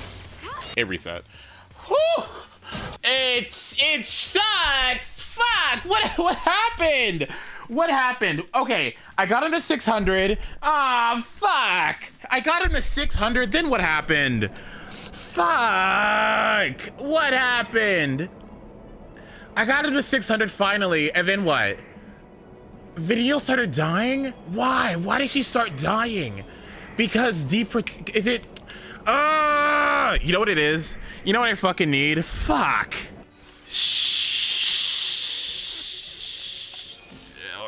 Where's it at?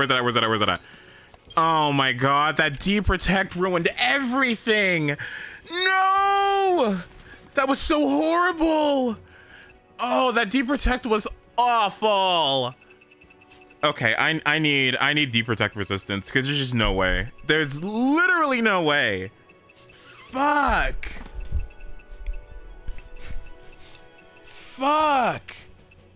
Oh, I can't believe that. No.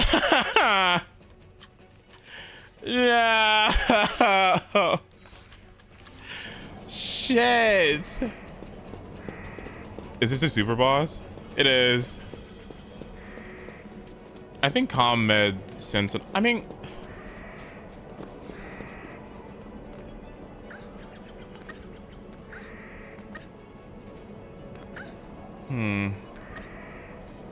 for that part of the match, I mean,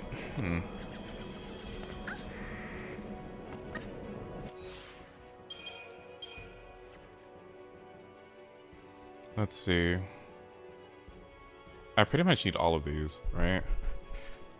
Yeah, I need Mystic Tower. I need Combine Clinic. Offensive Screen is for the end. Tortoise is for when he does that stupid super move. Countermeasure.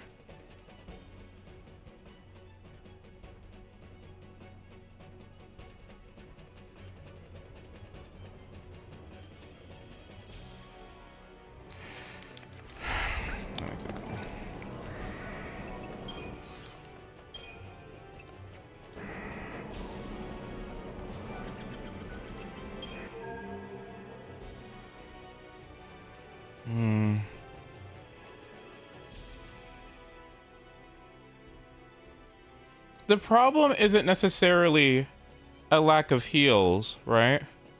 When it does the normal, when it does its basic normal attacks, I don't really care. That doesn't really do anything. When it goes for the concentrate, it starts out really slow and doesn't do much. But the longer the battle goes, the more quickly that comes out, and then it also starts applying debuffs more successfully. And the problem is that when that happens, Vanille needs to be healed, and she also needs to get the debuff, like the deep protect off of her. Because if I don't get the deep protect off of her, even if I do heal her in time, she just doesn't. She just gets fucked. So what I need to do is find a way. I think honestly, around that part is when I need to start, like, I mean, I don't know, fuck. Why not just get deep protect resistance? Maybe that would help. Yeah. Let me do that. Yeah. Okay, I'm gonna need Barbed Tail, Sturdy Bone, and Liquid Ooze, or Vibrant Ooze. Ugh, how sad.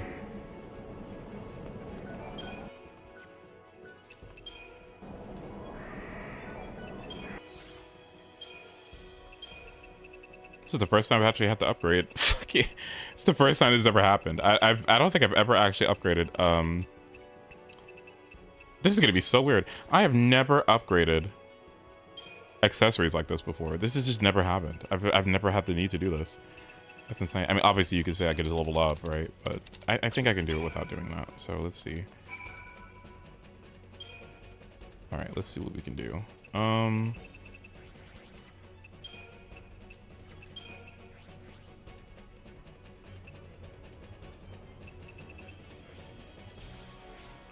Okay, yeah, I know. Yeah, I probably should. But fuck it. Okay. Metal armband. You could also argue that I could just resist debuffs entirely with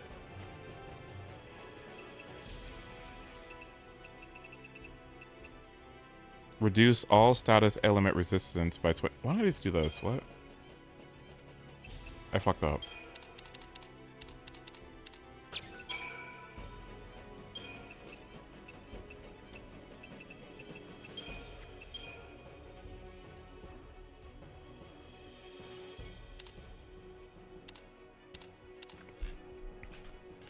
Stop yapping. You stop yapping. Yap. Hold on. Stop your yapping. Give me a second. Let me check something. Super Ribbon needs 28. It needs 28 superconductors? Okay. All right. But something's different with this as well. I don't think this is actually true, but let's take a look. Yeah, that's not correct. Yeah.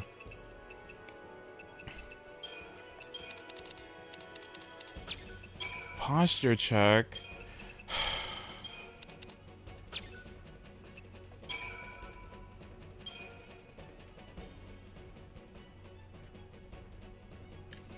Okay.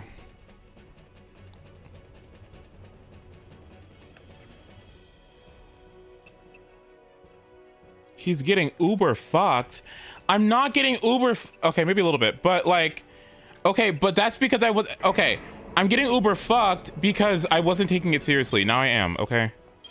Okay, I really was not taking it seriously before. I thought it was just too easy. I thought it was so laughably easy that I did need to give it the time of day. But what I realized is that I need to give it a little bit more attention, and that's what I'm gonna do. Okay, I'm gonna honor this by giving it a little bit more of my respect. Okay. So sorry, my bad. That is still not enough. What?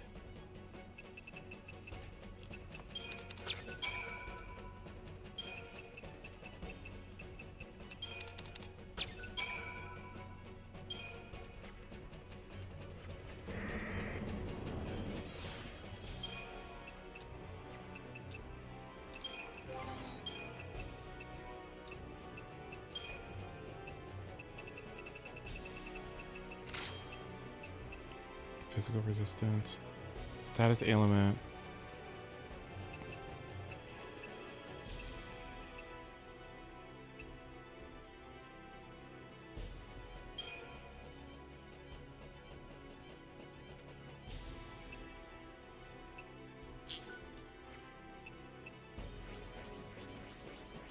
Okay.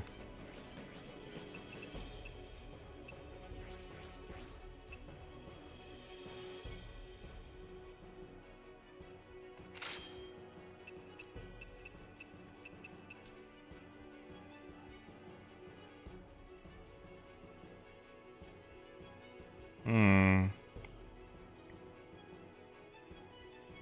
3k HP greater than physical resistance. I mean, that's also fair. Well, to a point. Because she also has physical wall too. What does that do? Physical wall negates the first 5 points of damage from physical attacks. Yeah, that's funny. All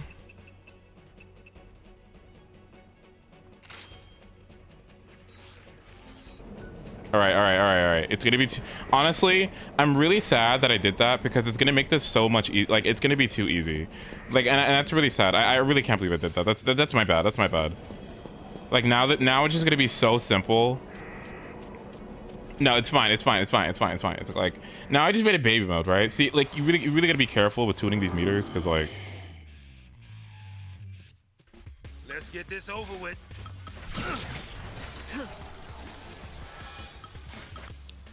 Can you stop looking at me?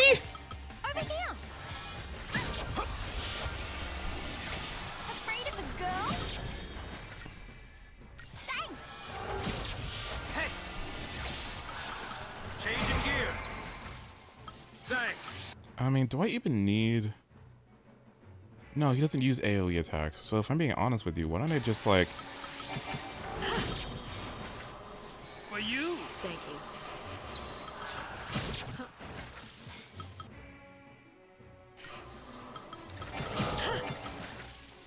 Yeah. No.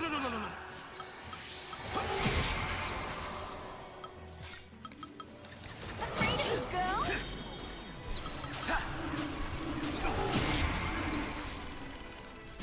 Shut the fuck up. Shut up. I will never die to this boss again, okay? Like, honestly, this is the final straw. This is the last straw. I've had it.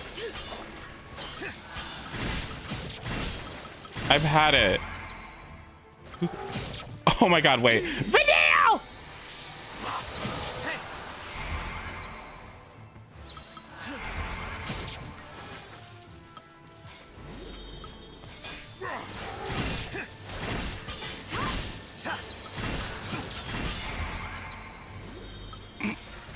Y'all remember Faye?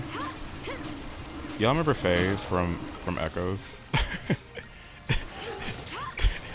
You know what Never Never talks about? Like, y'all ever think about how she reads lines? I think about that sometimes. I think about it sometimes. I think about the way she reads lines. And honestly, she kind of ate that, didn't she? Like, why did you sound like that? Wait. Like, anything for you,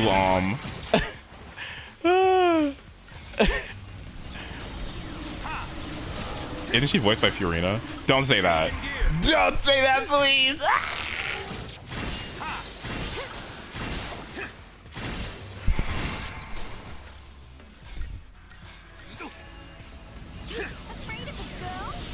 I'm ready to kill in your name. The way she...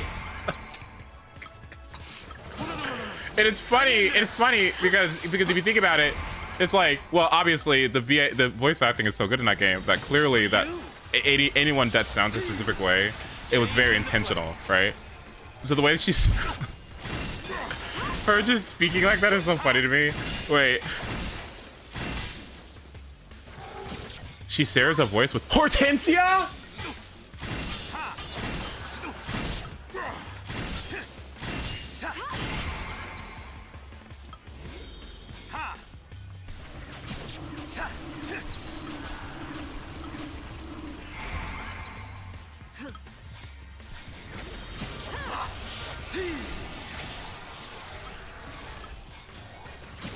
How you holding up?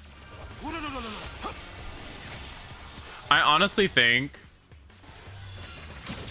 Okay, honestly, I'm gonna be real with you. I don't want to be disrespectful, but the suggestion but the suggestion, okay.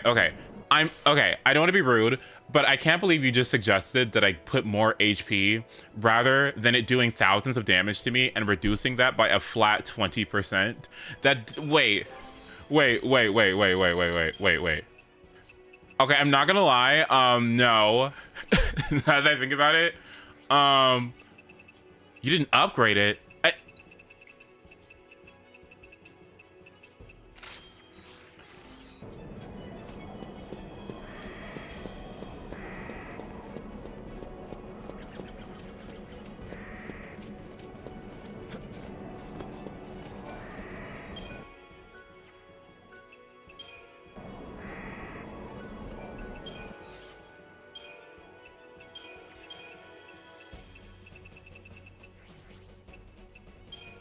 Maybe this game sucks. Like, maybe... honestly, who's ready for 13-2? Well, I am, but, like, yeah.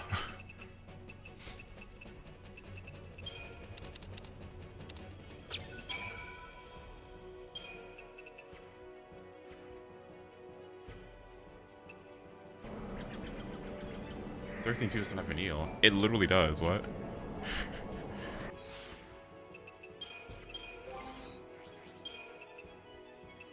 Yep. Okay, this is my time. Do you see this?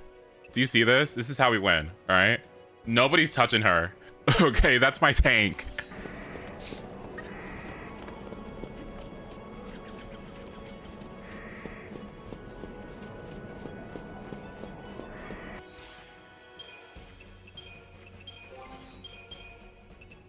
Stagger maintenance. Slightly, no.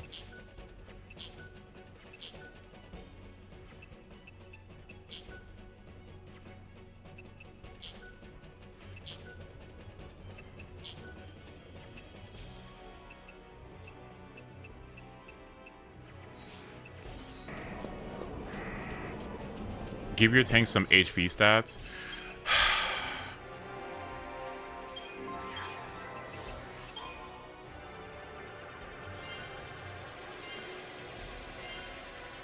There.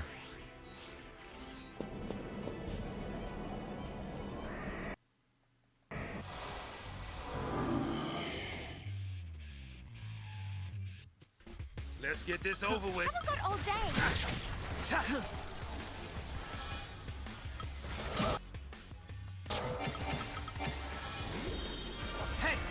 If I had Vapor Tiger just now, I would have fucking died. I would have gotten one shot. Thank you. Stay calm. How you holding up?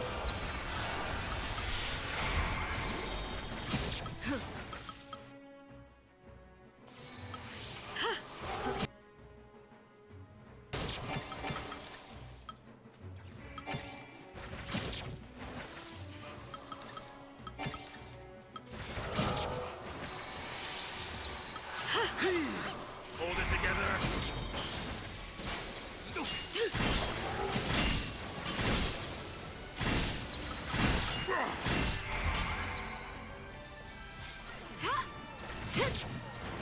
Oh, that was fast. What the fuck? What?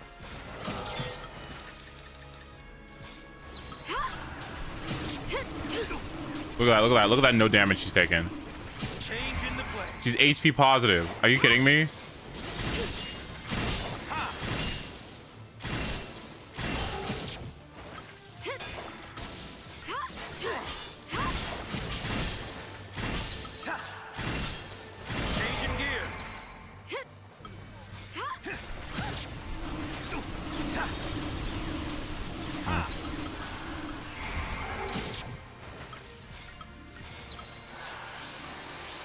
Hang in there. All right. Hold it together.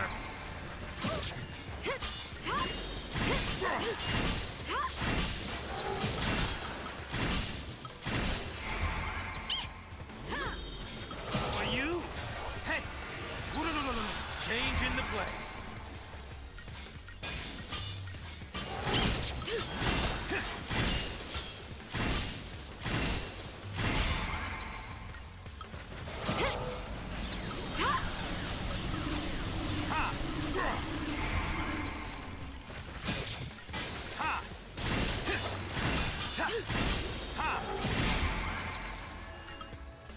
It's all good.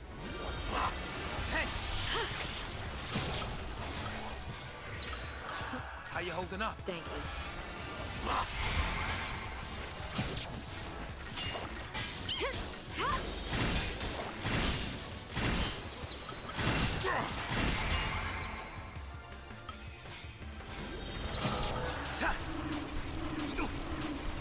Hold it together.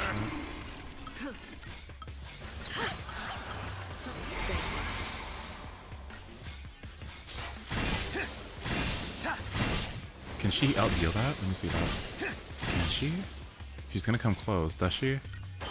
No, she's a little negative still, unfortunately.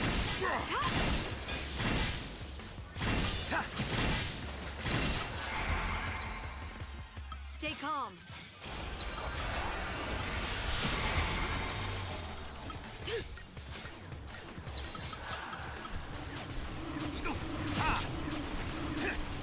Change in the play.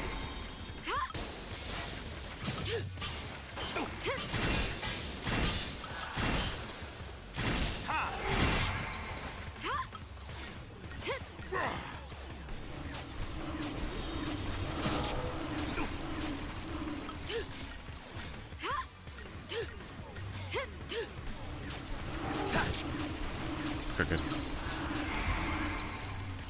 Please protect her. All right.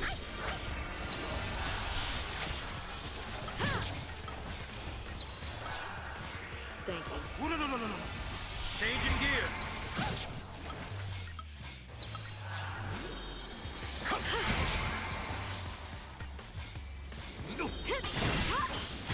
Ha! Change in the play. Ha!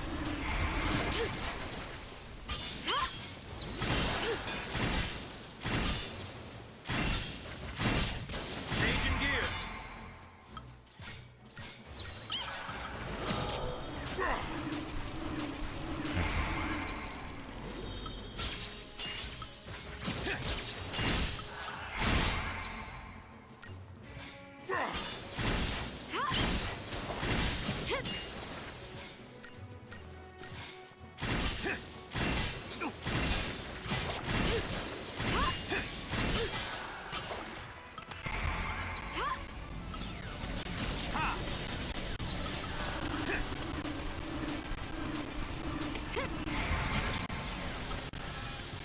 Hang in there.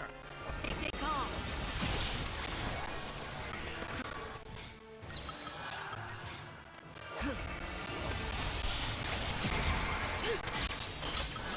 Change in the play. For you. Hang in there.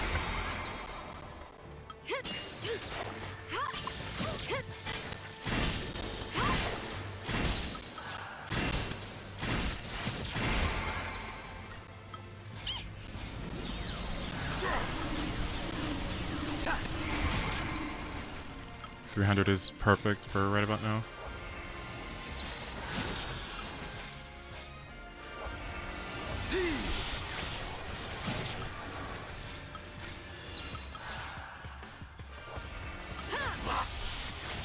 Changing gears.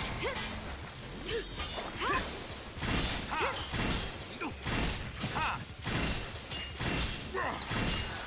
Change in the play.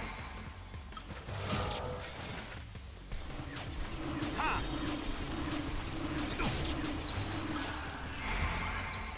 Stay calm. Hey! Changing gears. Ha! Ta! Hold it together. Ta! Come on. Blah, bad. Change in the play.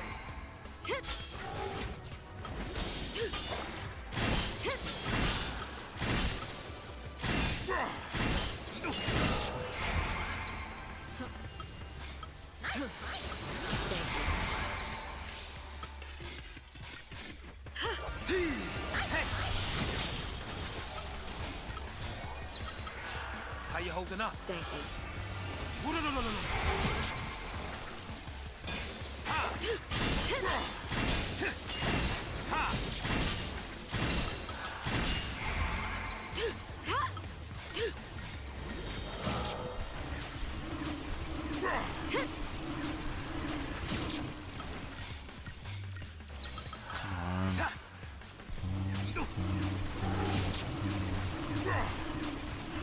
sad.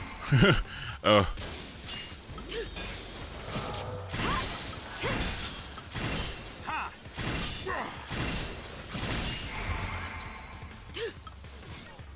Right, but can I get... Oh.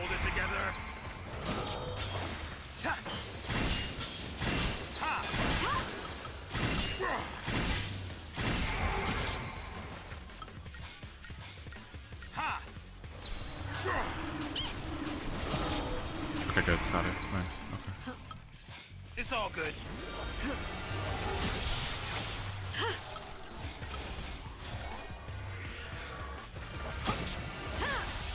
Tough times, huh?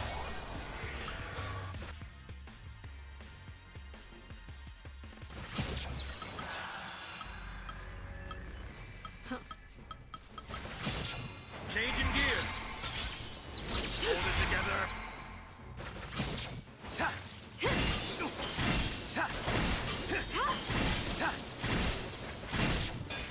Okay. Almost there.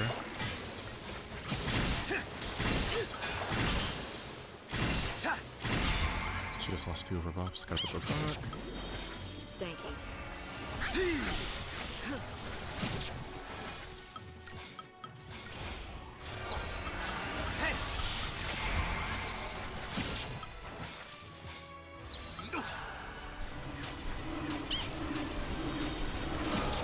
Change in the play. Hang in there. How you holding up? Hold it together.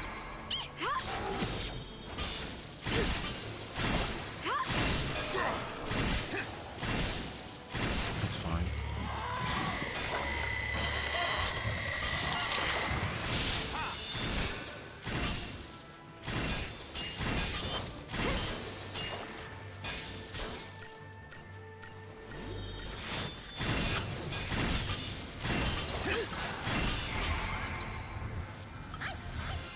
Hang in there.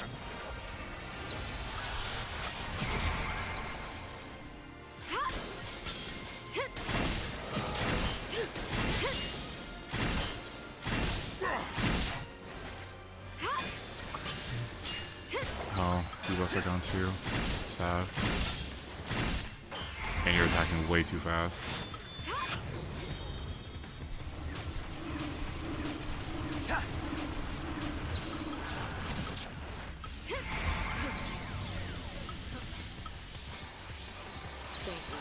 Changing gears.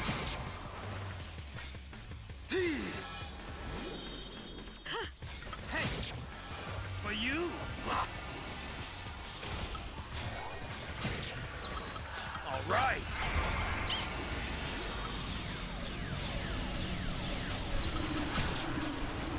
Hold it together.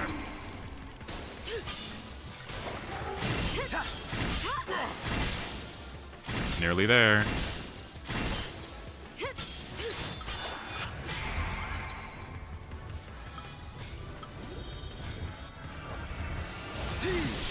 Nice. Stay calm.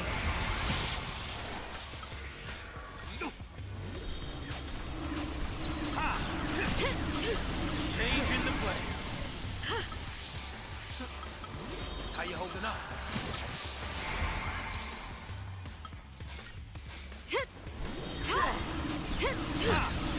Okay.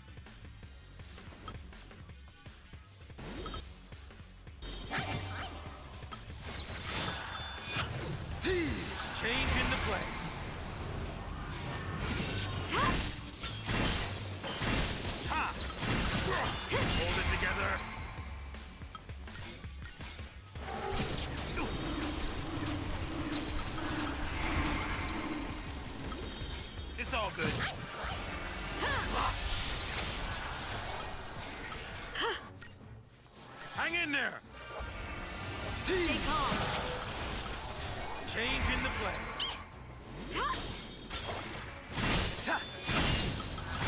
Changing gears.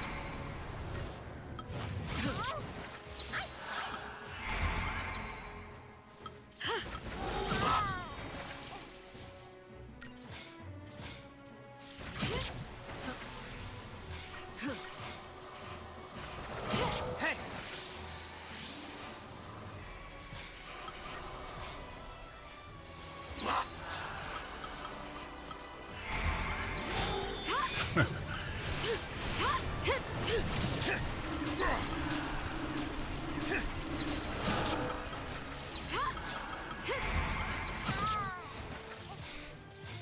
Nice Hey.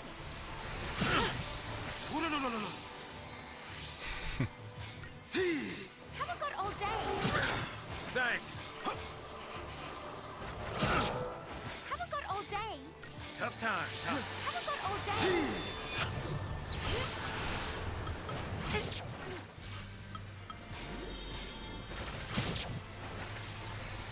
Oh, no, no, no, no, no.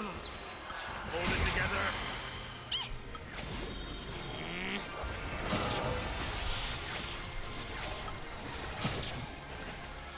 How you holding up? Changing gears.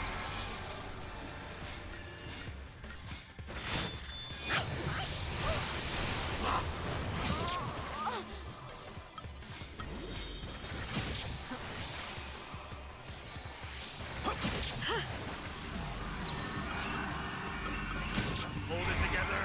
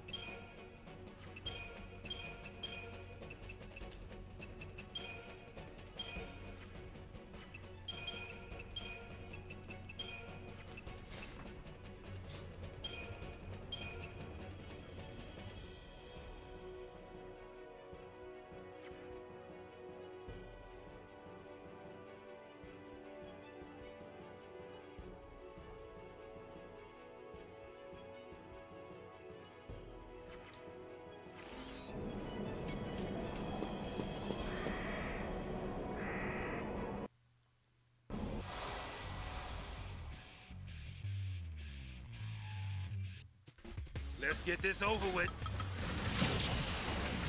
Haven't got all day. Haven't got all day.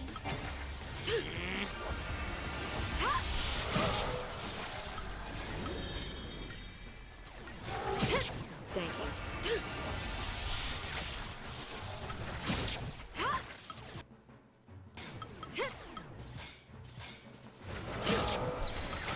Hold it together.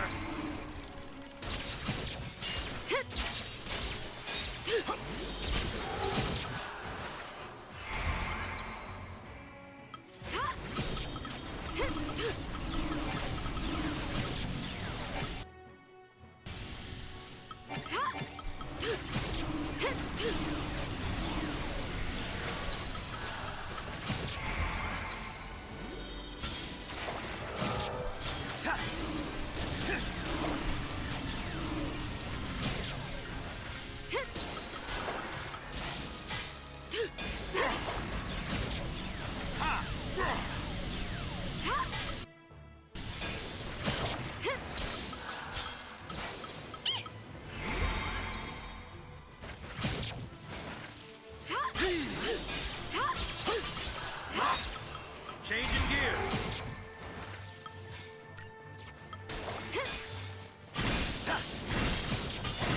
Ha!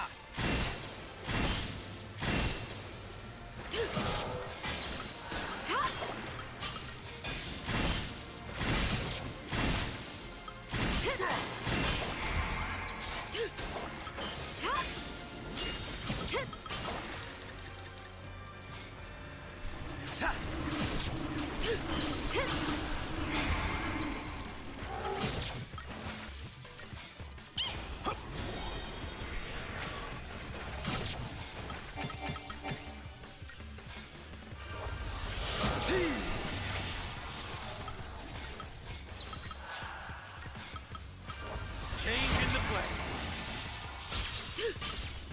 For you. Thank you. No, no, no, no, no. It's all good.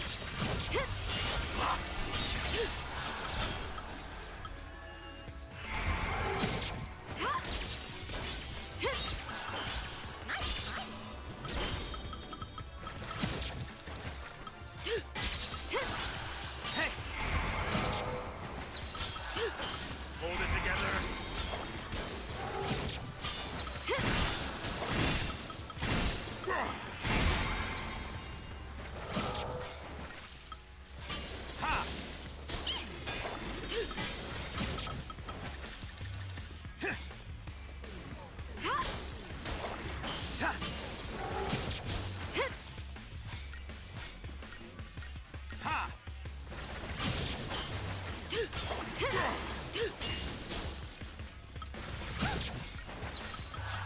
Ha! Ha! Haven't got all day.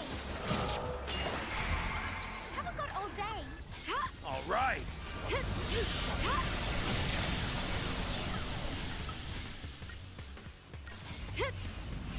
No, no, no, no, no. Hey.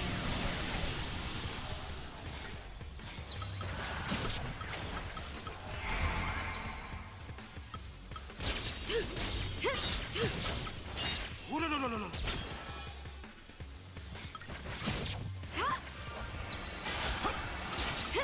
Changing gears.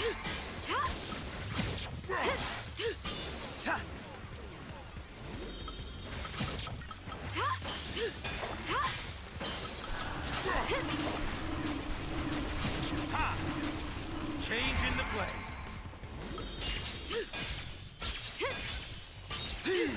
Hey! No, no, no, no, no. I have nothing to say. I have nothing to say. I have nothing to say.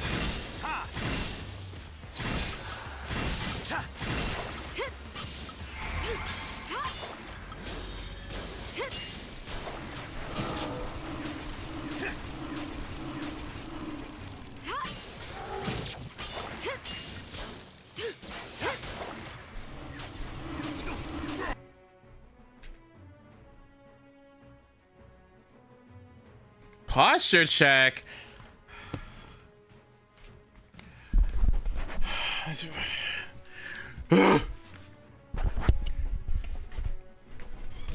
I have nothing to say to you. I have nothing to say to you. If you believed in me and didn't fucking wish for my downfall for some entertainment, then I would have fucking been able to get it by now. But no, you just want to see me suffer and cry. Like, if I can tell, if you believed in me, we would have been done already. We would have been done yesterday. But no, it's all entertainment for you, isn't it? Yeah, it's just watching me suffer, right? Do you know what hope is? Do you know what belief and faith in a person? Do you know what that does? Do you know what that does? I don't think you do. Because if you did, we would have been done. We'd have been done yesterday. Okay. But that's fine. That's fine. That's fine. It's okay. It's fine. In spite of you hating, and wishing for my downfall, I will persevere. Okay.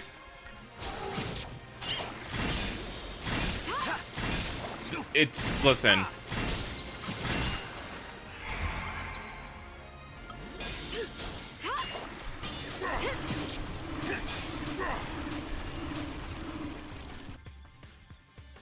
Okay.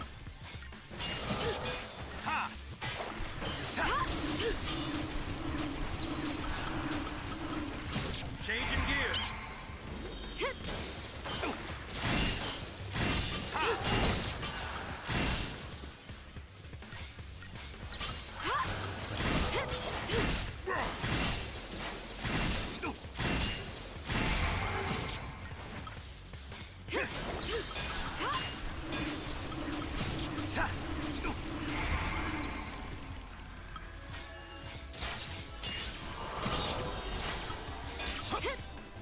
Hang in there. It's all good.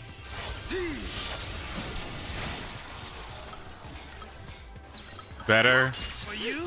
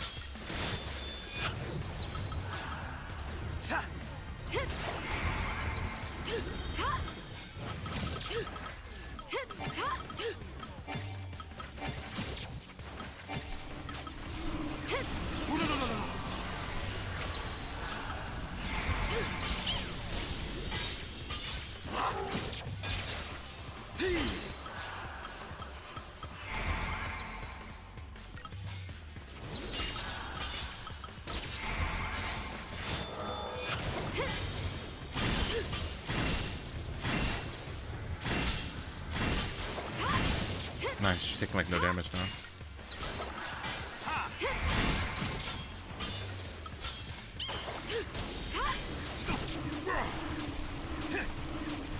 Okay, good.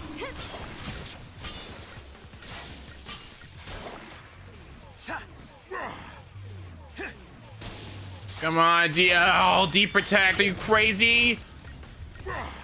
Vanille, please, can you just get down to the... Can you please protect? Thank you. Okay, good.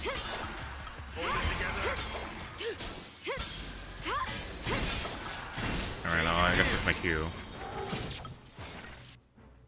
Hang in there.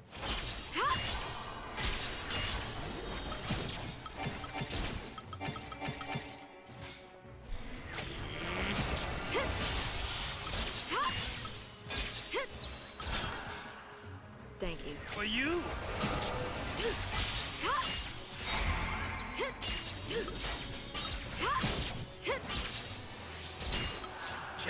Why does she have fucking bravery? What is that coming from? Am I doing that?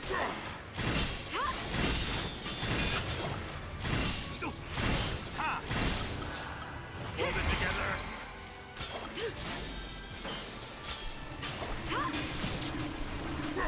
Very nice.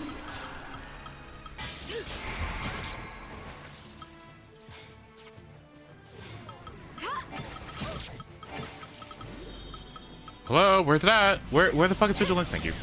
Hey, how you holding up?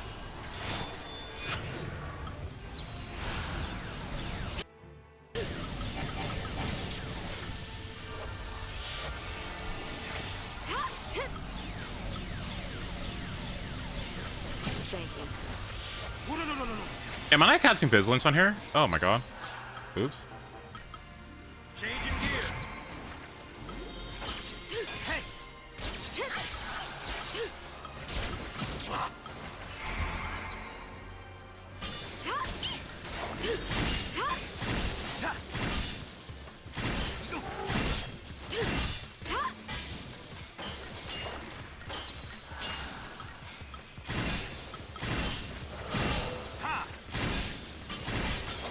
Is this the final Titan fight? Yes, this is like the super boss. Like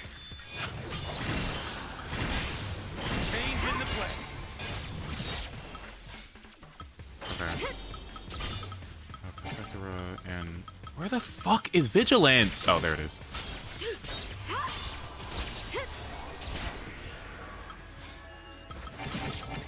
It's all good.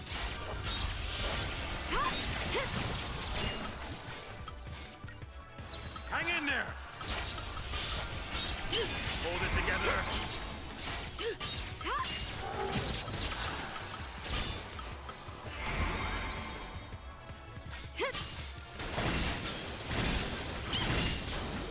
Okay, we're almost there. I think it's at the halfway point now.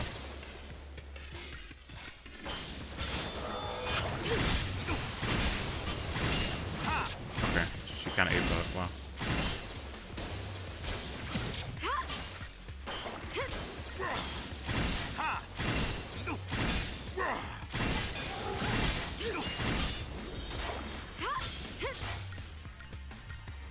Thank you for the follow. That's so sweet. Thank you.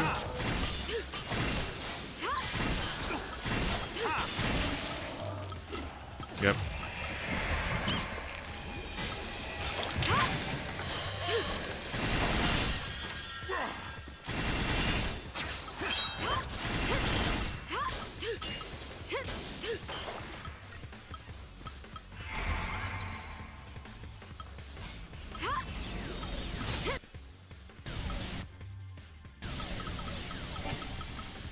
She's gonna die. That's okay. For you. Hey. Changing gear. Hang in there. No.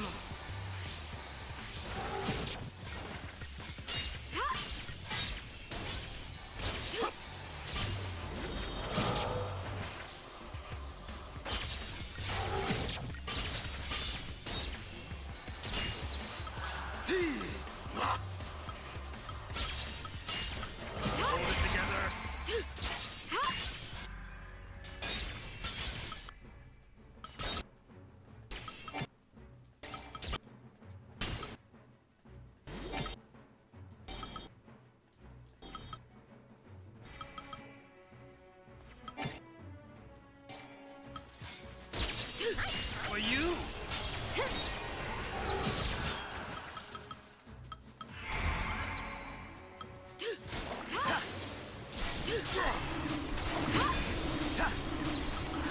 Changing gears.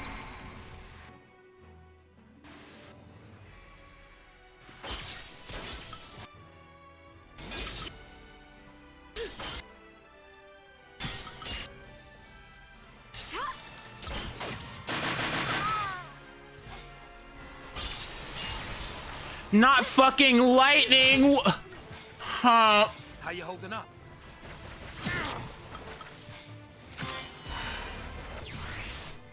I summon Brunhilde!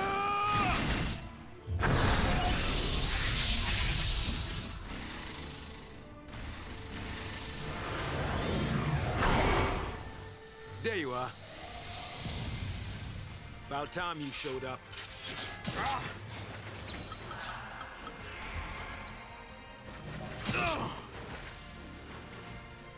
Please. Hello?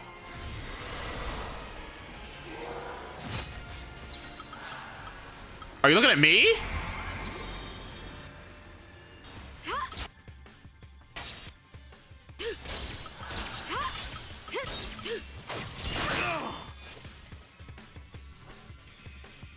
Damn it.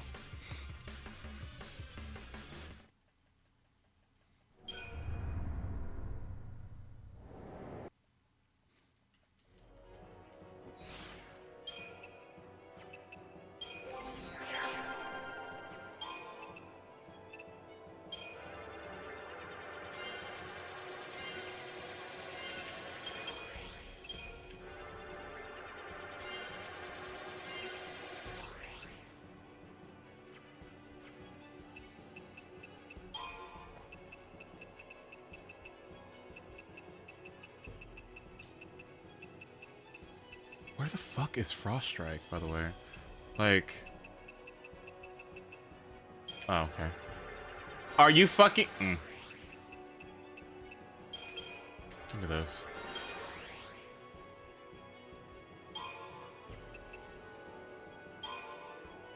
Do I have Jinx? Imperiga, Panga, Faga, Dishelga, Protecga, Synergist. What am I missing? What am I missing? What could I possibly be missing here? Magic plus 20. What am I missing? Hello? Stopga resets all enemy and ally ATB gauges, canceling pending actions. Give me that.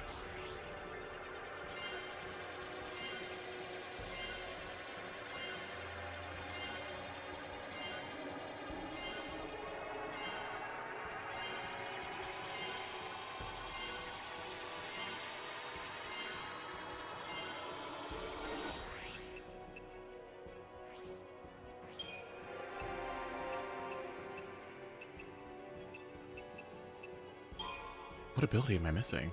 What the fuck is that back there?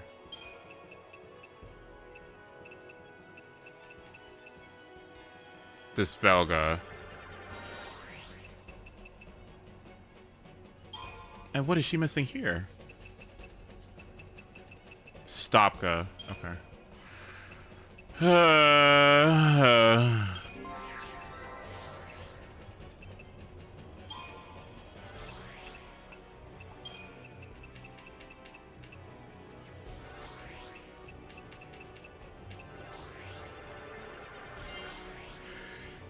Ooh, excuse me.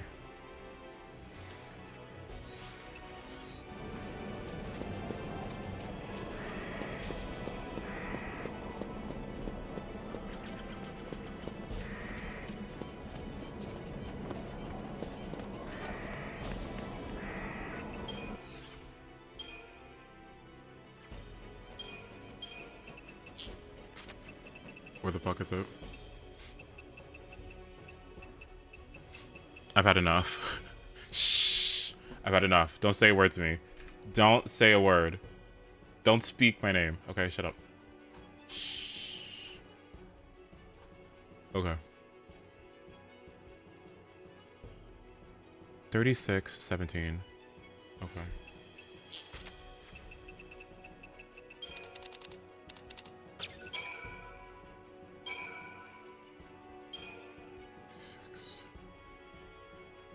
Okay.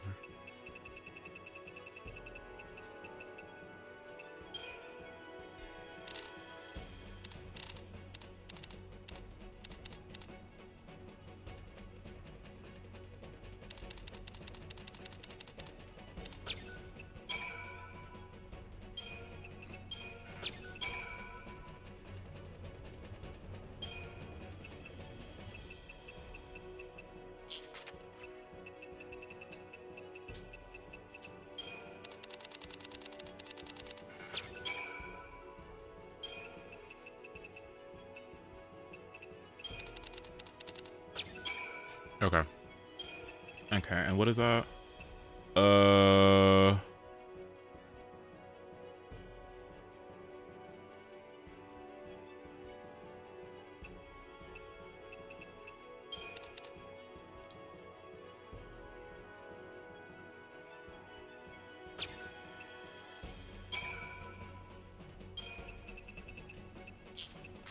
I think it says 27?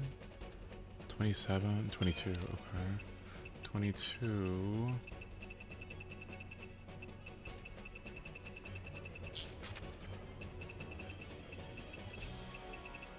Okay. I'm sick of getting my ass beat. Okay, like, okay. Alright. Hold on, let me...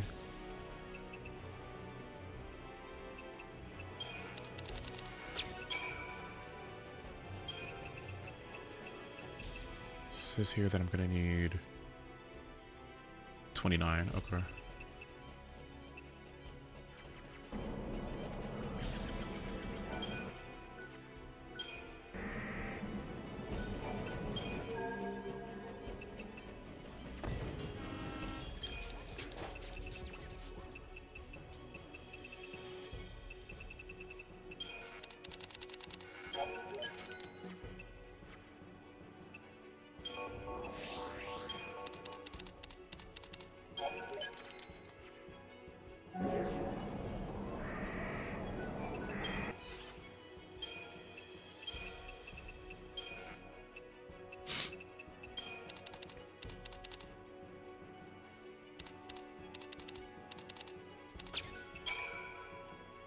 1,140 strength versus what?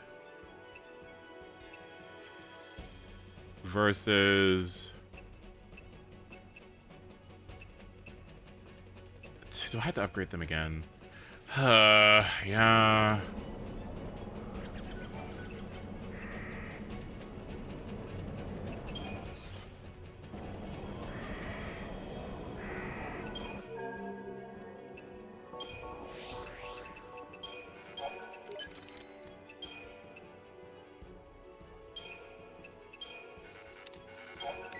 Oh, there goes my money. I guess I'm gonna be poor again. All right, well, it was nice knowing you, money.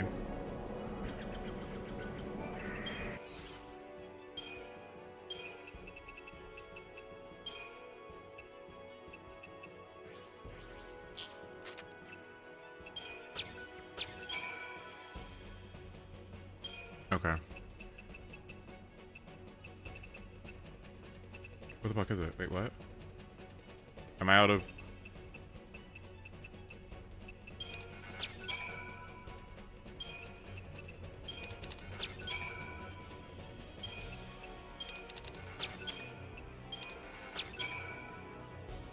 Okay, so it says here I'm gonna need 26.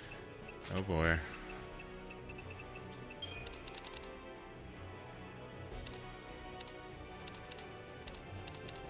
Let's just do 36, just to make sure. Okay, there we go.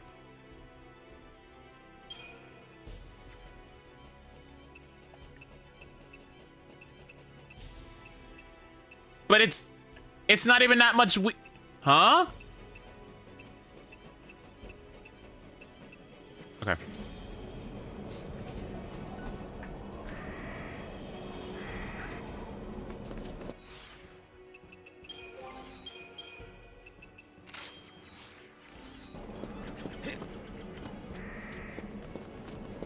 Alright, I've had enough.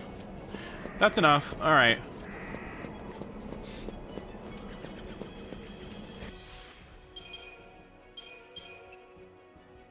What is it that I need here? What did I feel like I was lacking? I feel like I was doing too much damage. Like legit, I feel like I was doing way too much damage.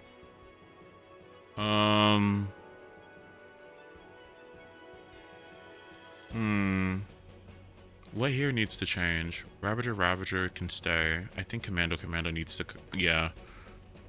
I think I need Commando.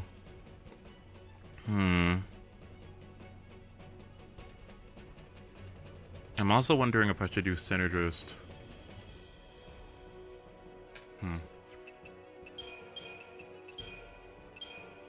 I wonder if I should do something like this.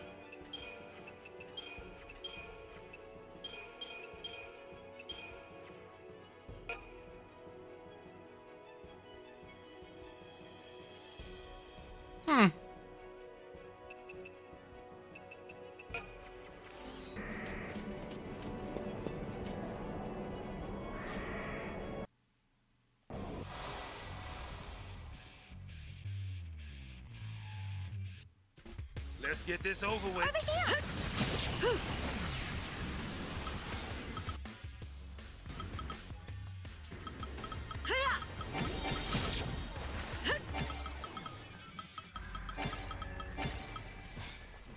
Hang in there.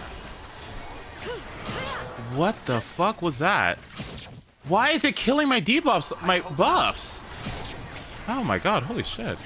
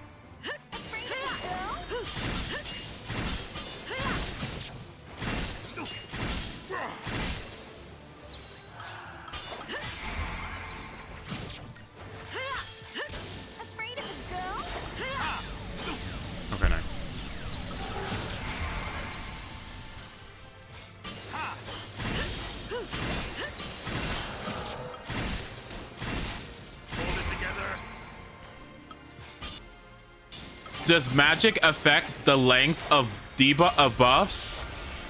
You cannot be serious. That cannot be real. No. Does magic affect the... No. There's no way. It can't be.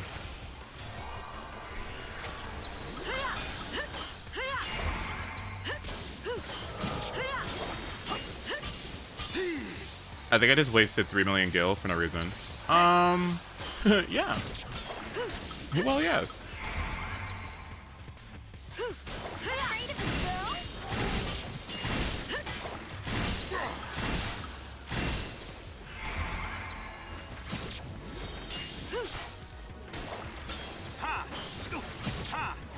Oh my god. Hi, Rayman. Good to see you.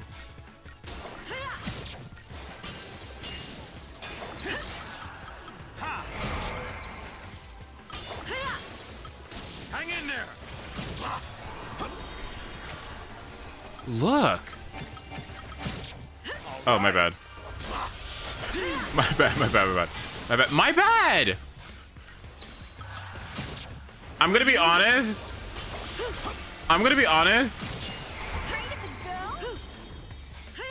I might be afraid of a girl.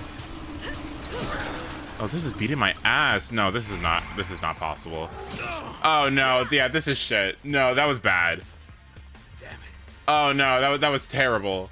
Okay, I gotta put in the other ones now. I'm sorry. I don't know what I was thinking. I do not know what I was thinking. I don't know what I was thinking. I'm so sorry. Anyway, back to this. Yep, I ate nothing but Chipotle for 30 days. But this isn't just any regular food challenge. No, fuck this. What this? Yep, I ate nothing but gas station food for 30 days. But this isn't just any regular food challenge video. It's a social experiment, a cultural deep dive, and a story. Because I'm not eating at any regular gas station. I'm eating at the world's most fascinating and controversial gas station, Sheetz. Said you gotta go to Sheetz. I said a gas station? Let's not pretend like we're at some five-star restaurant. This is a gas station. The gas station we're going to is called Sheetz. It's a luxurious gas station. 2 to 1, Sheetz. We love Sheetz. Sheetz. In Altoona, Pennsylvania, a humble family-owned convenience store emerged in 1952, destined to redefine the landscape of quick luxury. Sheetz wanted to be more than a convenience store and a gas station. In the 1990s, Sheetz introduced cutting-edge kiosk ordering systems, setting a precedent for convenience stores worldwide. Today, this once small enterprise has blossomed into a powerhouse with over 700 stores scattered across the Mid-Atlantic region. But Sheetz isn't just an iconic gas station that serves food. Beyond the pumps and sub sandwiches lies culture, history, and even drama. But how? What makes this gas station so special? How does a gas station have so many die-hard fans? Well, I'm going to find out the only way I know how, by embarking on a 30-day gas station-only pilgrimage. Now, you're probably wondering, why would I do this? And well, there are 3 reasons. The USDA estimates that the average monthly grocery bill... Don't start with me, okay? Don't start with 3 reasons. When the USDA... What? Be real. The USDA. Right. Not for content. Not because it would be entertaining. But actually, the USDA states that, excuse me. For one person is between $229 and $419. With Right. gas stations being a staple across America and Sheetz being across the Mid-Atlantic region, I want to see if it's possible for someone to maintain an affordable diet exclusively from gas station offerings. So I'm giving myself a $330 budget. Secondly, I want to see if it's possible for someone to maintain a healthy diet exclusively from gas station offerings. I realize there's flaws with this logic. Reasons 1 and 2 conflict with each other, but that's the nature of this challenge. For example, Sheetz and many fast food places and gas stations do offer healthy options, but many of them are expensive. So while yes, I could eat a salad every day for this challenge, I would not be able to go through the entire menu, test the gas station's affordability, and really experience Sheetz to the fullest. So I just want to emphasize, by doing this challenge, I realize I'm not really being healthy, but that is something I'm actively trying to do while trying to maintain a budget. I also realize that being healthy is a bit subjective nowadays. However, at the very least, I want to keep track of my weight, performance at the gym, mood, and energy levels. Oh, and that's another thing I want to mention, gym.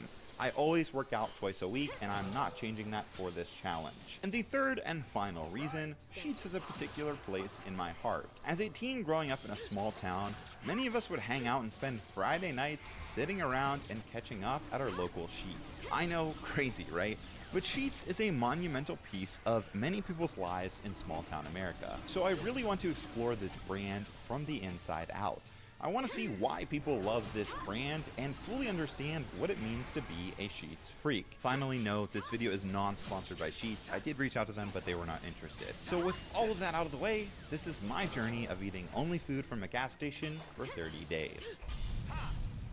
Day one of this challenge arrived, and I decided it would be nice to have my first meal with some of my friends. On the drive to Sheetz, I was getting extremely nervous, as I was about to find out what I was in for the next 30 days. After arriving, we were greeted by Sheetz mania. Sheetz this, Sheetz that. I mean, literally everything had Sheetz on it. If you go to a normal gas station, What the fuck is Sheetz? I've never heard of this. Loves its branding. Every single area of the store had some sort of Sheetz logo, slogan, sign, or color scheme representative of Sheetz. It's almost nauseating at times, and really is a wacky experience for someone who has never experienced Like, where is it. this? And now for the Sheetz kiosks. This is where I will be spending a lot of time over the next 30 days, hunched over like the Hunchback of Notre Dame, planning my meals. Today I was extremely hungry because all I ate was a banana for lunch. Bananas are going to be very important in this video, so I'm going to keep a banana counter. Call me banana. According to my research, potassium intake lowers sodium levels, and Sheetz does in fact sell bananas. Okay, Bananas are well, the only GG's. item I will be eating from Sheetz that are not made to order Sheetz food. So while yes, I could buy candy, jerky, snacks like chips and whatnot, for this challenge I will be only eating made-to-order Sheetz food and bananas sold from Sheetz. Now the Sheetz menu is pretty extensive. Hot dogs, pizza, salads, subs, and more. Sheetz also allows you to customize almost anything you order. Want pickles on a hot dog? Sure. Want barbecue Ew. and ranch on your salad? Do it. Want a burger with mozzarella sticks on it? Wait, a burger with mozzarella sticks on it? Okay, For my low-key. first meal, I decided to go with my favorite item, Sheetz Quesarito. I smashed hard and enjoyed my time with my friends, but that fun was cut short, as after my meal with my friends, I'd be embarking on a physical and emotional journey that I had never experienced. Did you have to just keep driving So I over waved here? goodbye to my friends, and I went on my way. Day 2 arrived, and I felt a little bit nervous. What did I get myself into? If I was going to survive for 30 days on gas station food alone, I needed a plan. With my $330 budget, I needed to be very careful with my spending. To stay on budget, I would need to spend no more than $11 a day, but also make sure I was able to eat a variety of food and make it somewhat healthy. For food specifically, looking over the menu, I have a lot of options. I can get a turkey or ham sandwich footlong for $7. I can also get a half of a meatball sub that comes with fries and a drink for only $4.99. It seems like good value. Hot dogs were obviously cheap, very cheap, at 2 for $1.79. Sheetz does have salads on the menu, but definitely gonna have to test if those are affordable or not. Of course, they have bananas, apples, and oranges. Bananas were actually really affordable. You can get 3 bananas for $1. At a grocery store, bananas are on average 58 cents a pound, or around 30 cents a banana. So buying bananas at Sheetz is actually pretty affordable. So my plan is to get a foot-long meatball sub for $6.69 and a bunch of bananas. So I jumped in my car and went on my way. As I pulled in, I started to really admire my surroundings and try to appreciate the area I would be spending so much time in over the next 30 days. I'm trying to stay positive. I went to an ordering kiosk, but then something caught Wait, my eye. wait, 2 for wait, $6 wait, wait, wait. specials. Bro, Now, Sheetz how are you going to the gym? And $7 a day, going to the gym, only wait, $11 a day, eating at Sheetz for 30 days, going to the gym twice a week.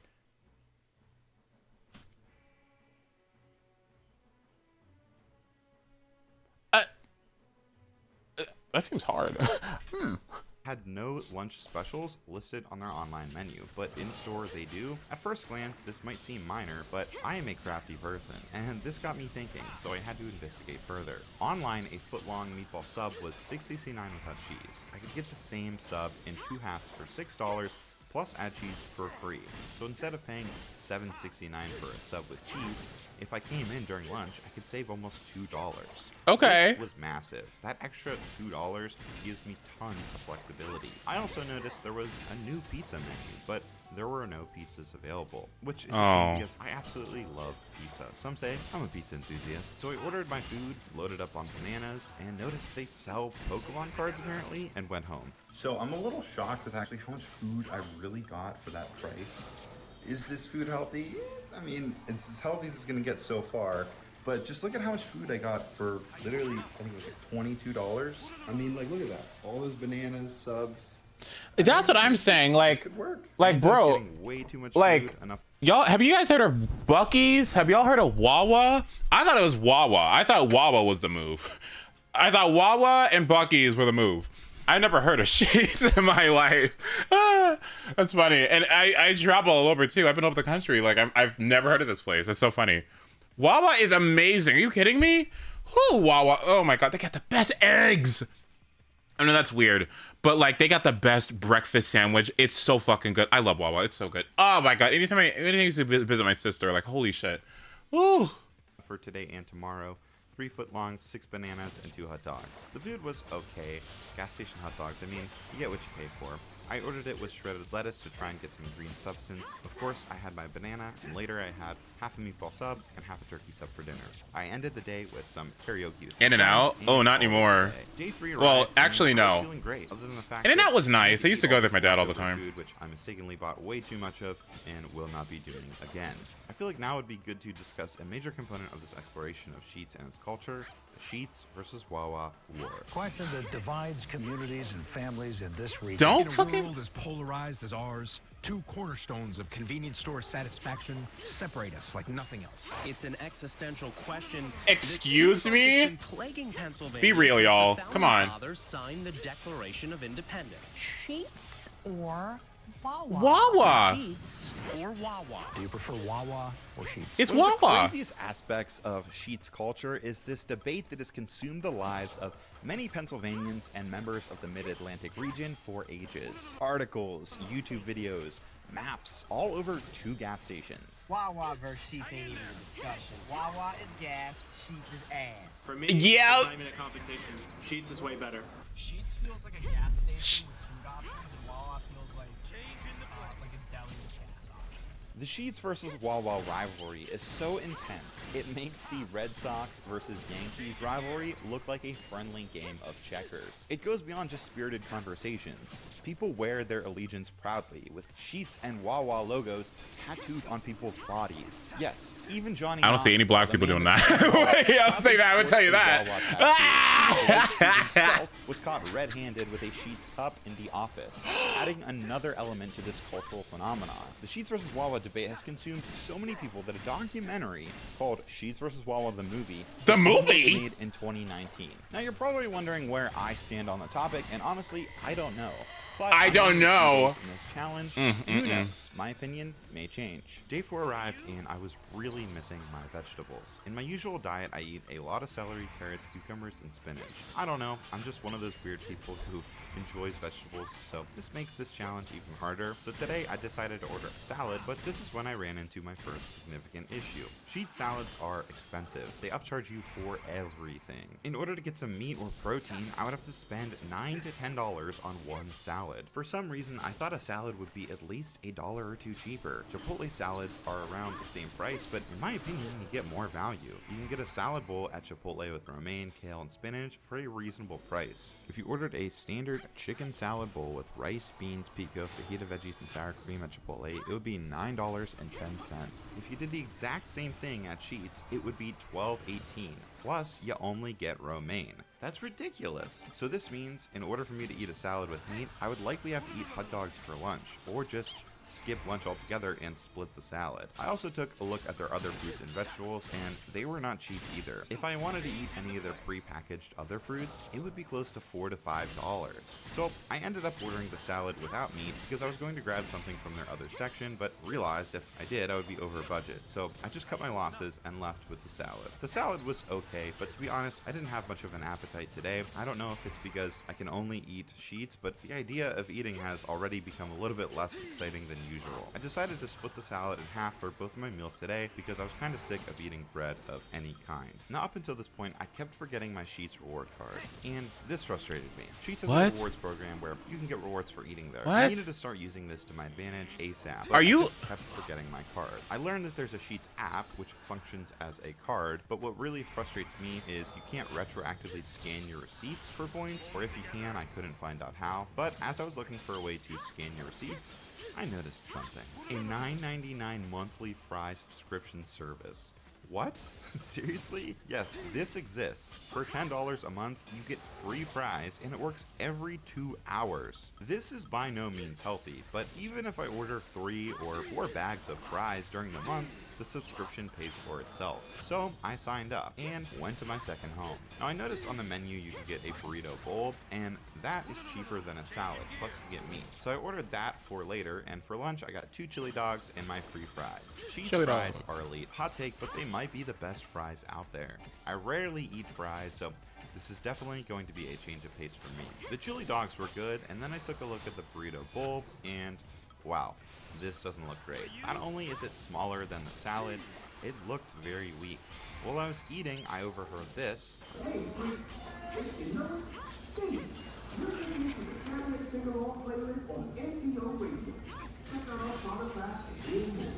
Apparently there's a Sheets radio guy that promotes some sort of Sheets Spotify account, and he calls everyone freaks live over the speakers. So I looked it up, and yeah, it's true. Sheets does in fact have a Spotify playlist and Spotify account, but definitely have to check this out later. Now up until this point, I really haven't talked about Sheets freaks. Sheets call their customers freaks. When you level up freaks in the Sheets, become a Sheets freak. It's oh my god. Also a little weird. I honestly don't know how the points are calculated, so we'll see. Maybe by the end of the month, I'll earn enough points to be a Sheets freak. Anyways, for dinner, the burrito bowl, which was okay, nothing really too special. It's day 6 now. It's a nice fall day. The leaves are turning.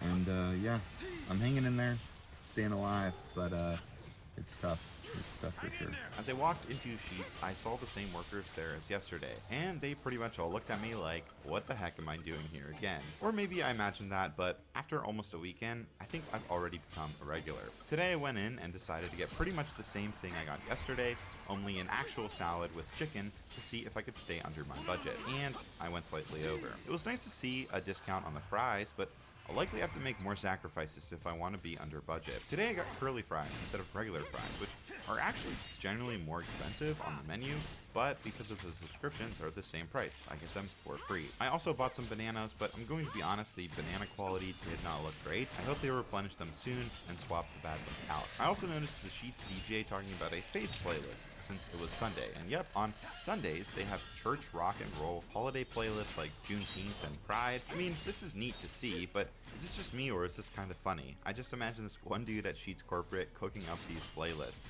Like, imagine that's your job. How cool would that be? Anyways, the salad was decent. Honestly, I'm really missing spinach and arugula at this point. Romaine and iceberg is just not cutting it for me. The salad just tasted so basic, and the grilled chicken was okay. So I'm gonna be honest, today is like the first day in this whole process that I felt kind of sick. My stomach hurts, and not really happy about that, a little concerned. I have 2 logical ideas on what it could be. Could be the chicken, the grilled chicken, because it was the first time I've ate grilled chicken there actually ever. Or the curly fries. So today I'm gonna eat the curly fries and then skip the grilled chicken and then potentially circle back to the grilled chicken at some point in this trip and see if maybe that's the issue, but I do not feel good. In fact, I feel bad. So this is not great. We're only a weekend and I'm already having some issues. So hopefully I feel better as the day goes on. I'm gonna head to Sheets soon. But yeah, let's do this. I noticed Sheetz had a promo for $3 sliders. What was really cool about this promo is apparently it worked on any slider, so I ordered the most expensive one. To be frank, I was hungry, but Sheetz did not sound good. As I walked into Sheetz for the 7th day, my smile turned swiftly into a frown. I grabbed a mini veggie platter, which was insanely expensive at $4.49, but I really wanted some carrots, so I grabbed it anyways. Alright guys, so I got the hookup today. I spoiled myself and I got some vegetables. These sliders were actually really good. It was fried chicken, bacon, and cheese, and honestly, I smashed. Went to the gym later and afterwards had a flatbread with a few veggies for dinner. I think I found a good rhythm now that I'm 8 days in. I think the best method is to go during lunchtime one day, get a regular lunch, plus a lunch special 2 for $6 deal, eat that for dinner, and then lunch the next day, and then get dinner, and then alternate. So today on that schedule, I had my second flatbread for lunch. For dinner, I went to my second home, looked at the bananas, and they did not look good. Getting a little bit concerned here. I also noticed something extremely interesting, a 2 for $6 dinner special, but they're different items, which I don't know why. For dinner, I got boneless wings, a favorite of many, and honestly, they were just okay. I was a bit upset with the lack of sauce. I'm a sauce guy, I like my wings saucy, and there just wasn't that much sauce. Ended the day with feeling of uncertainty and a little bit of doubt. Day 9 arrived, and I was feeling a little bit nervous about the banana situation, but wait, oh, yes, they have new bananas. And oh my goodness, new pizza. Yep, that's right folks, a brand new exclusive look at Sheetz' newest item, their flatbread pizza. That's what happens at this channel, exclusive looks at obscure items like gas station pizza. And I'm gonna be honest, this is the moment I've been waiting for. Something completely new. And honestly, it was pretty good. I stocked up on that looks like shit. Sorry, it looks like ass, bro. No! You're not gonna tell me. You're not gonna tell me that looks good. Something completely new. You're not gonna tell me. Oh no, you're not gonna tell me that's good. Oh, it's fine. Like honestly, maybe your taste buds are like dulled. It's fine. It's okay, sweetie, but you're not gonna tell me that like a gas station pizza. Ah, please. Please. He wants a sponsorship bad. Like he wants it bad. He said, listen, everything he said to me has indicated to me that like he's trying to be as nice as possible. Like he's trying to be nice as well. Where am I on a debate between Wawa and Sheetz? Well, I don't really know. I don't really have an opinion. Although you do see me doing the Sheetz challenge and not the fucking Wawa challenge. So I mean, you know, I stocked up on bananas, also a few other things, and it occurred to me I was less hungry today than normal. Maybe because I've been eating Sheetz nonstop, but I was feeling good. Also, one other thing, I don't know if it's because I've been eating all of this high sodium food, but I've been extra thirsty lately. I normally drink a lot of water, but lately I feel like I've just been like nonstop drinking like gallons and gallons of water. Of course, I went to the gym and had a flatbread for dinner to end my day. Day 10 arrived and I'm 1/3 of the way done with the challenge. Another day, another banana, and leftovers for lunch. For dinner, I had new pizza again, and this time it was better. I wanted to compare since it was a brand new item, and honestly, I'm a fan. I also tried a burger, which was very good, surprisingly. I also noticed during my trip that Sheetz had all these unique Sheetz card deals, like 2 for $3 Liquid Death, which I thought was neat. Later, I took an opportunity not Liquid to Death. research Sheetz even Ew. more. Oh, hey, nice to see you in the mug section. Now, I don't know about you, but when I eat at a place for 30 days for a YouTube video, I always research on YouTube. Day 11 arrived, and so no, you didn't. Time. I had some no, you didn't. Are you an... I thought was neat. Later, I took an opportunity to research Sheetz even more. Oh, hey, nice to see you in the mug section. Now, I don't know about you, but when I eat at a place for 30 days for a YouTube video, I always research a brand's social media. Why? Well, to me, exploring a brand's social media content is like opening up a door into a brand's personality. So I started with Sheetz' YouTube channel. And let me say, their YouTube channel is a goldmine. Are you an apps man? This has to be an ad. Like, The mouth-watering urge to grab the apps. I'm a time jumper. You don't look like a time jumper. Mom? Funny and ridiculous ads left and right. Sheetz also did an ad with the bottle flip guy who went viral in 2016, which is ridiculous, but funny, and honestly, you have to give their marketing team credit for not being afraid to push boundaries. But that's not even the best part. Apparently, throughout the years, Sheetz has done these weird campaigns where users could submit fan videos about their opinions of Sheetz, and it's kinda crazy. So, you think that Sheetz is just a gas station? Well, think again. They have Sheetz, pizza, shout out sauce, 6 popcorn, subscribers. everything else you're ever gonna want to eat. Some people don't believe that Sheetz is a real restaurant, but Sheetz has eats right in the name. Delicious food, $4 footlongs, Fizz City, Sheetz! And I have to give these people credit. These are some really funny videos. Fizz City. I really hope that whoever won this competition got Sheetz for life or something, because there are some really funny clips in here. Just an insane deep find on YouTube. Day 11 arrived, and so did banana time. I had some leftover flatbread pizza. For dinner, I had a chicken sandwich on an everything bagel, which I thought was pretty good. I think one of my favorite parts about Sheetz is this customization. I just love that you can have a sandwich in really any matter you like. And oh my god, am I becoming a Sheetz freak?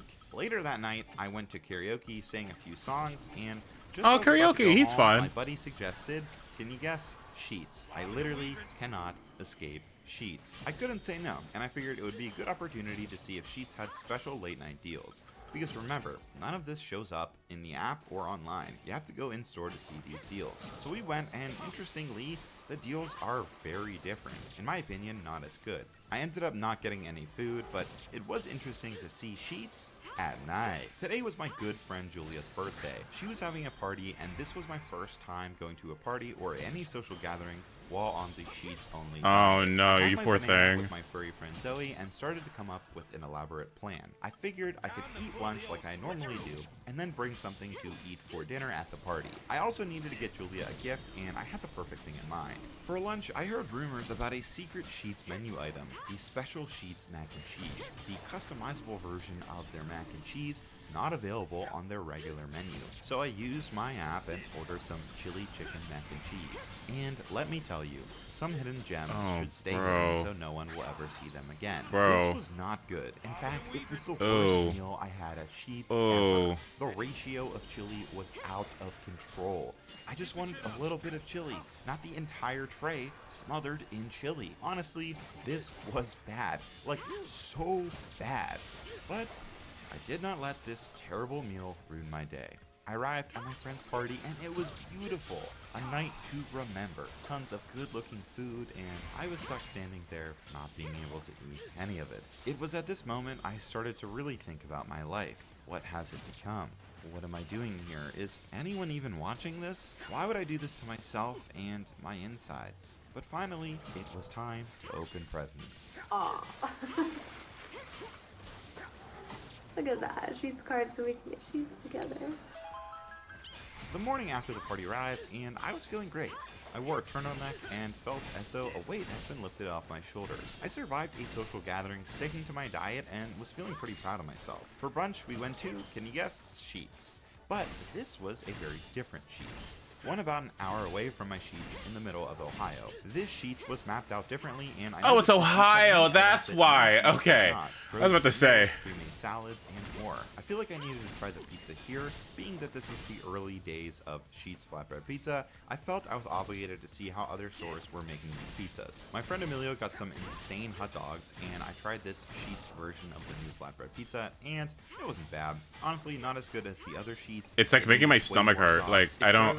And we noticed this. There are holes in the umbrella. But honestly, it was a good experience and actually very exciting to go to a new Sheetz location. Day 14 here. Today I had another banana and of course a flatbread for lunch. For dinner, I actually went on a date with this girl I've been talking to for a while. She was actually really enthusiastic about the whole thing. I got the chicken Caesar wrap, which I was a little bit concerned about ordering because of the grilled chicken, What the but fuck? it had romaine lettuce, which I was craving some veggies, and it was cheaper than a burrito, and honestly, it was pretty good. My date enjoyed her meal as well, but she did have one complaint that she wanted to make sure I included in the video, and it's that these chairs were extremely uncomfortable. comfortable. Day 15 is here, and I'm happy to say that I'm halfway done with the challenge. I do miss my veggies, but not snacking and forcing myself to eat this specific food, I feel like is making me a little bit more conscious of how and when I eat. Today I had another chicken Caesar wrap. I noticed yesterday you could customize the wrap, so theoretically this could be a cheap option for a solid healthy meal. Instead of Caesar dressing, you couldn't really do anything, and it includes romaine lettuce. I really wish you could include romaine lettuce on all items because it's so much better than chopped iceberg. Today, of course, I had a banana and flatbread for lunch. I went to the gym as I do. I don't know if it's because of all the bread and carbs I've been consuming, but gym performance is definitely not as high as normal. For dinner, I went with chili dogs and, of course, fries, but there was way too much chili, and this is twice now. I've not been happy with the amount of chili on my items. You would think that because Sheetz gives you options to put how much sauce you get on certain items, they would do the same with chili. Sometimes I just want a little bit, not a lot. I wanted a salad for tomorrow and noticed something interesting on the menu. Sheetz advertises a steak salad. But wait, Steak here's what's salad? crazy. The steak salad that comes with fries on top of it is actually cheaper than a regular made-to-order salad with steak and fries on it. You can customize it just like a regular made-to-order salad, so really this is the cheapest way to get a salad. So that's really interesting. Day 17 arrived and I had my steak salad for lunch, which is really good. I pretty much smashed it, and honestly, it kept me. Did I ever show you guys one of my favorite videos? I really didn't even want dinner. Did I ever show you guys one of my favorite videos? Steak and avocado salad. I love this fucking video. Stop. This is Ace Lore, okay? I used to be obsessed with this fucking video. I don't know why. It was just my ADHD obsession for a very long time.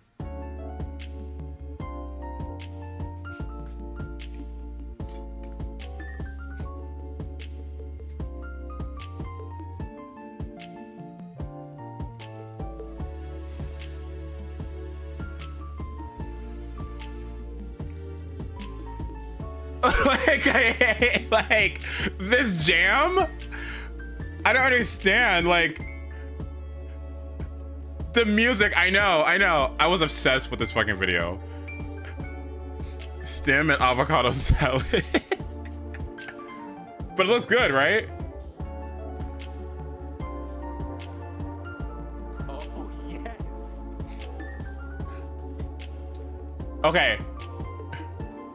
Okay, and after doing research, I learned that that song is actually called Satin Sheets, and it was like a song from, I think it was like it was what's it called, WB Studios, like some fucking stock music or something, and I looked for a very long time to find that song, and it's somewhere on my hard drive. I gotta find it.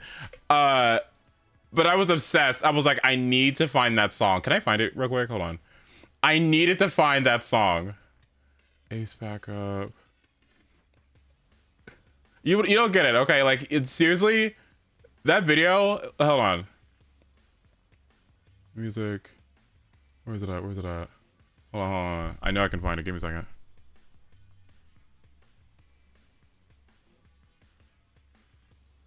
Hold on.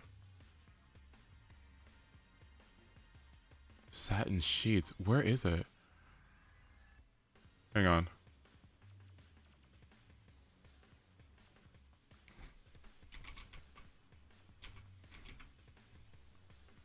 All right. I'll search it up. Hopefully I can find it. Okay. No, it was Satin Sheets. I know I have it somewhere. I know I gotta find it. But like, I was so obsessed.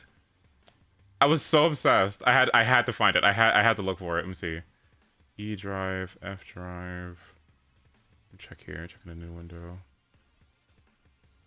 Oh wait, is this it? Program files, users. Okay. Planet Wisp. No. Witcher 3. Let me see. Music? No, it's not my music folder. Documents.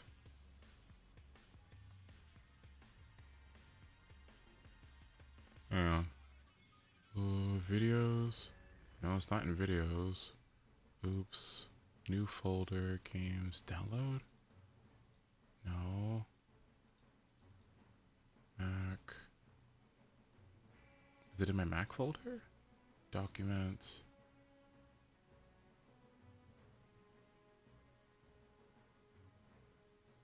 Okay. Check this folder. Let me see. Documents. There it is. I found it. I found it.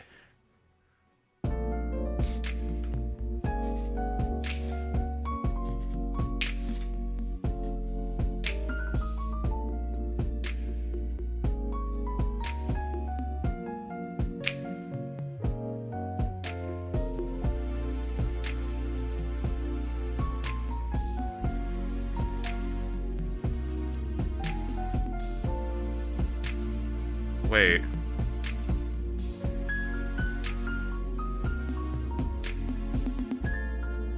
Isn't it good?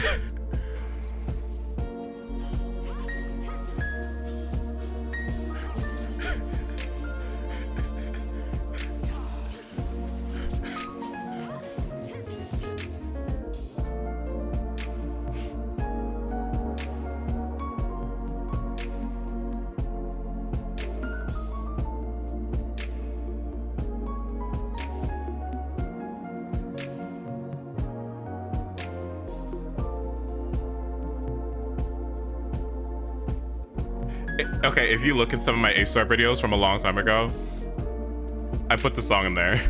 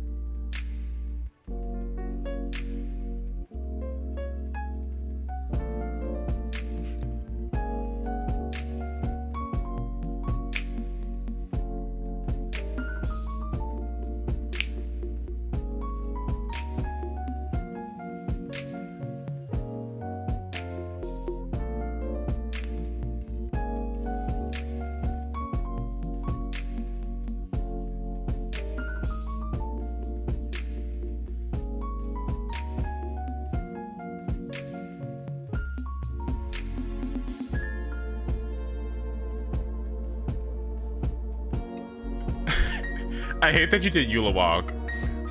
Because that's period, right? Because it's Eula Walk. Or Eula Ass. My bad. Eula Ass. My bad.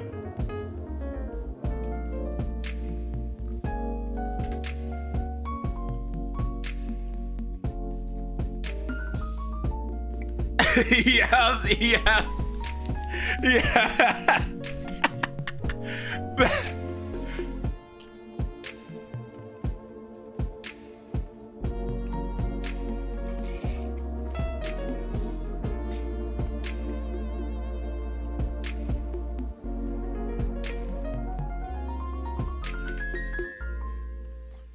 I had to find it. I had to find the source for it. Yeah. So I was rewarded. It took me a very long time to find it, but I did. I don't even know how I did. I was looking everywhere. I emailed them too. I was like, hey, can you tell me what the song is? I was like, can you tell me? Like, where can I find this? I need this. And they finally got back to me about it. What's the official name? Satin Sheets.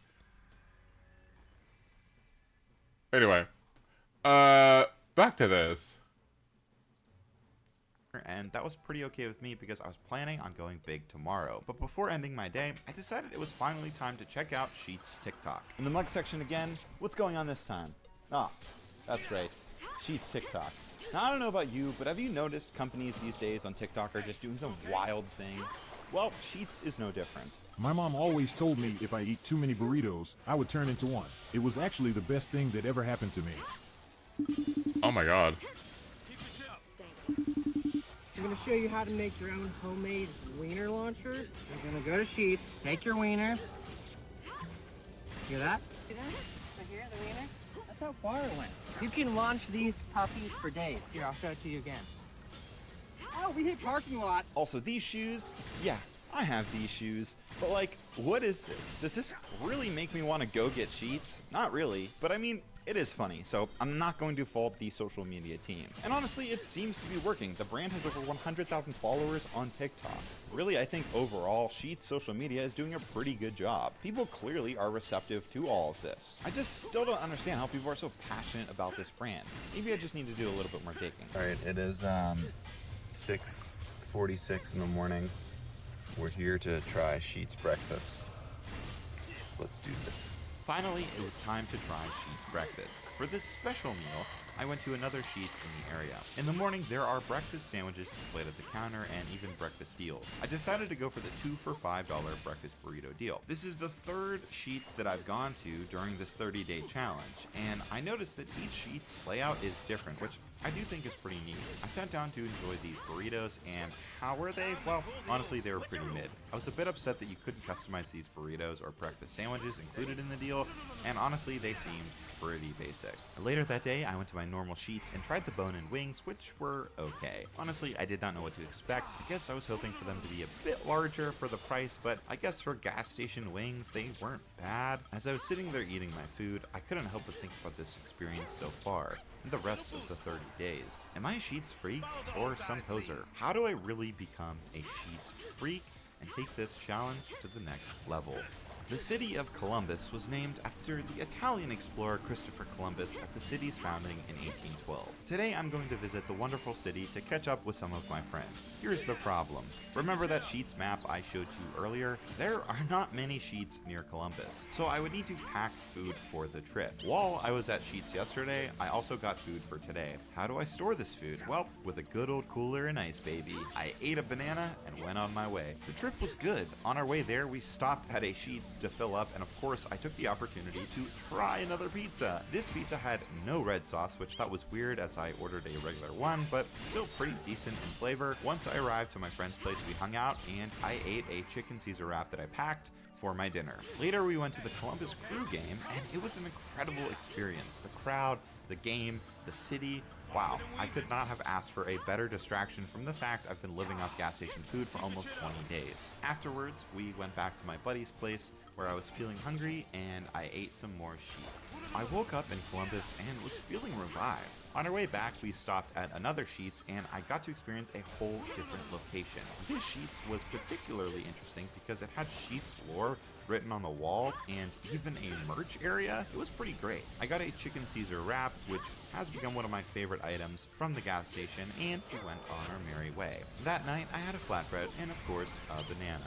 On day 21, I'm happy to say I'm 70% of the way done. I had a banana and of course needed to go get my Sheetz fix. So I went to Sheetz. Here I ordered hot dogs and fries, chili dogs, actually had a good ratio here. I ordered a salad for dinner later. I worked out where my energy levels and mood were feeling good. Eating the salad, I enjoyed it very much and honestly felt pretty happy with how things were going. Until one of my friends sent me a link to this. Back at the mug section again. Got some weird thing going on with mugs. Why are you even here? We talked about YouTube, talked about TikTok. What else is there? Oh, okay. Guess we could talk about this. Sheetz is coming under fire for its so-called smile policy. The company says people with bad teeth aren't qualified to work at Sheetz. She's lost her job at this store I had never even heard of, Sheetz. It's judgmental. It's like not letting somebody work there because you don't like their color hair or their color skin or anything else. You should be judged by the work you do, not what you look like, not your appearance. That's right. Sheetz made headlines after it was revealed that a company may be using a person's bad teeth as a basis for declining employment based on a policy in their handbook. The policy stated obvious, missing, broken, or badly discolored teeth, unrelated to disability, are not qualified for employment at Sheetz. Now, as of recording this, the company has removed the policy, but it is curious why it would exist in the first place, and also, how bizarre is this? Like, did someone come into work one day without teeth and they were like, yeah, we need to call corporate, we need a policy for this. I mean, this is like one of the most bizarre things ever. Day 22 slid in like a baseball player trying to go home. With less than 10 days left, I wanted to try some items that I haven't tried yet. Today I tried the grilled cheese and bratwurst, which were both recommended to me by my friends. The brat was good, very good. The grilled cheese was surprisingly good as well. I saved some of that for later. Honestly, I don't know if the different types of food is skewing my opinion, but I was really happy with that meal. Also, while I was ordering today, I wanted to check in on my reward point accumulation, and I noticed they added a full sub option with no restrictions. I don't know how that is possible, but I would definitely be testing that out before my 30 days is up. Because I am down on my budget, I need to eat cheap the next few days. Right now, I've been buying food at a deficit for quite some time, and with only a week left, I decided to make some concessions. The plan, well, more hot dogs, bananas, and $6 lunch deals. The good news is at this point, I've eaten most of the menu, aside from...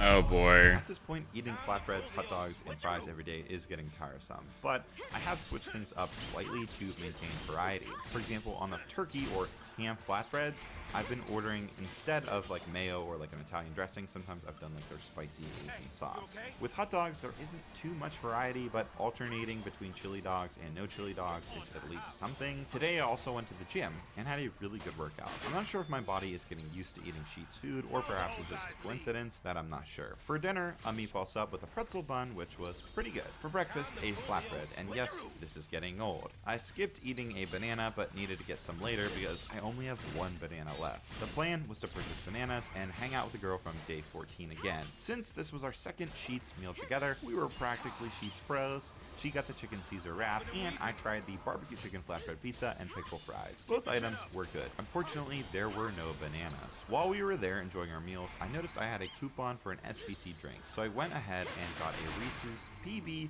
Cup Frozen Mocha Shake. This thing was a monster. Day 25 arrived, I ate my last remaining banana, recorded a video, and went on my merry way. Thankfully, when I arrived at Sheetz, they had bananas!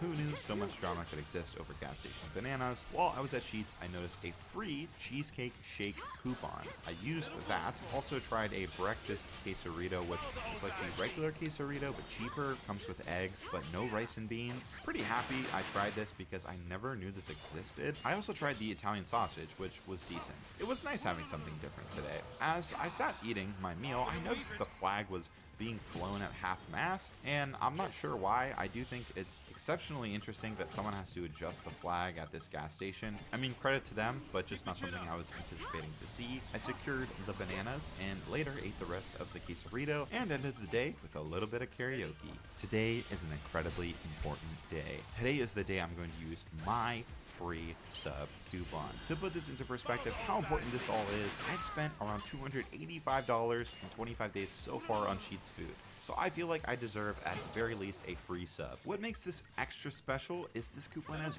no exclusions. That's right, not a single one, which means I can get double meat and pretty much anything my heart desires. And so for the sake of science, I want to test just how ridiculous this all is. How much bang can I get for my buck? At quick glance, it looked like the chicken tender sub was the most expensive, costing $10. So I selected that. But when I got to the customization options, I was shocked. Ultimate toppers, fries, mozzarella sticks, even a fried egg. When I clicked on it, it gave me an option to put it as a topping or get it on the side. Honestly, I couldn't believe this, and I was unsure if the coupon would even include that. I also got double cheese. For sauce, I went with ranch and barbecue. My thought process was that they could toss the chicken and barbecue and ranch together so that the chicken wasn't so dry. For the heck of it, I added peppers and onions, bacon, and double meat, which made the sub cost a whopping $24.84.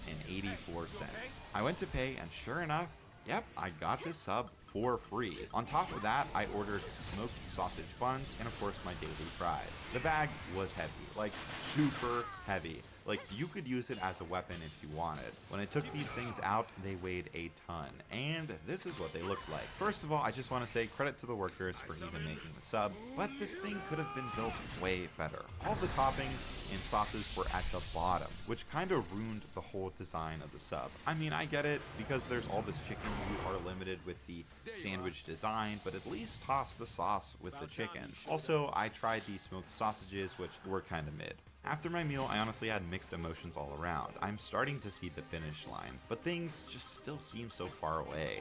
I miss my non-fried food, veggies, and everything I've grown to love as an adult in my mid-20s.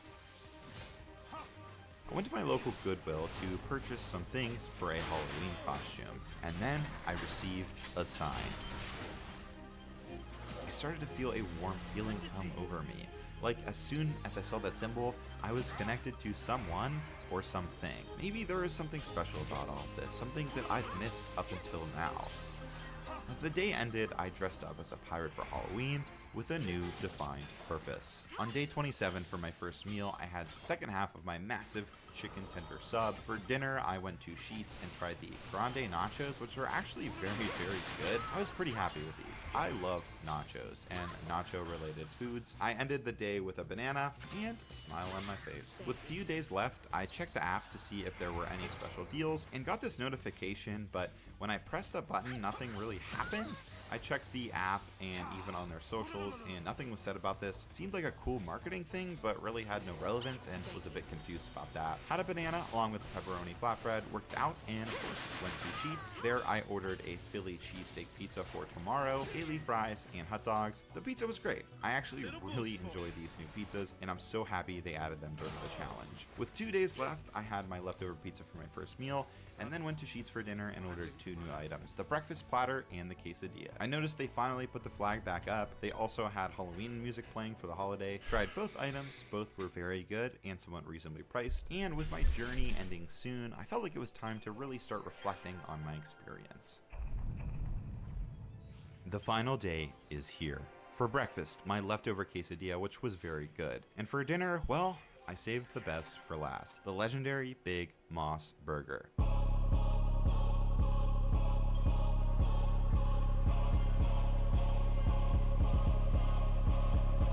Now, up until this point, I've eaten pretty much every item on the menu except for this. What is the Big Moss? Well, it's a burger topped with mozzarella sticks. To me, this is the perfect representation of Sheetz. Instead of asking why, ask why not? With Sheetz' fully customizable food options, having a burger with mozzarella sticks and advertising it as an iconic item is showing the world Sheetz doesn't care what you think of them. If you think it's weird, too bad.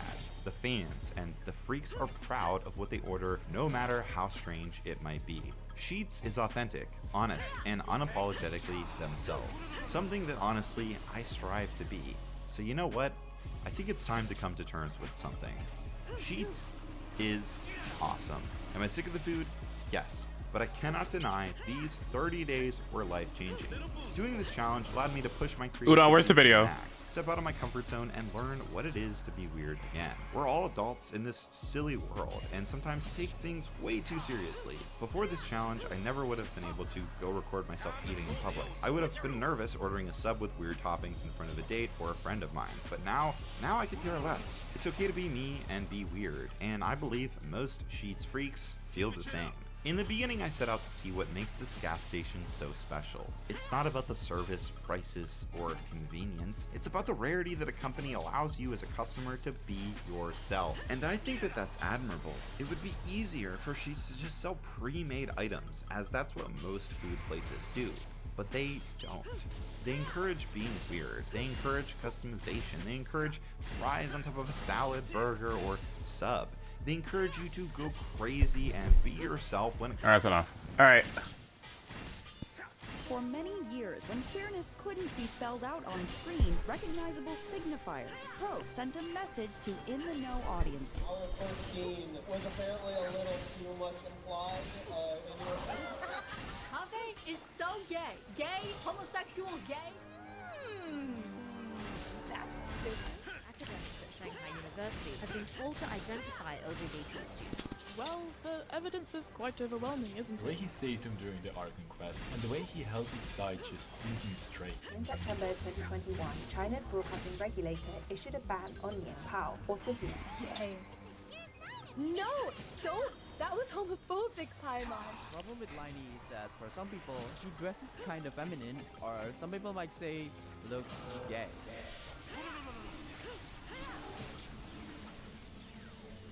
Hey, you okay?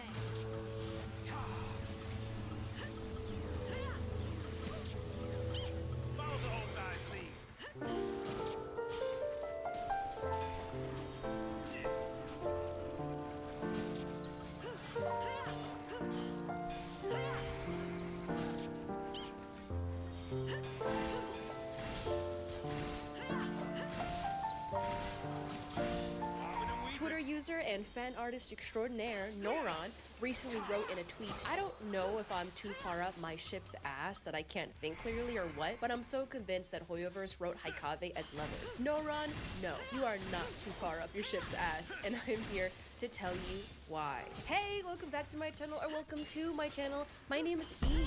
As in, like, eventually, I'm going to be talking about tiny little gay people. So, hurrah, today is my lucky day, because today's video is all about doing a deep dive into the queer coding that is in Genshin Impact. So I briefly mentioned wanting to do this type of video in my last video, ranking Genshin Impact's biggest controversies, which you should go Sonic? check out this one if you want to. When I mentioned Alhaitham and his gay ass, and the response has been so overwhelmingly positive, so I first wanted to say thank you guys so much for the encouragement and the support. Hey, it means so much. Okay. Just wanted to say thank you first. So I'm really excited to share with you guys what I cooked up for today. So that being said, I have a script.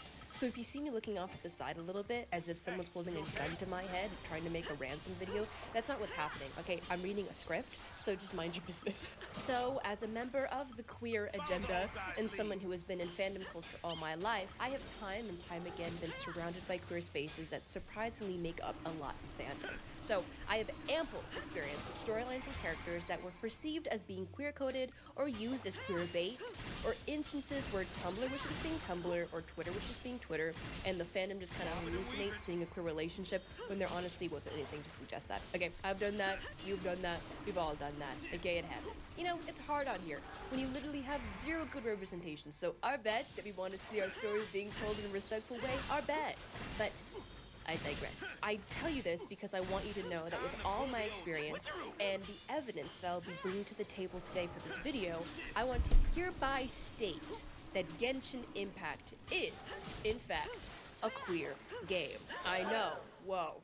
Big statement. I hope this video can shed some light as to why I make this statement, and hopefully it may change how you perceive this game. So I want to split this video up into 3 different segments. The first, what is queer coding? The second, how queer coding differentiates between cultures and some examples. And the third being a deep dive into 3.5 Genshin Impact ships that are really good examples of the subtle queer coding that is done in the game. There will also be examples of some standalone queer characters that I find to be heavily queer coded that stand by themselves that aren't in a ship. A lot to tackle, I know. So I suggest getting a little snack, getting comfy, drinking some wine. I love her outfit. If you are of legal drinking age, of course, so we can dive into this together. All right, you ready? Let's go, dude. I'm so excited. She's also looking radiant. Video, please, and subscribe. Okay. So help support the channel so I can continue making deep dives like this, and also follow us on Twitch. Okay. Let's get into it. So first off, what is queer coding? Some people online may get queer coding and queer baiting confused, but they're very distinct in their— This fight is really, really fucking hard, by the way. Use subtle signifiers to hint at a character's queerness. This is through their interactions with other same-sex characters that may be more than, oh, they're just really good friends, or it could be They're really good friends. color coding, their manner of speaking, or anything else that may make you go, hey yo, are they like, you know? Usually in both instances, the characters are never explicitly stated or shown to be queer. There is no announcement, no balloons fall from the sky, and is generally left up to the audience's interpretation. It becomes queer baiting when the intentions go from accidental to intentional with zero payoff. Maybe in the writer's room, they made 2 dude characters overly familiar, which made the fandom scream gay, and the show continued to lean in heavily on the seemingly romantic relationship to make viewers continue watching without ever having to make them gay. A few examples of this that come to mind is Voltron, even though I've never watched Oh, Voltron. Oh, fuck. Oh, yeah. No. had to quit that one. Piece of shit. CW Supernatural. I have watched this one. Bayo 3. Yes, this one's true. And the anime Sound Euphonia. These can be stated as baiting, since they seemingly decided to profit on the draw that these alleged queer characters without ever having to face any of the responsibilities or consequences of making them actually gay, queer. Yeah.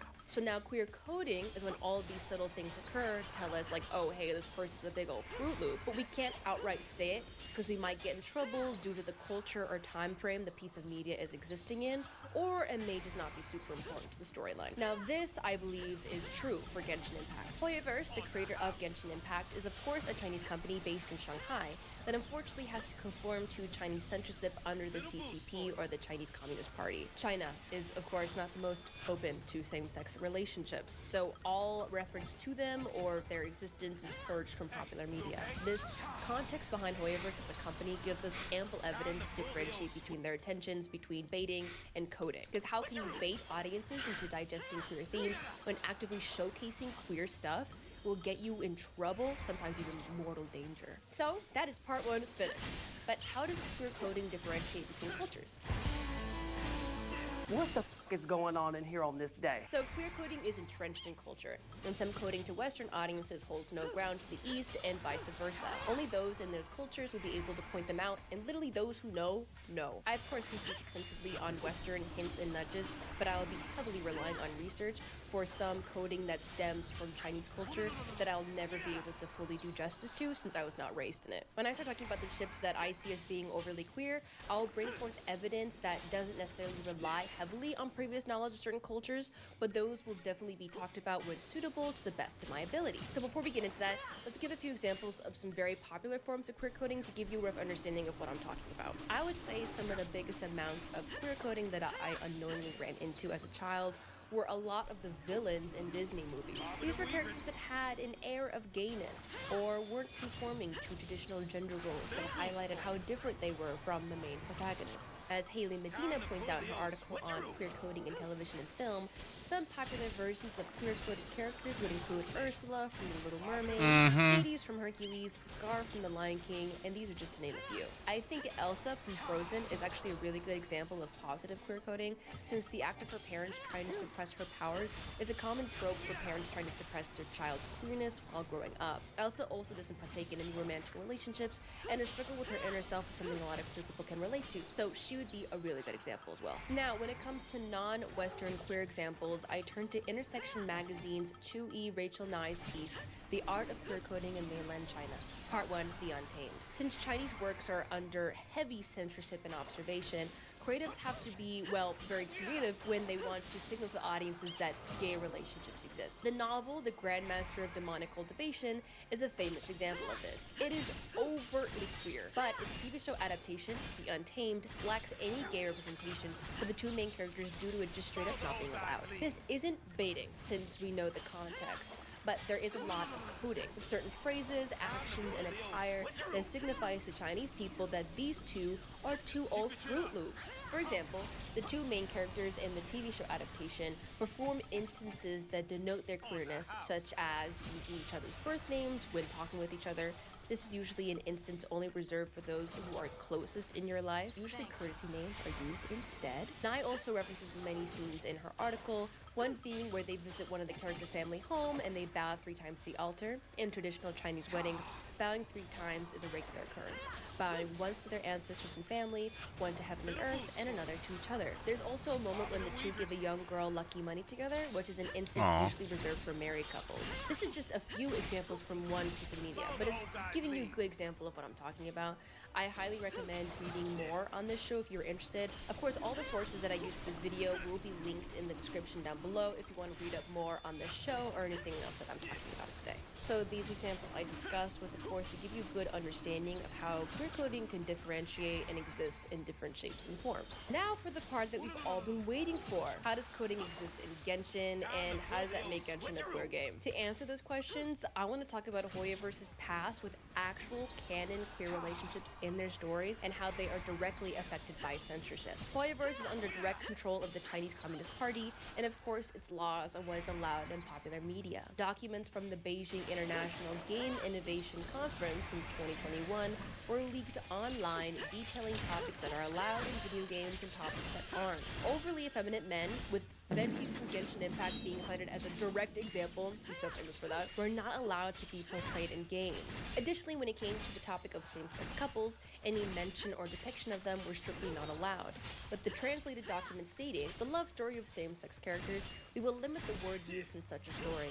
You can only say they are best friends. Okay, so just because this was directly pointed out in a game conference about censorship does not automatically mean that we should turn to every single friendship in Genshin Impact and be like, oh, so this means they're gay. No, it doesn't mean that at all. But it does mean in those instances where a really close friendship in the game feels like it's being insinuated as to be something more than just friends, we can look to these censorship guidelines and use them as a way to confirm what we are all thinking. Also, it helps to know that Hoyo has an actual past canonizing queer relationships, with Bronya and Sela in their past Honkai games sharing a canonical romantic kiss in the webtoon that had to, of course, be removed later on. They also seem to have this romantic relationship in every single iteration they show up in. Literally, like, I love you in every universe, like, okay. Also, Kiana and Mei from the previous Honkai game are considered to be in love, with Kiana canonically having feelings for Mei, and in Guns Girl Z even stating that she is, in fact, a lesbian.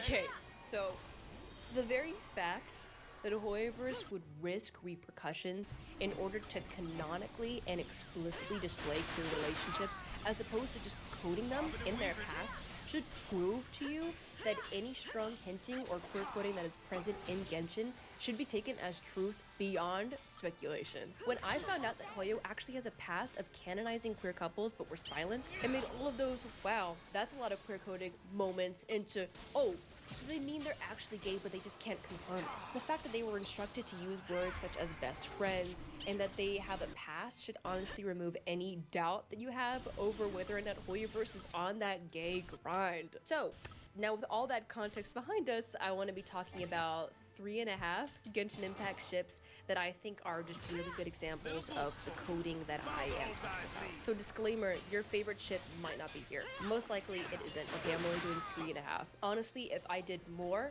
I would be here all day, dude. There's so much. So of course, if you want me to do a part 2 to this with more ships, then I would love to do that. Just make sure to comment down below and let me know. Also, the fact that there is so much evidence still to dissect after all of this context I just gave you. Like, honestly, turn off the video, we're done. Like, we're done. I think I proved my point. But anyway, let's just get right into it. Why are you gay? To start off our actual discussion of evidence, I want to start with a ship that is one of the most, if not the most, heavily implied queer pairing in the game. And that would be, of course, Baegwang. This ship is one of the most popular pairings in the game, and there's a huge reason why. So, Beidou and Ningguang make up the ship if you weren't aware, and they have a type of relationship that makes you go... Beidou, the captain of the Crux fleet, is known around Liyue as the uncrowned lord of the ocean. Ningguang is, of course, head of the Liyue Qixing, second only to the god Rex Lapis himself. Both women are in extreme heights of power and independence, with Ningguang holding a position in society that demands respect in her presence, something Beidou doesn't seem to give often, and Beidou being the leader of pirates. Already, they break traditional gender roles for women in media, so that's a really great place to start. In their voice lines about each other, there's this air of familiarity. They are definitely close, with them constantly teasing and bickering. Kazuha mentioned once in Beidou's absence that she was summoned by Lady Ningguang, and Beidou was grumbling under her breath about how she's a stick in the mud. Kazuha thought it was funny and endearing, somehow implying that it happens often. Ningguang is someone who has to oversee rules being followed, something Beidou is great at not doing. In one of Keqing's voice lines, Keqing mentions how often Beidou breaks those rules, and Ningguang just happens to be too busy to punish her. Ningguang states in a voice line how Beidou breaks these rules often, with the amount of fines she has procured probably being comparable to the amount of a whole nother ship. Beidou addresses her as Ningguang, as opposed to her formal titles, and actively challenges her on many occasions, sometimes beating her in chess games, which is bold enough to even try and win, let alone actually win. Ningguang seems to find this all very amusing and likes to tease Beidou back. I see this as Ningguang enjoying banter with an equal, while everyone else around her positions her to be lower than her, socially speaking. During the second Lantern Rite Festival, Ningguang tasks Beidou and the Crux fleet to find missing pieces from her destroyed Jade Chamber in the ocean, with the traveler being asked by Ningguang to help the captain in her effort. Paimon asks Ningguang if she forced the captain into doing this, and she literally says back, "Payment is one aspect of it, but I also compensate her in other ways. Hee hee, let's just say it's a little complicated. Hey, what? Hey, Ningguang? Hey? What do you mean by that? Later, it's revealed that Beidou got an invitation to go up, or to the Jade Chamber, to play some chess with Ningguang in her private quarters. Yeah, you two enjoyed that chess. Yeah. Chess. Later, they were found drinking in Mondstadt together for a bartending event, with Beidou playfully explaining how Ningguang invited her to a vacation to Mondstadt together. After both playfully say they both wanted to hire the traveler to be a bartender for them, Ningguang states to Beidou that if the pirate ever wanted drinks, she could always just come up to the Jade Chamber. Also in the Jade Chamber, there's a vase in Ningguang studies labeled From the Crux Fleet, which is from Beidou. And then, well, of course, there's this scene. Isn't it beautiful?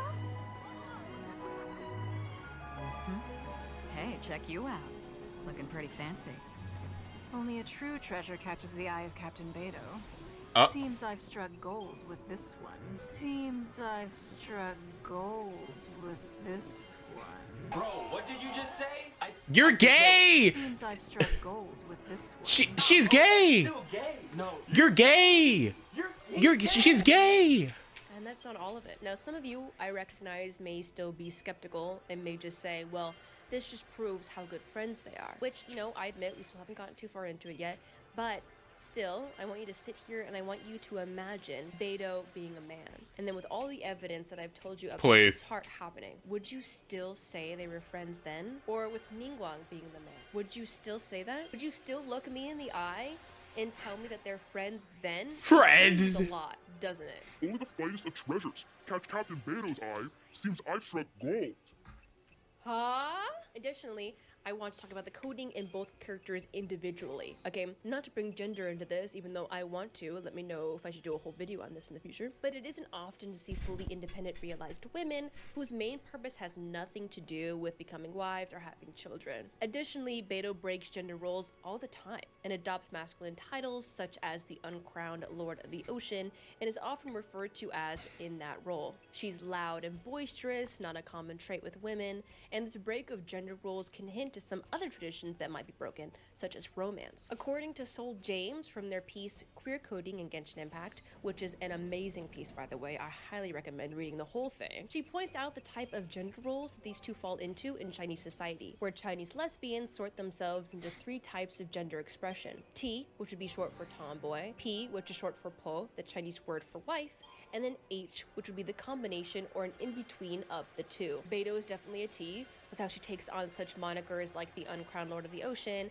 and with her unruly behavior, heavy drinking, and overall gruff attitude. Though, yes, her model still is very feminine, but that's for the male gaze, okay? We're probably not gonna get any butch type characters anytime soon, let's be real. Ningguang is definitely a P, with her elegant way of speaking, her overly feminine attire, and makeup. I do find it interesting how often queer couples fall into heteronormative roles, with one adopting more feminine traits and the other one adopting more masculine traits, but it still is a common occurrence and should be noted when observing Beiguang's dynamic. Also, it's interesting that in Ningguang's friendship level 6 story, it's pointed out how many men around Teyvat want her hand, but she keeps them at arm's length, with everyone around her asking, who is her real lover? This, as pointed out by Twitter user Unimake in their thread, is a common trait that Chinese lesbians often share, where they keep relationships with men at a distance just for their public image, but surround their inner circle with women, which is especially the case for Ningguang and all of her women secretaries. Also, there's some pretty damning evidence that lesbians just kind of like exist in Genshin outside of our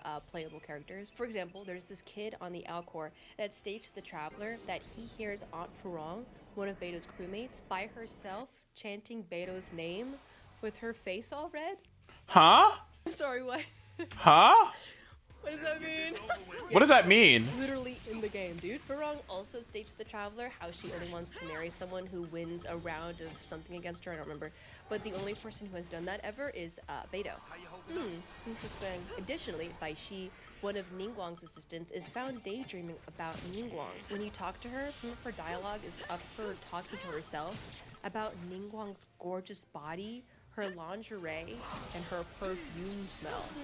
I don't know about you, but those are irrefutable examples of lesbians just existing in the game. Also, the fact that they surround the two characters that we are discussing provides some more coding for those two characters themselves. There's so many.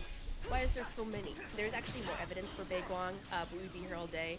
So I recommend looking at the resources that I have linked in the description down below. The resources? You mean the script? Yunimaki's thread on their yin and yang symbolism, and also how their names kind of reflect each other by how they're written out in Chinese. There's a lot of there with one character being referenced as the North, the other being the South, how they both kind of represent yin and yang in their own way when put against each other. It's really interesting stuff. I highly recommend reading up more on this thread. I think it's really cool. So that is one ship done. On to the next. So our second ship of the day. Yay!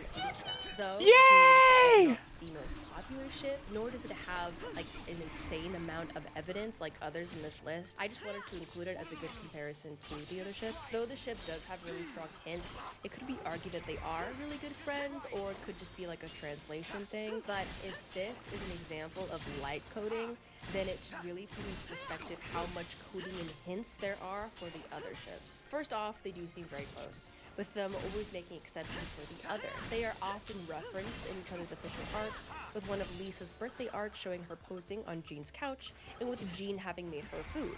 It should be noted that Jean didn't make her signature dish for anyone else on their birthday. They are pretty complete opposites when it comes to work. Jean overworks herself to the bone, while Lisa is allergic to work. Lisa sleeps on the job and tries to give her workload to other nights, which should be an action punished by Jean, but Jean lets it slide. Sucrose was caught saying once how Lisa often loses track of time and misses her patrol shift, but Jean will cover for her and say that she's just ill. Lisa, again, hates working, but if Jean asks her to work, she will. Jean in her voice line states, "When Lisa's around, I always have peace of mind."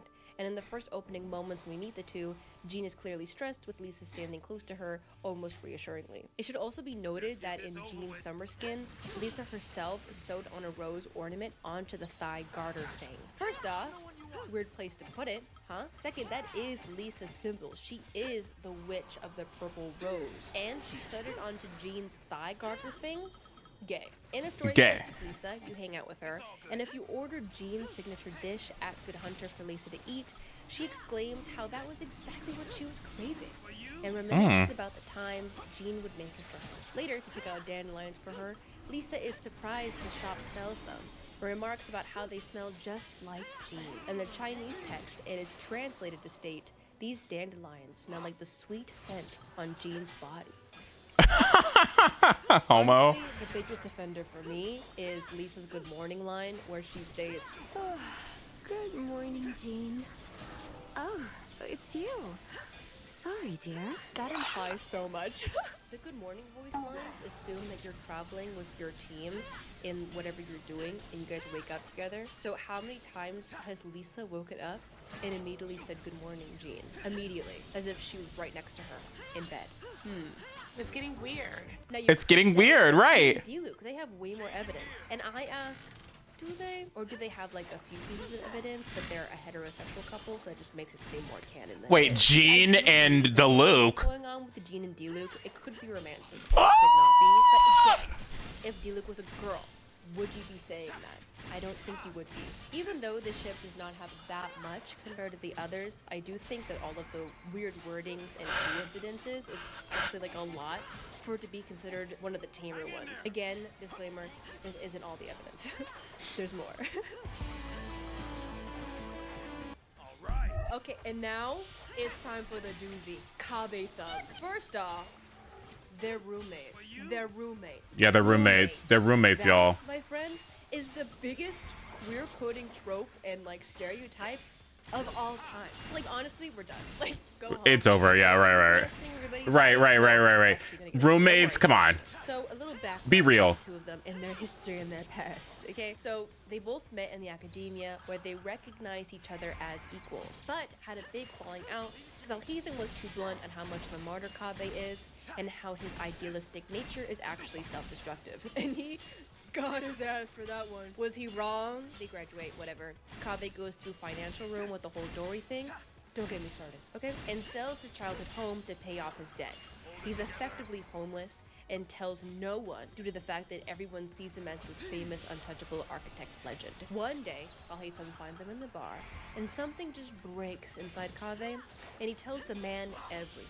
The only person he's ever confided in. Al-Haytham then offers for him to move in with him until he's able to get back on his feet, and only really collects rent from Kaveh when he's able to pay it, and also pays for a lot of things for Kaveh, like drinks and food and stuff. Okay, so first off, the home they live in was actually a building awarded to them by the academia for their hard work on an important project while they were still in school. Kaveh turned it down, but Al-Haytham kept it and remodeled it to be a home.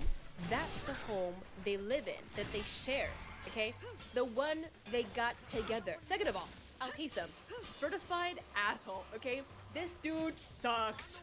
He only ever does things for himself, okay? When you think about Al-Haytham, selfless martyr does not come to mind. Bro literally only decided to overthrow the government when his cushy job was in danger. All of the human rights violations aside, when it was his job that was in danger, that's where he drew the line, okay? He is the most capable man ever, but chooses to work as the scribe because it's easy and pays a lot. Al-Haytham does not do kind things for others just to be kind. So, inviting an old friend that you've had a nasty falling out with to come live with you for an undetermined amount of time is a huge, nice thing to do. Do you understand that huge, nice things to do is not Al-Haytham's MO? Dude, Al-Haytham obviously does this because he really cares about Kaveh like a lot, okay? Also, Al-Haytham only participated in the whole Darshan event thing just so Kaveh could get closure on his dead-ass dad. The whole stake me 3 times thing at the end? Okay, Kaveh states multiple times that home is not a building, but a place with people you love, and yet, at the end of his friendship quest, you're instructed to go home with Kaveh. Yeah, because Al-Haytham is his home, right? Because Al-Haytham is the only dude that gets Kaveh on this planet. That gets that Kaveh is a self-sacrificing martyr that'll literally cut off his hand to make others happy. Al-Haytham constantly keeps Kaveh in check. They bicker all the time due to Kaveh being very emotional and quick-tempered, and Al-Haytham being overly blunt. Now, is Al-Haytham good with communicating his emotions? No, not at all. But everything he does for Kaveh, as opposed to what he says, it's like Hoiver's just shaking us, telling us, hey, they're gay. Hey, they're gay. And they're always bringing each other up in conversations when there was no need for it. And their birthday letters. Okay, why am I'm yelling. Okay, her birthday letters are the only letters in Genshin Impact where they do not mention their own birthdays, nor do they invite Traveler to come hang out with them. Al-Haytham talks about books, the nerd he is, and Kaveh talks about coffee beans that we picked out together. We don't need to ask, who is we? Cause we know. We know it's him and Al-Haytham. We know that. We just know that. I'm gonna shake you. I'm shaking you. Wake up, sheeple. It's right in front of you. Okay. You good? There's some symbolism with their constellations. Constellate? Okay, their constellations. I think the biggest is Al-Haytham's constellation, named Vulture Volans. Vulture Volans was the ancient Roman name for the constellation, now known as Aquila, which is Latin for eagle. There is this other constellation named Antinous that was originally thought to be separate from Vulture Volans, but upon further research is actually found to be a part of it. Antinous is the name of the male lover of the Emperor Hadrian, who named the constellation after he lost his lover to a drowning incident. This was also used as a symbol for male homosexuality.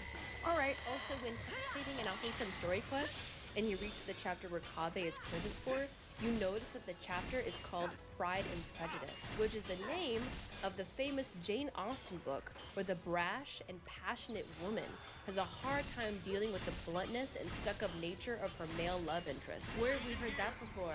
Interesting.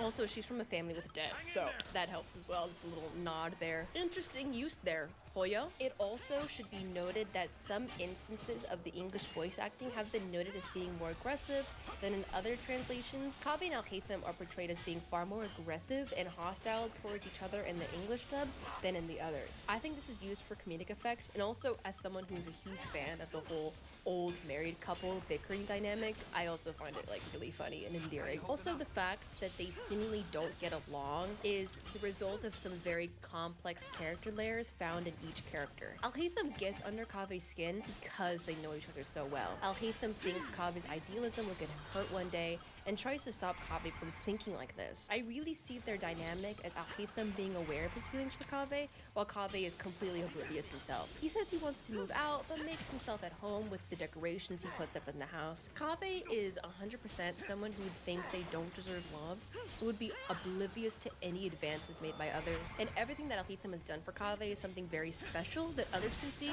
but Kaveh doesn't. I also agree with the headcanon that Alhaitham is on the arrow A spectrum, but has only romantic feelings for Kaveh, which is another part of representation that I find very special. For further symbolism, I find it odd how the motif of mirrors is used quite often between the two of them, with Alhaitham stating how they mirror each other in his character story, with Kaveh's title being Empyrean Reflection, or Mirror of Heavens. Alhaitham's whole fighting shtick thing is based around mirrors. Their designs reflect each other, as do their character descriptions, which for the Chinese language is something that can't be done unintentionally. And knowing and understanding one of them is essential for understanding the other. You won't get the full lowdown with Alhaitham until you include Kaveh in it, and vice versa. They are essential to understanding each other as characters individually, and I honestly don't think there is another pair in Genshin Impact that is so reliant on each other for their story. Oh god, that was a lot. I'm sweating. Again, this isn't everything, which again is saying a lot. There is more I could lean into, but I just find these instances to be the most compelling for me personally. The more I wrote for the script, the more overwhelmed I got because there was just so much. And I got like, oh god, because I wanted to do them justice, but I also didn't want to be here for 2 hours. So yeah, there's a lot here. So yeah, this video is already quite long, and we've already done like very detailed analyses of 3 different Genshin Impact ships, which I think is honestly enough. But I just had to mention Tomo and Kazuha because there's just some things in there that like I just have to mention to you. What? So, Toma and Kazuha? Is the fan given name to the mysterious friend from Kazuha's past that like died in front of him? What about Anyways, RIP. Tighnari and Toma, or and Sino? They call him that. That's just the name we've given him. Moving on. According to Soul James again, the cut sleeve imagery is actually a reference to the story between Emperor Ai and his male lover Dongxian. One day, Dongxian laid on the Emperor's shoulder and fell fast asleep. When Emperor Ai had to leave for official business, he didn't want to wake his lover, so he cut his long sleeve where his lover laid and left to work. So mentioning a cut sleeve or having a cut sleeve on your clothing has become slang for gay in China. But anyway, why am I bringing up this story? Why is it important? Let's take a look at Kazuha and Tomo's sleeve. Kazuha's sleeve is cut and Tomo's sleeve is cut as well, though I'd argue that Tomo's sleeve is much more obvious than Kazuha's. Though it is essential to mention that Kazuha and Tomo are from Inazuma, which is based on Japanese culture and not Chinese, it is still such a huge character design decision and choice that I think should be pointed out.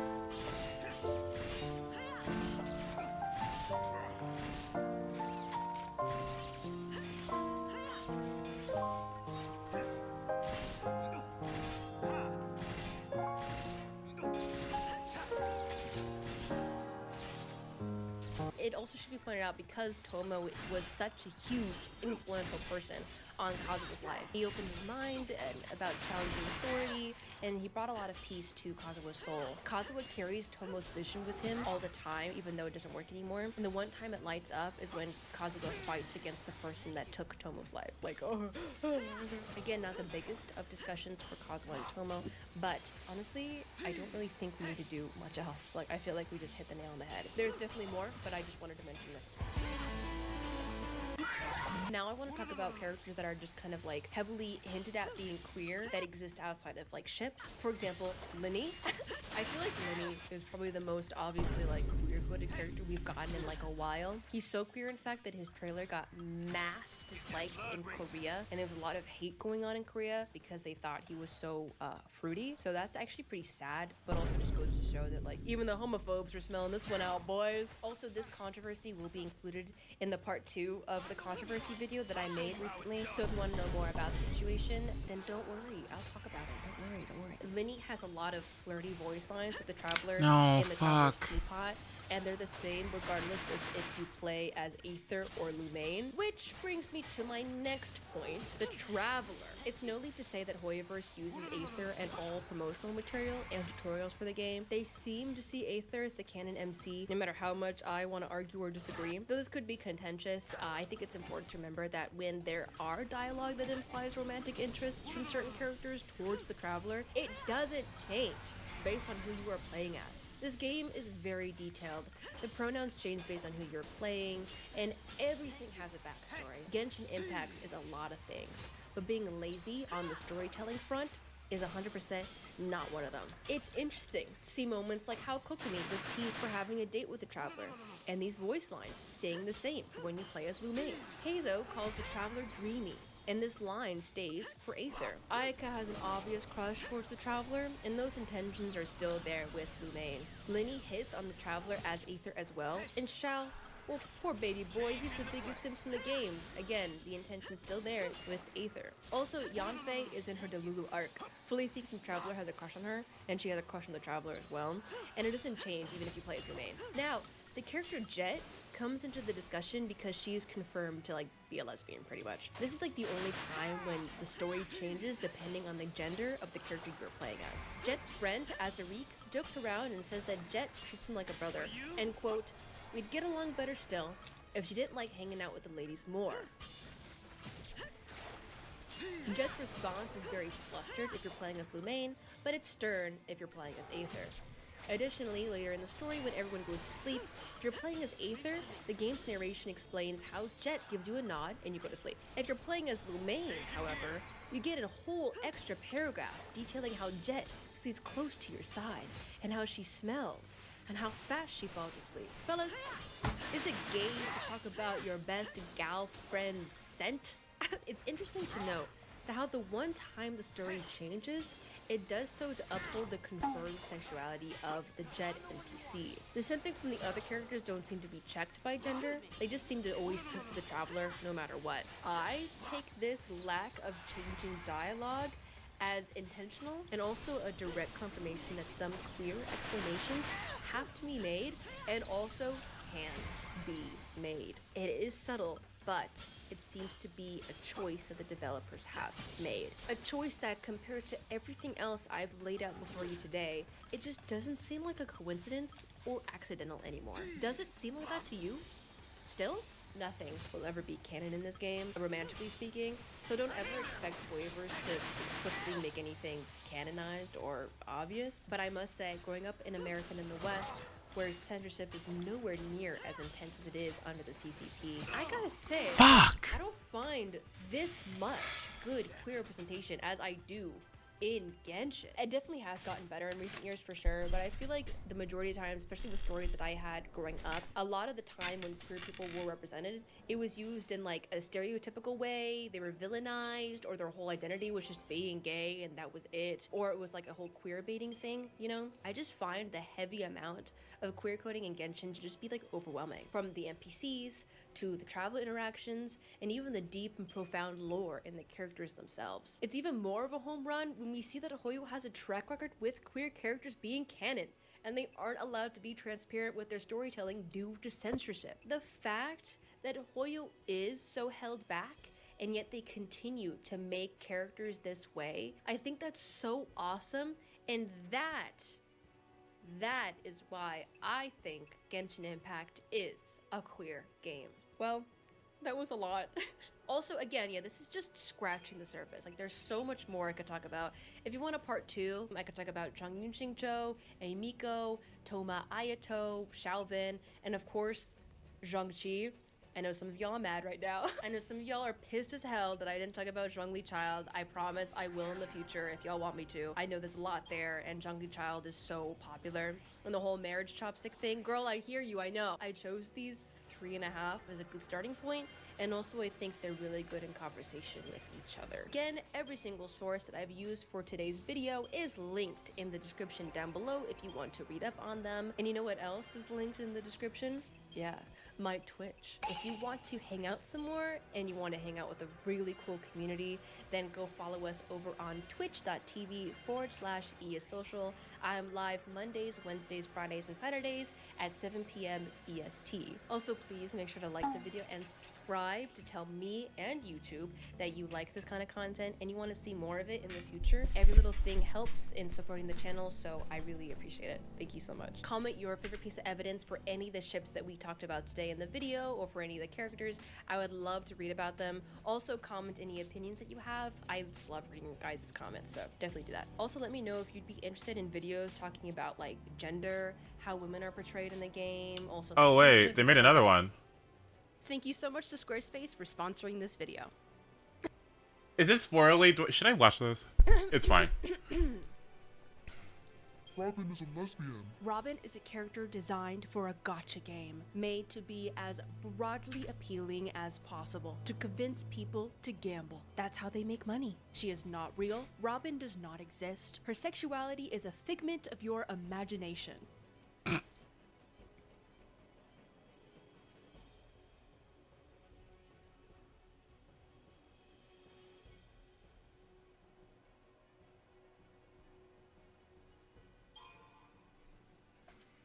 If there's Nabia Clarin stuff.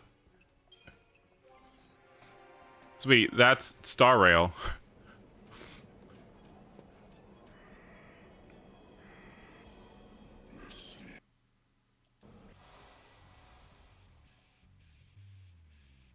This is the hardest boss I've ever fucking fought.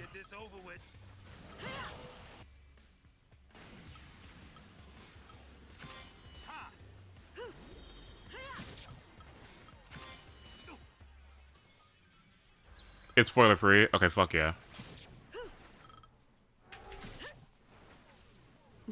Can't wait for R34 of Robin attempting to buff allies with her singing, but she can't because she's too busy. I'm so excited to pull for this very straight woman. By the way, talk to Dawe. He himself told me that she was straight. Very cool. Anyways, welcome to why every single character in Honkai Star Rail is queer-coded. Hi! Hey, welcome back to my channel, or welcome to it. My name is E, as in, like, everyone. Thank you so much for 50,000 subscribers. Thank you so much for 5 subscribers. It's like super cool we hit this milestone together, and to celebrate, here is another installment in our queer-coded series. Hey. I have already made a few when it comes to potential queer interpretations of our favorite Genshin Impact characters, so if you want to watch that, the playlist is right here if you are interested, but you have to watch it after this video, okay? Hold your horses. And so, due to very high and popular demand, here is the first installment of why HSR or Honkai Star Rail is a queer-coded game. Woo! If you want to see more Slay content, then please make sure to like and subscribe, or I'll shave your head. And join us over on twitch.tv/ESocial so we can hang out some more. Okay, let's get started.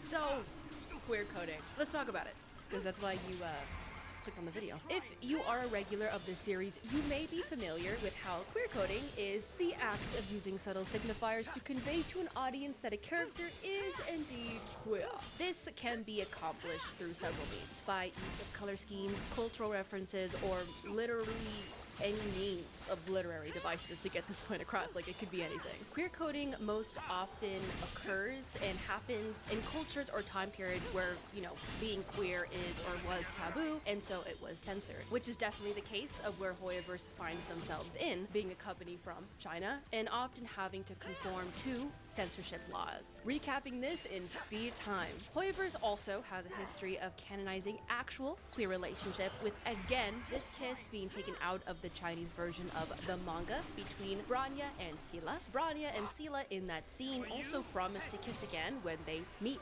again, with this still being the still we land on when they finally fully reunite. There's also like a tarot card of them being positioned as the lovers and a web event. There's so much.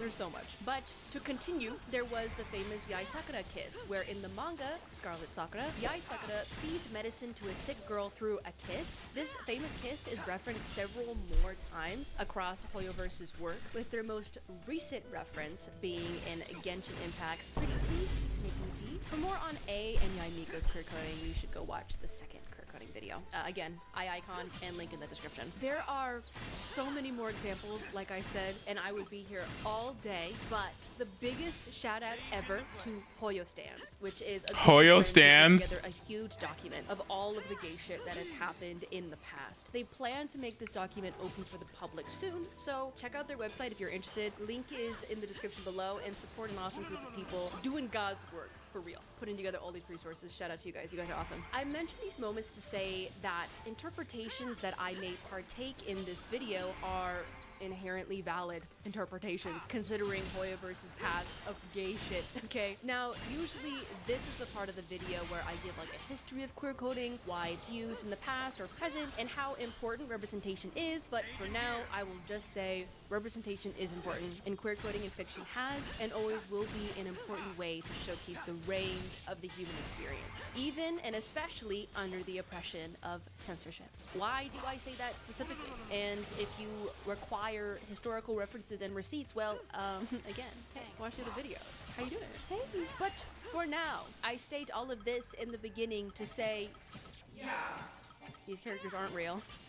Sure, we all know that, but this is fun and actually not a big deal and holds something of merit to people who find happiness in this kind of subject and in representation. So if this kind of topic does not spark joy for you, then, you know, it's okay. Shoot, you can go away. I guess it's not made for you. But for everyone else who this video is for, then yes, let's go! Gay shit! Queer people, yes!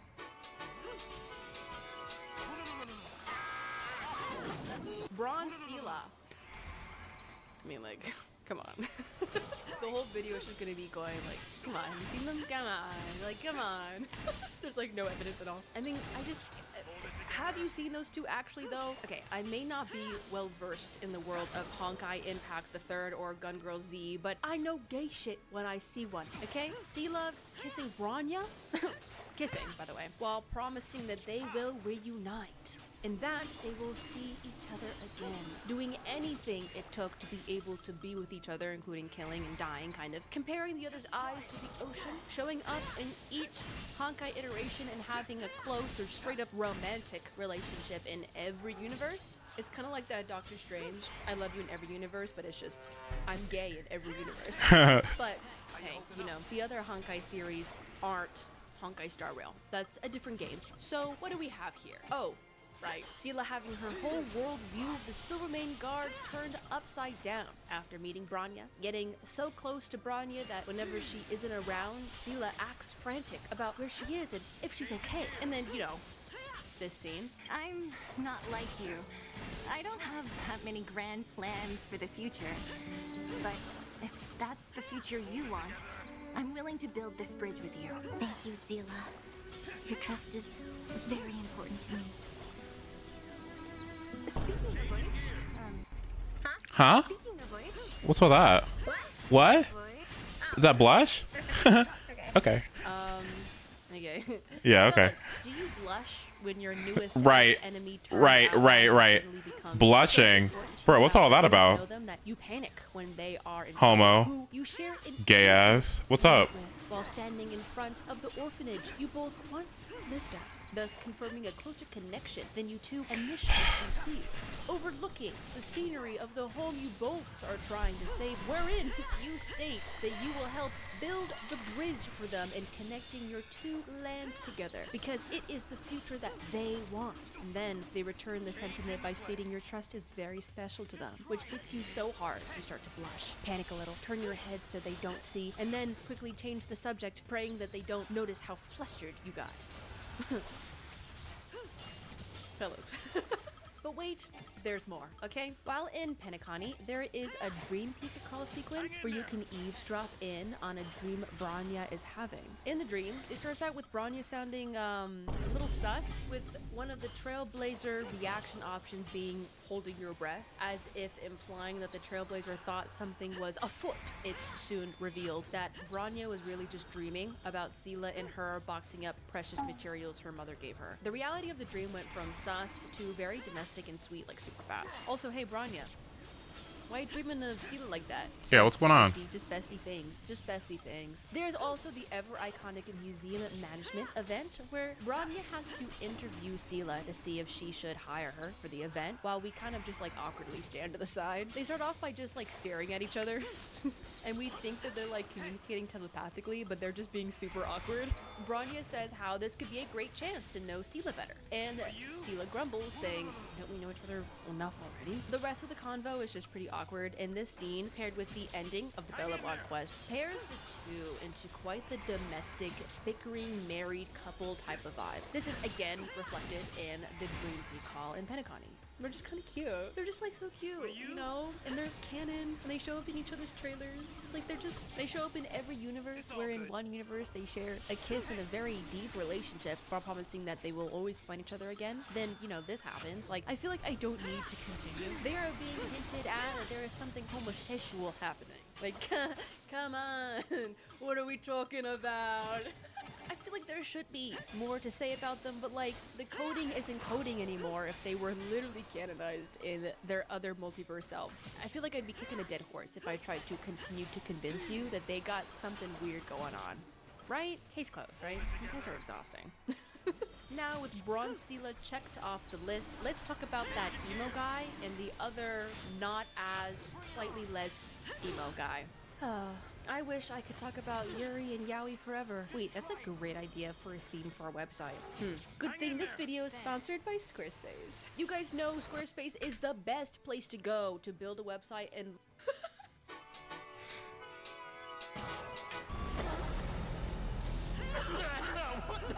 Okay, so these two.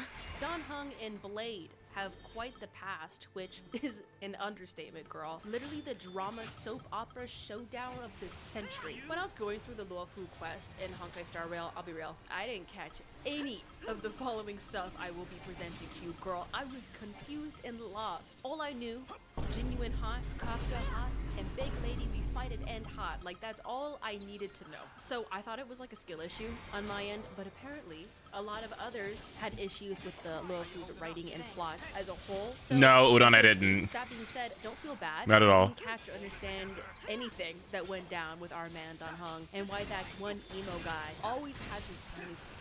Okay? Don't worry. It happens. It happens to the best of us. So let me try to break this down to you best as I can. Okay? Shout out to the shipping wiki, as well as just the Honkai Star Rail wiki. Many tweets and Reddit threads that help me piece together all of this. So, of course, as always, links below to those resources. So, Dan Heng and Blade had another life together in another time. In this other time, they were known by different names. Dan Feng and Yingqing, respectively. I know it's Dan Feng. I know it's Dan Heng. Listen to my words and don't get confused. How they went from this past together to who they are today will be explained later. Okay, don't worry about it. Roughly 700 years ago, Dan Feng and Yingqing were extremely close. With Dan Feng being a Vidyahara, which is a lifelong species who undergoes a molting process to like be born again with no memories when they die. It's kind of like reincarnation. And he was also one of the 5 High Elders who was responsible for watching over his people. Yingqing was an expert swords craftsman and a short-life species. That's all he was, okay? Nothing else too extreme. Together, they were also part of the group called the High Cloud Quintet, which consisted of other familiar faces such as Jinglu, Jingyuan, and Baihua. These 5 were like the A-team, the it girls. They ate, slayed, and gobbled your faves for breakfast. Okay, Sorry, that was kind of cringy. Though all 5 shared a close bond, the bond between Dan Feng and Yingqing was especially close. While telling Dan Heng of his past life in Jinglu's story quest, Jinglu states how the two of them, Dan Feng and Yingqing, were the closest with each other in the group. We get a glimpse into how close this really means in the relic set Passerby of Wandering Cloud, which tells the story of the Unnamed, a man tortured with the curse of immortality without a name and without a past. We can surmise through textual clues and common sense that this Unnamed is Blade, formerly Yingqing, who is dealing with the aftermath of all that drama. In the Bracer's description, we can read about some of Blade's memories that he is slowly remembering a little bit from his past with Dan Feng. Apparently, the Bracer Blade has is one in a pair that shares a telepathic connection with the other. It states, quote, though the Unnamed only had one bracer in his possession, his fingertips could still faintly feel the temperature from the other. This bracer is one we see both Yingqing and Dan Feng wear in several different arts with them in it. The bracer's description also states that only Vidyahara artisans are capable of creating this type of armor. So we can reasonably infer that Dan Feng made these bracers as a gift for the two to be able to telepathically feel the other, no matter the distance. The fact that you're able to feel the warmth or temperature of the one who shares this bracer with you is just kind of gay. I wouldn't want to be feeling my homie's warmth, okay, at all times, to make sure he's like, okay. Keep that shit to yourself, man. In that relic set, Blade tries to feel who it was exactly that owned the other pair. Again, his memories are pretty much gone. And he sees flashes of the past he shared with the other bracer's owner, Dan Feng. It says that Blade and this man used to spar with each other and, quote, that owner also once shared company and drinks with the Unnamed. The two of them simply gazing at the moon with no words exchanged. So, with the English text, we understand that in this moment, Blade is remembering his past with Dan Feng, whom he shared a telepathic bracer with and used to spar with and gaze at the moon with. Nothing inherently romantic about any of those things, by the way. Nothing at all. But the plot thickens. According to Twitter user Renyin Yue, there is a supposed typo in the original Chinese text explaining their memories together, and how, in the Chinese text, instead of it just saying that the two watched the moon together, it actually states that they engaged in a engagement ceremony. Renyin Yue states that the word shown here means engagement ceremony, which appears in the in-game text in this relic set lore. This word talks of the act of changing cups, which signifies an engagement or a romantic setting. The website Baidu, that explains meanings behind Chinese words, seems to confirm this as well. It is kind of almost hard to believe that this phrase actually exists in a canonical way in the game itself, okay? This implication of an engagement ceremony only exists in the Chinese text and was not translated into any of the others. Renyin Yue claims that it must be a typo because, like, oh my god, there's no way they would just say that, right? Straight up. Renyin Yue says a more appropriate phrase for the two of them would be this one here, which means like exchanging cups and drinking with your closest friend, but like in a bro way, right? More platonic. Renyin Yue states that it would have been a little difficult to actually make this typo by accident if the writer originally meant for it to be the platonic idiom and not the romantic one. Though additionally, according to a Quora user, I know girl, referencing Quora, I know, but it's from another native speaker, so their words can shed further insight. The contemporary usage of the romantic implication is this right here, which is often a metaphor for interactions that are flirty or romantic in nature, so not exactly denoting an engagement ceremony. This Quora user also states that with many of these expressions and idioms, the interpretation can vary greatly depending on the context and other cultural nuances. So it can mean romantic in some ways or platonic in others. As of today, as I understand, the original text where this sort of romantic implying phrase exists in has not been changed or altered by Holyverse, meaning if it was a typo, they haven't changed the phrase to imply more platonic emotions as opposed to the already existing romantic toned vibes. But this can be interpreted differently, which is why I think that's why it's still there, so to leave it up to us as the viewer to decide how we read and interpret this scene. More things to consider. While in their heyday, Dan Feng and Yingqing wore a matching set of earrings, where Dan Feng wore one on one ear and Yingqing wore the other on his other ear. They also share identical jade clasps, wherein and this internet user made a diagram showing how the two could be two pieces of one pair, and how they look like they slide into each other, forming one whole pendant. Blade and Dan Heng still wear these clasps to this day. The shipping wiki claims that in-game texts say that teal jade clasps signify a way for lovers to find each other in their next life, though I could not find anything to support this, but I told this to my trusty friend Stone. Everybody say, let's go Stone! Because they took this as a challenge to find what these in-game texts were to support this claim. What they found was an adventure quest that included an NPC named Kong who wanted to give a Unity Lock to the woman he loves. When he underwent rebirth and molting, he was born with the Unity Lock in his hand, and he said it was a way to find your past lovers in the last life. The woman that he loves, Jingzai, apparently has a matching Unity Lock, for she was in love with the man Kong used to be in his last life, Guyu. She refuses, stating that Gong could never be Guyu, which ow, and ends up rejecting him. So putting the Unity Lock and our jade clasps next to each other, they're not resoundingly super similar, but if you look closely on the Unity Lock, you can notice a very similar pattern that Blade has on his end of the jade clasp. The two look like jade and look like clasps, okay? This could be the evidence of what matching jade clasps could signify in the world of Honkai Star Rail. Regardless, they were super close until they weren't.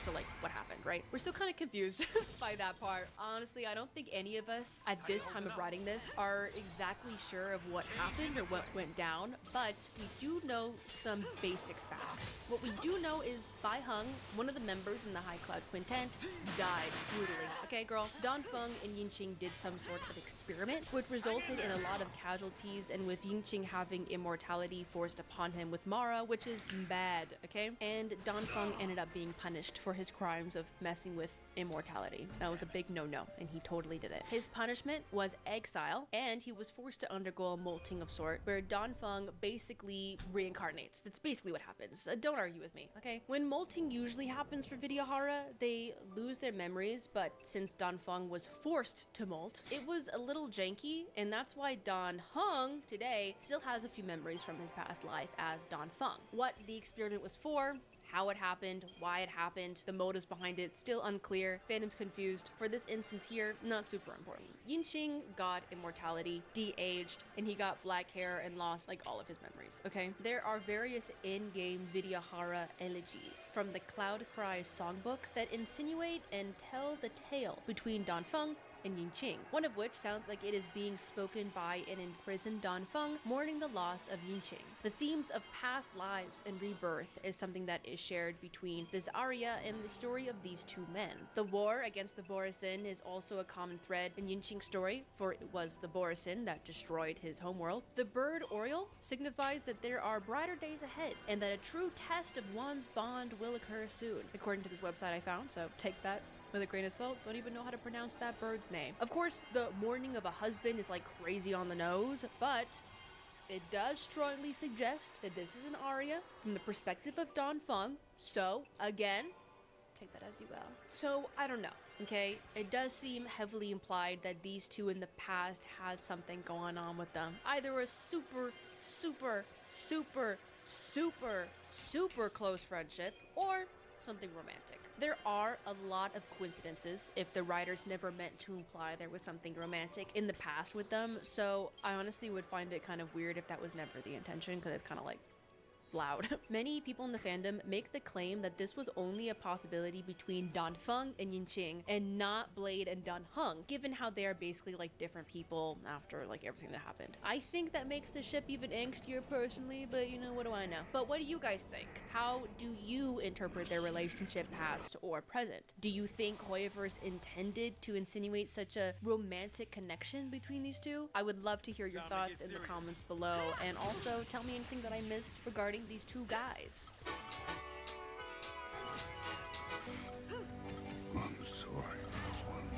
I'm sorry, Axswan Nation, Ackerswan Nation, whatever you guys are called. These two lovely ladies will unfortunately not be included in this video. It's really sad, honestly, because I already made a whole freaking video on whatever the fuck is going on with those two, okay? check it out. There is some weird going on, okay? So Akerswan Nation, you guys rejoice, okay? They're not in this video because they have a whole nother video. Go watch it again in the eye icon right here after this video. Watch it after, because their coding isn't coding, it's yelling, okay? They're queer yelling. They're my favorite. They're my favorite. I go a little crazy over them. Honestly, it's a blessing they're not in this video because I don't need to have another aneurysm over those two, okay? In the video, I mainly go into the whole short that they were in and why it is very valid to view it as very homoerotic, and then I complain about some homophobes. So, hey, sounds like fun. Definitely go check it out, okay?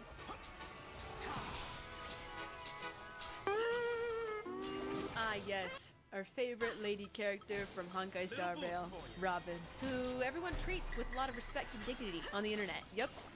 But before I dive into all of that, I wanted to say, hey, did you know that some people were able to watch this video a few days early before you all got to see it? I know, so unfair, right? Well, to rectify this, all you gotta do is go to the coffee page and become a member to see videos early. Easy. Plus, you get a shout out at the end of every video. It's like a Patreon. It is like a Patreon. You'll be supporting me and the channel, plus getting some cool shit. Link is below. And subscribe while you are down there. My mom says that I don't say it enough, so subscribe.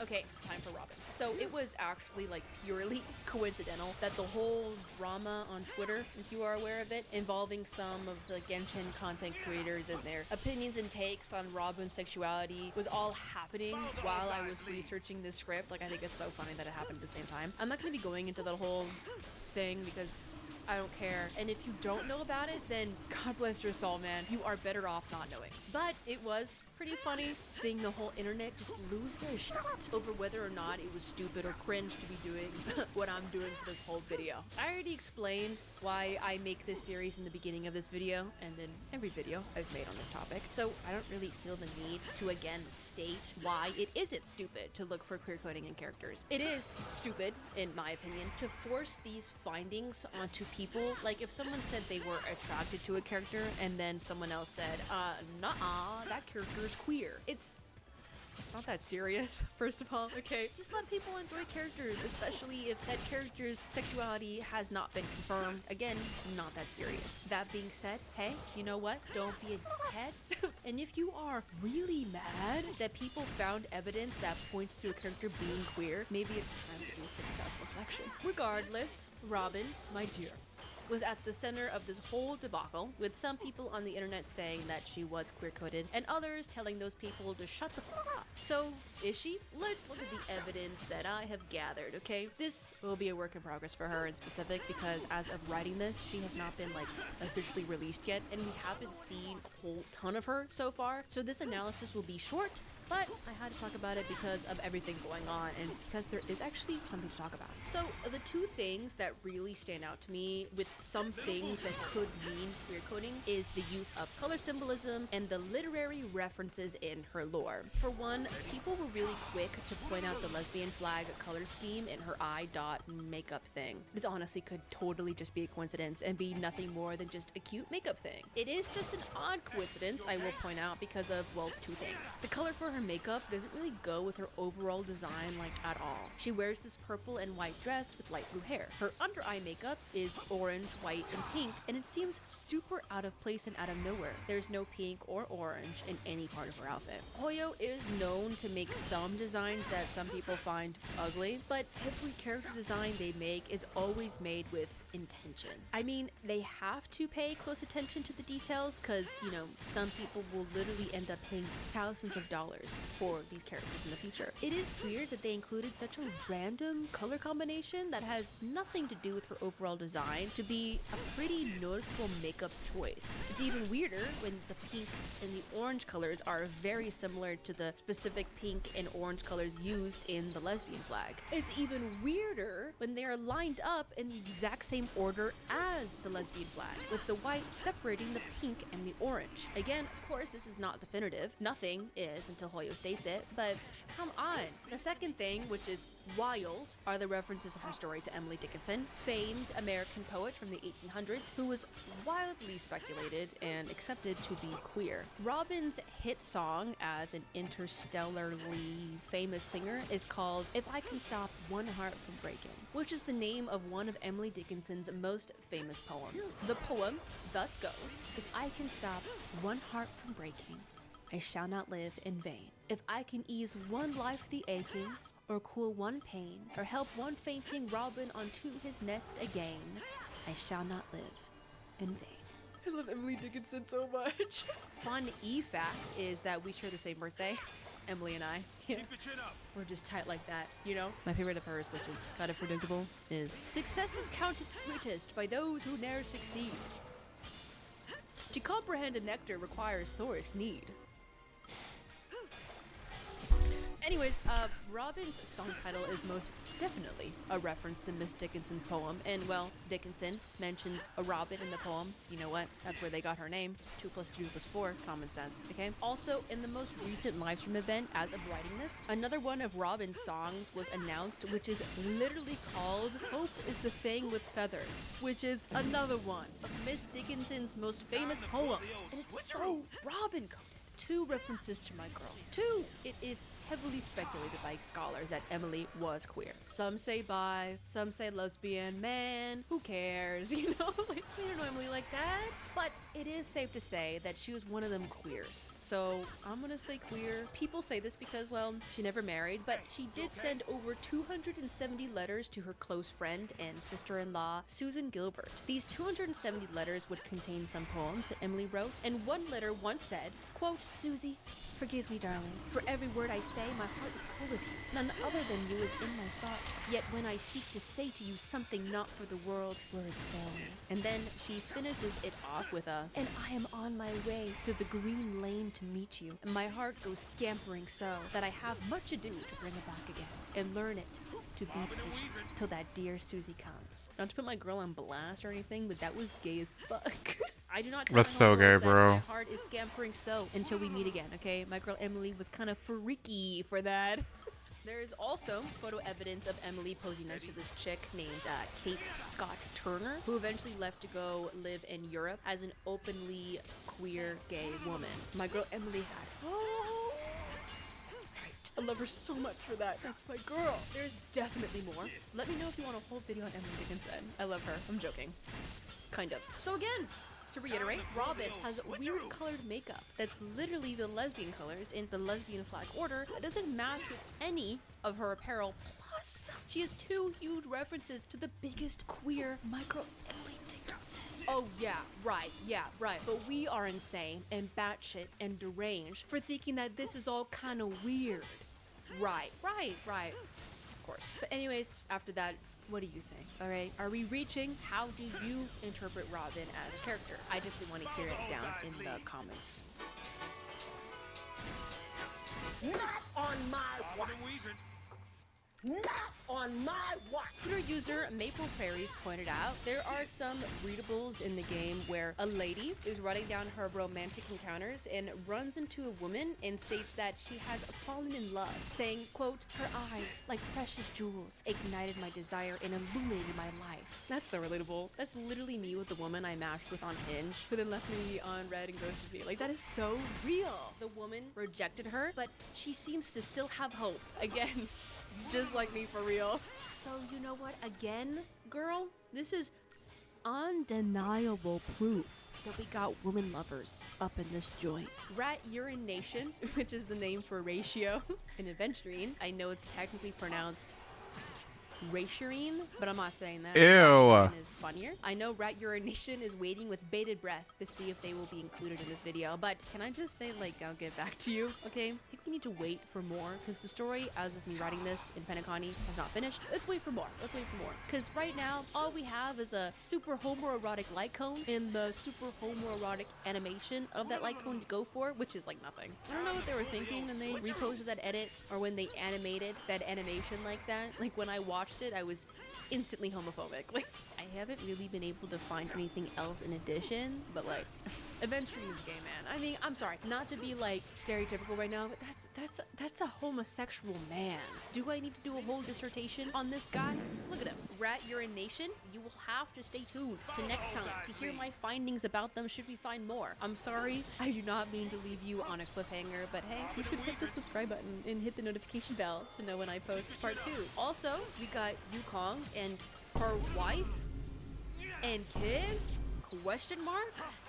Look into it more, okay? That will be touched on in the next one. Yuri lovers, don't worry, I have you. I got you. Also, I want to give a huge shout out to my they, them, Aeons. Yes! They are all referred to as they because, duh, yeah, my intergalactic divine beings that possess power beyond my comprehension should also have gender beyond our comprehension or beyond mortal identifiers. Like, that just makes sense. Shout out to Pom Pom, who also uses they, them because, yeah, what fucking gender is that? I love them a lot. Let's go, queer, gendered, weird, hat, train, conductor, animal thing. There is certainly more. And there is more subtext to look through. But I'm just a guy, and this video is already long, so you'll have to stay tuned for more. So, what did I miss? Drop it in the comments and I'll look into them. But also, hey, wait, before you go, I just wanted to reiterate this to make this crystal clear. This series was never meant to give people ammunition when it comes to arguing with others about their faves and who's more queer-coded or who's more canon someone is and the like, whatever. None of this is canonized. I personally find ship wars really silly, and if someone says they are attracted to a character you interpret as being queer-coded, then, you know, leave them alone. But again, bro, if you get so mad at even the suggestion of a character being queer-coding and dismissing valid interpretations to instead bully, then again, self-reflect. Align your chakras. Talk to a therapist. Ask yourself why. Nothing's gonna change, okay? Dogway is not calling me up like, oh shit, you right? You want to run the company? He'd be a smart man to do so, but I digress. I promise. Hold my hands. Hold my hands with me, okay?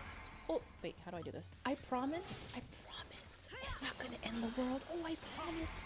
Oh, I promise you're not gonna drop dead. Oh, I promise it's not that serious. Relax. Okay, we can let go of my hands now. Wash your hands, they're sweaty. I do this series to show people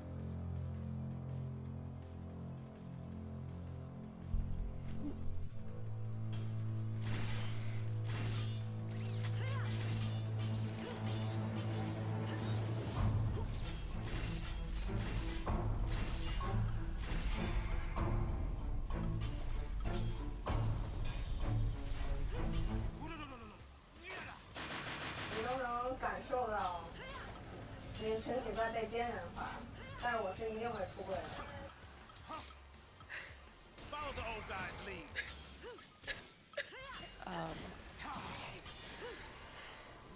Hi. Those comments that you just saw, they're hard to read, and it just really shows how words mean a lot, and that I don't give a shit, dude. Aww, you wanna cry because your favorite waifu is coded to be a girl kisser? Oh my god, I'm so sorry, that's so sad. My condolences. You know, maybe if you cry enough, you can save California from their drown. And then we'd both be considered patriots. God bless America. If you didn't put that banging fucking emo and let me fight the boss, I would have fucking never. What? There. Okay, there you go. As in, like, empath, because that's what I am. And today I am back to prove to you that Genshin Impact is a queer game. I know. Settle down, guys. It's crazy of me to say. Some of you are already in the comment section typing some slanderously ignorant things, and I haven't even spoken yet. So, I'll give you a second. Are you done? The only thing that I ask of you, my dear viewer, is that you watch this video in its entirety, and then please feel free to share your thoughts in the comments down below. That's literally all.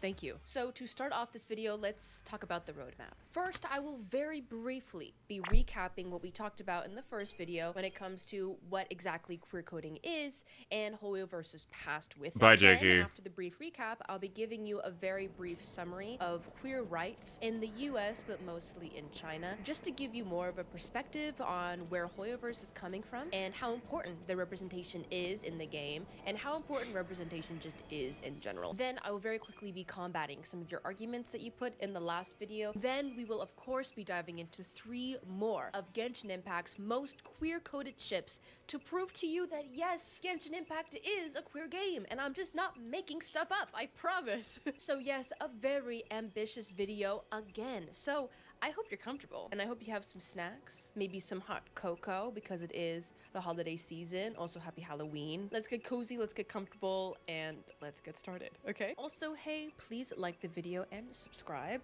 so I can continue to make deep dives like this. And also, please join us over on twitch.tv/ESSocial. Anyways, let's get on to the video. So, part 1. What is queer coding? So, queer coding is when storytellers use subtle signifiers to convey to an audience that a character is queer because either A, they can't really talk about queerness due to the time or culture that the piece of media is existing in, or B, it isn't overly important to the story. It's usually the former. These signifiers can be through how the character moves through the world, through how they speak, walk, dress, or using color symbolism, cultural signifiers, or how they interact with other characters, or even their character arcs could be seen as metaphors for queer journeys. Again, I gave more examples in the last video, so definitely go watch that after this one. I differentiated this from queer baiting, which is often very confused with queer coding. Baiting and coding can be sniffed out based on the intent on the creator side. Genshin Impact can always be seen as coding due to the censorship guidelines that it exists in China. Queer characters and relationships are just not to be talked about, so any representation of them exists in the form of coding. I also want to reiterate the past that Hoyo has with coding characters to be gay,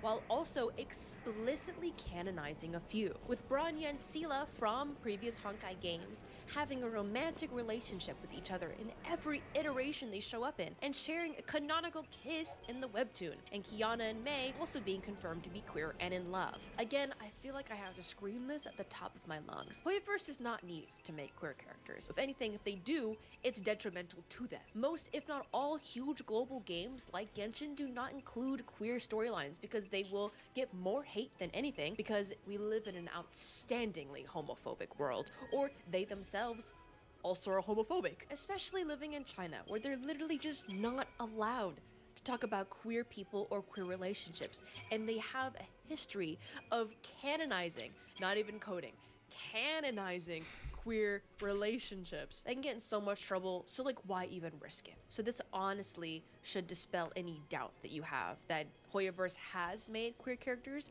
and can make queer characters. If a company is willing to do it once, then any future attempts should be taken seriously, especially with a game like Genshin, which is so big that they don't have the liberty to be more openly canon with these relationships like they have in their smaller known games like Honkai. This is honestly one of the most important pieces of evidence that I could ever provide to you in any of these videos that I make on the topic, so I really can't stress it enough how important this is to what I'm trying to talk about today.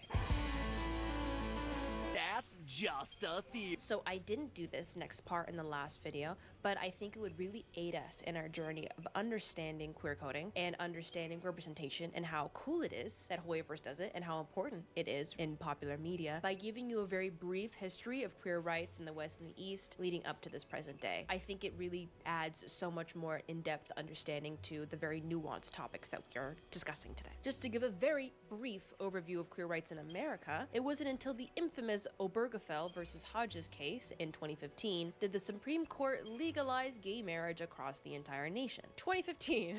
Hey, that wasn't even a decade ago. That's crazy. Only until very recently did including queer stories in media start to become more normalized.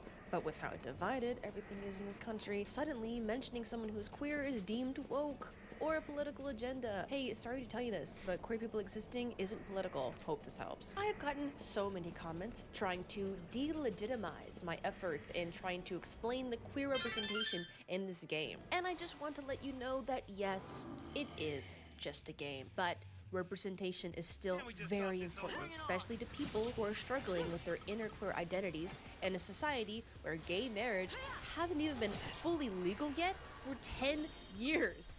So shut up! Anyways, in terms of Genshin and how its cultural environment influences its queer storytelling, let's take a quick trip down history lane, shall we? I'm a big history nerd, so I love this part. China is one of the few modern-day nations that has thousands of years of written history to detail how life was during its entire existence. China has not quite existed like we know it today. Its history is made up of many eras of different types of rulers, dynasties, warring factions, thieves, and such, but all were interconnected with an enduring, gorgeous culture. In its very extensive past, queer life was greatly accepted and even encouraged. Bisexuality was quite the norm during the Han Dynasty, where all 10 emperors were very openly bisexual and had what was termed a male favorite, according to Brett Hinch's The Passions of the Cut Sleeve essay. Male favorites were often lovers that the emperors had, in addition to their wives, that they would spoil and douse with riches. Emperor Ai was the more famous example, which is where the Passion of the Cut Sleeve story originated from. I talked about the cut sleeve story in depth in the last video, but TLDR, saying cut sleeve or passion of the cut sleeve is a euphemism for queer love. There are even examples of queer behavior even before the Han Dynasty and the Shou Dynasty, where the story of the bitten peach originated, which is the story where the Dukeling of Wei was strolling in an orchard with Michi Xia, and Michi Xia bit into a peach and wished to share it with the Duke. The Duke was smitten by his gesture. So this phrase of the bitten peach, which was to refer to queer love, was born. Fast forward hundreds of years, homosexuality and queer life is not openly accepted at all anymore. The government has never made an official statement regarding the existence of queer people in China, but in 1997, hooliganism was decriminalized, which was reportedly assumed to refer to acts of homosexuality as reported by The Atlantic's Tabitha Spielman, and homosexuality was removed as a mental disorder in 2001. Okay, but hooliganism? Tomfoolery even. Hijinks, if you're so inclined. Fellas, is it hooliganism to kiss your homie? But, of course, there is no set of rights given to homosexual people on a political level, and people often keep their identity to themselves for the fear of losing their jobs or social status. Due to this, queer people often engage in heterosexual marriages to avoid suspicions from family members or potential employers. The term tongqi refers to straight women who marry gay men, which is a practice that often occurs in queer circles. Overall, queer activism and life in China is vibrant and gorgeous, with Shanghai Pride being a beautiful festival of queer celebration, but it is still generally not accepted. You can still lose your job for being queer, and as I stated in the previous video, actively portraying queer themes in popular culture is not allowed. Under Xi Jinping's current rule, queer TV shows and media were actively being taken down, according to the Global Times, where the popular online drama Addiction was taken down from its streaming platform. It was a series about a love story between two teenage boys. This was during a time when the government was publicly calling for censorship, with new guidelines that prohibited adultery, smoking, witchcraft, reincarnation, young romance, and of course, queer relationships in 2014, as reported by Amy Chin of the Chinese branch of the New York Times. Additionally, in 2022, there was a wave of queer WeChat accounts that are being taken down, as reported by restoftheworld.org's Lavender Owl and White Chilu's article on the topic. Many queer people, especially college queer societies, existed online as a way to organize and form as a community. And within a few short weeks in July of 2022, many queer accounts were deleted, with the largest account that connected literally thousands of members across the country taken down. So you can't marry, you can't hold a job, and you can't even congregate online in mainland China if you are queer. So Hi, Eternal. Good to see you. However, showing canon queer couples in their previous works and any attempts to do so with queer themes in their stories should be taken very seriously. So don't you find this context really important to understanding Hoyoverse and Genshin Impact and everything that I'm talking about? So keep it with you, keep this context and knowledge with you as we move on to our next section of the video, which is about to start right now. Excellent.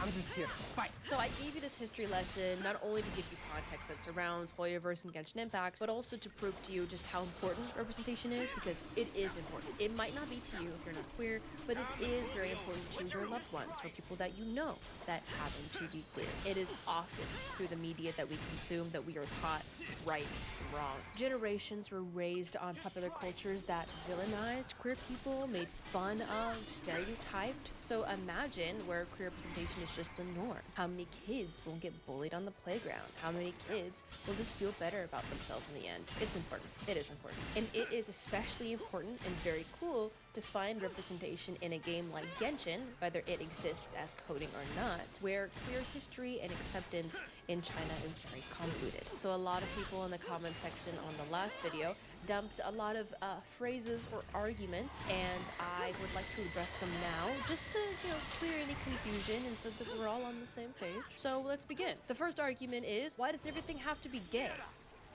I never claimed and never will claim that every single relationship and interaction in Genshin is gay, okay? I select these relationships purposefully because they have what I believe the highest amount of queer coding evidence that backs. Why does everything have to be gay? Because it's fine, okay?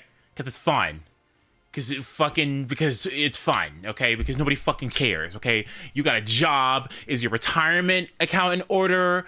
Like, are you worried? Are you worried about like the fucking environment? Like, what the fuck? What about the billionaires? Okay, what about everything else? Okay, what about your mortgage? Okay, what about your relationship? Okay, have you been to counseling? Have you been to therapy? There's so many other things to worry about. The economy, like your city, like homeless people homeless, the housing crisis. Like, there are so many other things to worry about beyond what somebody fucking does what behind closed doors, okay? Nobody fucking cares, okay? And if you care, then that means you don't have enough shit to worry about, okay?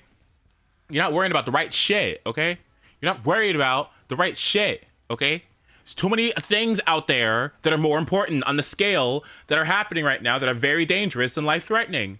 Being gay and queer stuff isn't one of them. So that tells me that you don't have your priorities in order, okay? Okay? All right. Let's think about it. Just because I point out some pieces of evidence that aren't actually very valid doesn't mean that everybody is gay. But also, would it be so terrible? Why can't they be friends? Again, in popular media, they are often always just friends. It is not silly or ridiculous to look at the hints and nudges to tell us that maybe a couple is more than just friends. Gay people do exist, so why can't they just exist in popular forms of media? It's a normal game. Stop making it weird. It isn't gay. Hey, again, just listen to what I'm saying. Also, what the fuck does normal mean? It's a video game. It's a fantasy game. It doesn't have to reflect real life. Hey, quick question. Why is your ideal fantasy world a world that doesn't include queer people? You know, it's the same thing with black people, right? That's why like if anyone tries to argue like if they have problems or whatever, like the thing where people get mad that they see people of color in games and stuff, it's supposed to be because people want to escape like real life issues and shit, and like if you see black people or people of color or minorities in a game, then it takes you out of the immersion and makes it like, I don't know, not real or something. You got to face the reality that people of color exist or something, and maybe that like harps on some sort of like insecurity or something that people have. I don't know what it is, but that's part of it. And I can see what's going on, right? Like gayness in Genshin Impact, right in your face, the game that you spent so much time and money on. When you're homophobic, that must be the worst thing. Like, oh my god, that has to be the worst thing. How many Raiden Shogun constellations do you have to do to prove that you're not gay for playing Genshin Impact? I mean, how many cons do you need? How many Chlorins do you need? Like, I don't know. Like, I don't know. How many Oyamiyas? How many Ayakas do you need? It's a predicament, honestly, and I get it. I understand where people are coming from with it. It's kind of crazy. Quickly, Answer. Also, Genshin does base the regions of Tibet on real-life cultures, so why wouldn't real-life people also be in the game? Are we just drawing the line randomly now? It's a Chinese game, so of course there will be any gay people. Hey, hi, sorry, gay Chinese people exist. You people are crazy. You are homophobic. Hope this helps. Okay guys, you know the drill. If you see any of the comments that I just talked about in the comment section down below, then just tag them to this portion of the video. Don't even waste your time on them, alright? Because we all know that they didn't actually watch the video. So, you know. So let's get into the actual meat of the video, which is queer coding evidence. So now it is time to start with the queer coding of Genshin. Our favorite familial unit is here. Our first ship of the day will be Sino-Nari. Sino-Nari is a very popular ship between Sino and Tignity, if you are not familiar. Tignity is a forest watcher and protector of the Avidia Forest, who is also an expert in botany. He is greatly admired by professionals in his field and got amazing grades while in the academia. He doesn't really vibe with the whole academia lifestyle and decided to become a forest ranger instead, where his knowledge was put into more use. He is someone who I see as a noble kind of person. Sino, on the other hand, is the General Mahamatra. He enforces the academia's rules. If you are performing an illegal study or disobeying the academia in any way, you will be getting a visit from Sino. He is the leader of the Matras and very powerful in Sumeru. Rarely do you ever see him, and when you do, it's usually because you are guilty and it's not going to end well for you. He instills fear wherever he goes, but while Sino is in the company of Tignity, he is a completely different person. He knows how he is perceived by others, so he tries to crack jokes to lighten the mood, which usually makes him more unnerving by those who aren't familiar with him. But Tignity is very familiar with Sino. Sino is goofy as heck.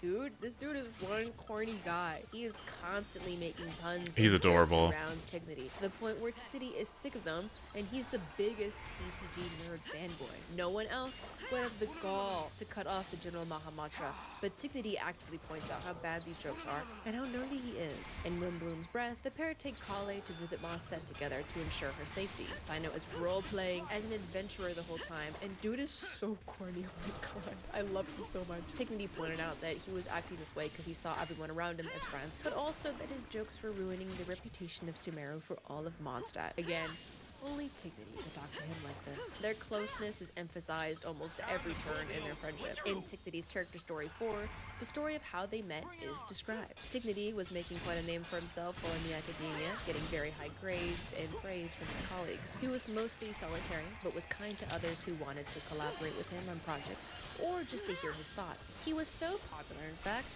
that it caught the attention of Sino, who immediately thought there was foul play. Sino was suspicious that an individual was able to gather so many around him and grow so powerful socially. But when he truly got to know Tignity, he realized what a kind and honest soul Tignity had. They then grew a friendship between the two of them, with Sino often letting her guard down around the other man. When Sino brought Kale to Sumeru after helping her to conceal her powers, he took her to Tignity, where the pair took on a sort of parental or older brother role to the girl, helping her to read and write and grow into herself. Sino lives in the city, but visits Avidia Forest often to have dinner with the two of them, and sometimes talks about bringing back treats like candied agilinic nuts to Tignity and Kale. I don't know how to say that, I'll be real. The two often go out of their ways to be able to see the other, with Tignity making a trip to see Sino even though he hates the desert, while Sino was in Caravan Rebat, and with Sino making the trip to the forest to have dinner very often. The trust they have for each other should be noted as well, and Sino bringing back injured people to Tignity often to be healed, so much so that Tignity complains about it. During the Archon quest, while they plan to free Nahida, Sino remarks that they will need Tignity's help,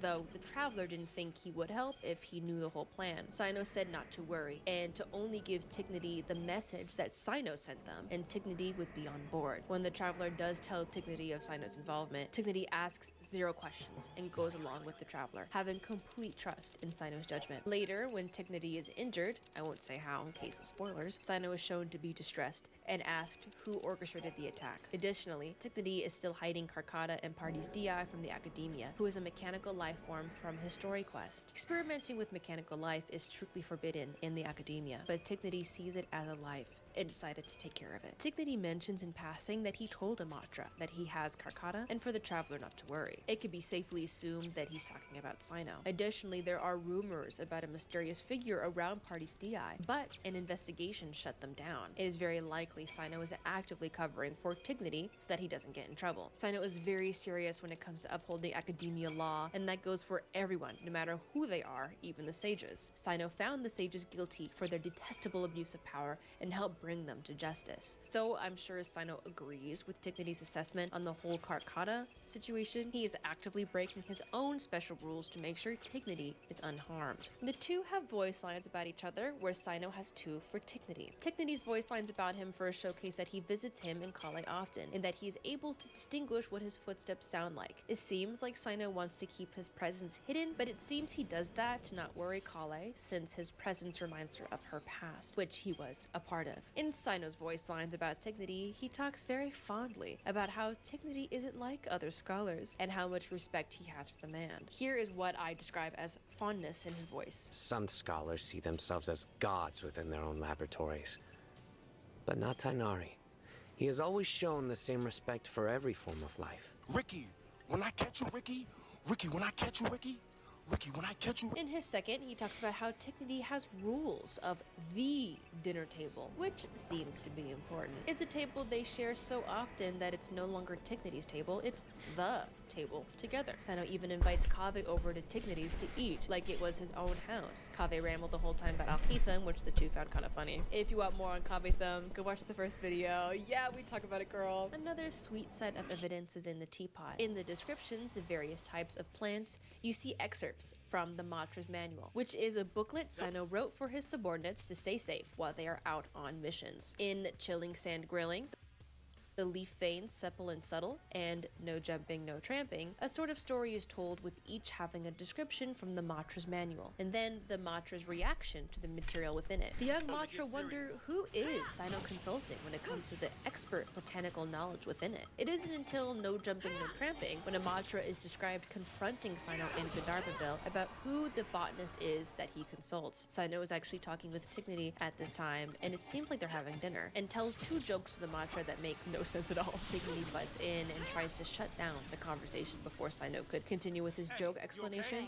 Again, sure, and in the manual, there's an item called Letters in the Sands Half Buried, which is where if you use specific leaves and specific kinds of dye together, you are able to write letters sequentially in what is essentially disappearing ink, where the words will only show if you affect it with Electro first and then Dendro, which is Cyno and Tignity's elements, hinting that they might send secret letters to each other, which is a little sus. I find it very interesting that the writers decided to really focus in on who is this secret relationship that Cyno is having with somebody, and how the Matras actively wanted to uncover it. It seems like a point of evidence to really point out something that seems to be secretive, even though it shouldn't, they're just friends, but it seems like they're like, hey, look at this relationship. There's something here, but that's just me. Okay, so after all of that, let's start to unpack the very specific evidences of queer coding specifically. To take the position of the devil's advocate, this could very well just be a very good Is the video just laggy or like what?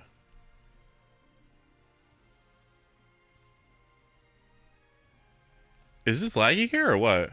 friendship between very close best friends, and that it isn't romantic like at all. Just because two people are so close like Tignity and Cyno doesn't mean that they are romantically involved. But this is another case of Genshin storytelling where the two of them seem to be a package deal. They share a relationship that is so intertwined and connected that it is hard to say it isn't supposed to be implied. Again, I want to bring up evidence from the last video where there were leaked documents online from a recent video game conference in Beijing where censorship rules were being reviewed. These documents prohibited overly effeminate men and, I quote, the love story of same-sex characters. We will limit the word use in such a story. You can only say they are best friends. Hold your hat, folks. In Kaveh's voice line about Cyno, Kaveh talks about how Tignity refers to Cyno as his best friend. And in the Interdarshan Championship event, Cyno refers to Tignity as his best friend. Guys, all about the context. Again, all that I laid out before you indicates a very close relationship. They write letters to each other in secret with methods only they are capable of decoding. They both take care of Kale together and see each other as a family, mention each other and are pictured with each other at any given opportunity, and trusts their entire lives to each other while also sharing a dinner table. I'm so sorry, but if Sino or Tignity were a girl, I feel like they would be widely accepted as just like being married. Everything that they have behind them just kind of indicates like not even a relationship. It just feels like marriage. So I feel like if either of them were the opposite gender, we would just kind of accept that they were canon at that point. And again, if you take in Hoyoverse's past with canonizing queer couples and how they're only allowed to code and use the term best friends to refer to gay people, well, then it's kind of like, it's kind of, you know. There is one piece of evidence that people often say to combat the validity of this ship, which was when Sino, Tignity, and Kale said they saw all three of them as siblings during their recent Mothset event. Honestly, you can take this however you want to. I saw it initially as they act like older brothers to Kale, but that they recognize how close of a family the three of them are. This could very well be a translation thing as well, where it is commonplace to refer to people you are close to as brother or sister in China. It doesn't necessarily mean like I literally see you as a brother or sister, but it's more used as a term of sincere endearment and even flirting at times. It's really just to show a really close connection or bond, from what I understand. I don't really see this as a point to counteract all of the evidence I just gave you, but I wanted to address it because some people do. So I will admit the evidence and the queer coding is not overly in abundance like it is for the other ships we're going to be talking about in this video, or for like Baeguang or Kavetham, right? But it just feels like a general vibe and also a really good example of how queer coding exists and how characters can interact with each other. But just positioning Sino and Tignity as parental units to Kale is kind of signaling a trope of found family, which is very often a queer coded trope. So this ship is kind of acting like how Jean Lisa was for the last video. Not too much evidence, but it really is a good example of how queer coding can be very severe or very subtle, and it's good to put it in comparison to the other ships that we are about to talk about to show you just how much coding there is in those ships as well. So anyways, what are your thoughts on Sino Nari? I personally see them as being together, and Hoyoverse just can't really tell us. Also, Alejandro Saab, the voice actor of Sino, thinks they're together, and he thinks that they are heavily implied too. At a convention once, a fan asked him in the crowd to say, "I love you, Tignity," and well, this happened. In Sino's voice, can you say "I love you" to Nari? Alright. I love you, Tainari. Oh my god. And also when Mario was released and Peaches, the song sung by Bowser, was making its meme rounds, Alejandro decided to make a cover of it as Sino. So he decided to sing about Tignity in a romantic way. He got a mysterious email telling him to take it down. Hey, he hit a nerve. So it's not just crazy people thinking that they are together that you deem crazy. It's professional working voice actors like Alejandro Saab. Okay, if we see it, we see it. You know, I saw gay, so I said gay. So yeah, that is our first ship down. So on to the next one. Well, okay, time for our next ship, which is Xingyun, which is the ship between Chongyun and Xingqiu. Before we start, I want to give a huge shout out to Ham for Yams, who made a 39-page document detailing the ins and outs of Chongyun's and Xingqiu's relationship to me. I would have been lost without their help. They are the Xingyun expert, so we're in good hands. If you want to read this document, which I highly suggest, it will be in the Discord for you to read, so make sure to join the Discord if you'd like to access it. The link for the Discord is in the description down below, along with all the other links that I used for today's video. So let's start out with our boys. As we know, Chongyun is a young Tianheng thaumaturge / exorcist, and due to his pure yang spirit, ghosts usually flee before he's able to exorcise them, so he's actually never seen a ghost. But yeah, I've been playing Genshin for hundreds of hours at this point, maybe even like 1,000, and I haven't even seen this character once. Heat, spicy foods, or any strong emotions, he may either pass out or have a complete personality change that in the past has led him to jumping on stage with Xinyan during a performance to sing with her, eating patrons' food at Chongling's restaurant while he bragged about his clan, and even destroying Wangshu Inn's property after dancing with his claymore, which Xingqiu ended up paying for to cover. Chongyun is a very sensitive, deeply caring person who, due to being a workaholic, is very naive since he didn't have a typical childhood around other kids and is prone to getting tricked. This is where where Xingqiu comes in, who is very different from Chuang Yun. Xingqiu is part of the Feiyun Commerce Guild, who has a lot of pressure on his shoulders, not only maintaining a flawless facade to keep the guild's reputation up, but also he carries high expectations from his family, wanting him to aid the family business when he is older. But of course,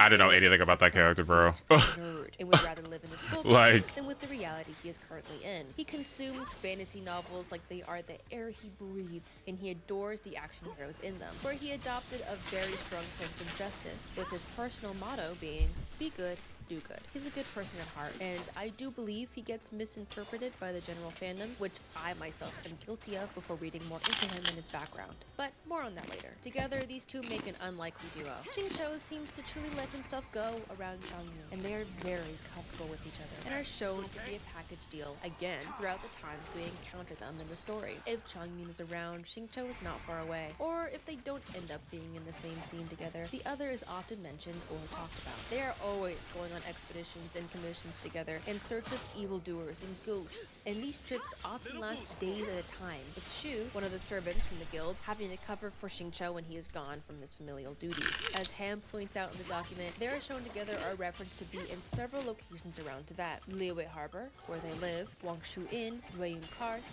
and Qingce Village. According to Ham's calculations, every 6 to 7 real-life minutes is equivalent to an hour in game, so it takes a whole game day to travel from Liyue Harbor to Wangshu Inn, which means it takes 2 to 3 days from the harbor to Qingce Village. So, needless to say, they spend a lot of time with each other. So yes, best friends hanging out a lot? What? Best friends don't do that. That must mean they're gay. No, it's not what I'm saying. Not every single friendship is gay, alright? But this one is. So everything that I have explained thus far is to explain their canonical dynamic that is not coded to be either way, in my personal opinion. So let's get to the parts that are implied. Their designs. They're an almost perfect inversion of the other, with Chuang Yun's lighter blue color scheme mirroring Xingqiu's darker blue. If you invert their designs, they adapt the other's color scheme, with matching golden accessories between the two of them. This mirrored inversion of the other can closely be linked to yin and yang imagery, which is not a far-fetched image to pull from, since they are Liyue, and Liyue is based off of China, where yin and yang originates. And because duh, dude, Chuang Yun is literally born with a powerful yang spirit. So that half of the imagery is already intrinsically tied with Chuang Yun. But what about Xingqiu? In Chinese mythology, the male or yang energy is often associated with the dragon, and the female or yin energy is matched with the image of a phoenix. If you look into the subtle pattern on Xingqiu's coat, you will notice that the pattern is that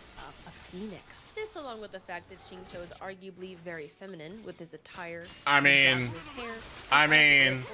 when Pasta's talking about like Xingqiu was straight, I'm like, what? To literally be the yin to Chuang Yun's yang. Dragons are very Like strong what? and powerful, with this being the case for Chuang Yun since his yang spirit is so remarkable. And phoenixes are known to be graceful, virtuous, and beautiful, which definitely matches with Xingqiu. Additionally, imagery with the dragon and phoenix are known to be a very lucky sign, with the word in Chinese for luck being this. 幸运. Oh.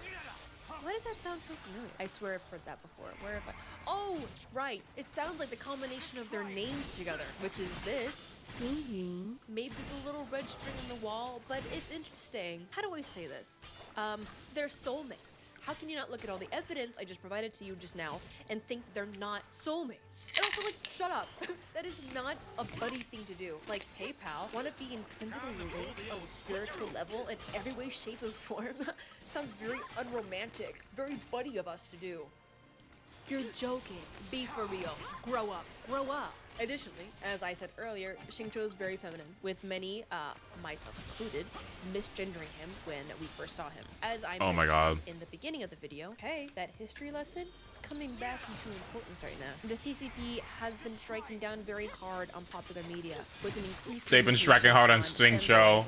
Feminine men depiction. In this new set of censorship laws, men just shouldn't be wearing earrings at all, which further displays how intentionally they made Xingqiu represent inequalities. He is the only Liyuan character to have an earring on his right side, which in the West, men with their right ears pierced do this to denote their homosexuality. Again, this is a Western piece of coding that honestly holds zero ground in the context that we were talking about, but I only mention it because it's a very interesting character detail to include. Also, when it's paired with the fact that men just shouldn't be wearing earrings in general, I thought I should include it. Also, Changyun's design is very heavily based on the types of exorcist characters in wuxia novels. Novels in Chinese literature based on martial arts in ancient China. Xingqiu's genre of choice in his books are wuxia novels. So, it's a point to be made that Changyun fits the exact description of the characters that Xingqiu idolizes and builds his ideals off of, so that's sweet. Now, they show up in a lot of events together, like the Fleeting Colors in Flight in 2.4, where they watch the scenery of Xingqiu's village together. They show up in the Exquisite Night Chimes, or 3.4's Lantern Rite, where they have a lot of endearing interactions. And then, of course, there is the famous scene from the Moon Chase Festival in 2.1, which is the first time we see them together, so it truly sets the scene for their relationship. They are their usual friends in cutscenes and in the main storyline, but once we visit them outside a cutscene, we can overhear their conversation with each other, which is really sus. They're talking about books, right? And Xingqiu's like, alright, let me read you a book called Young and Hopelessly Smitten. So, I don't know. Between what is essentially a guidebook and a romance book, of course Changyun's gonna pick the romance book, so Xingqiu gets to read him a book about being young and hopelessly smitten. Then I'll read one for you. How about Young and Hopelessly Smitten? Hey buddy, hey pal, how about you get comfortable and I can serenade you with my voice as I read you a story about being young and in love, which is kind of crazy, it's kind of like us, but not like us at all because we're not romantically implied at all. I'm sick of it.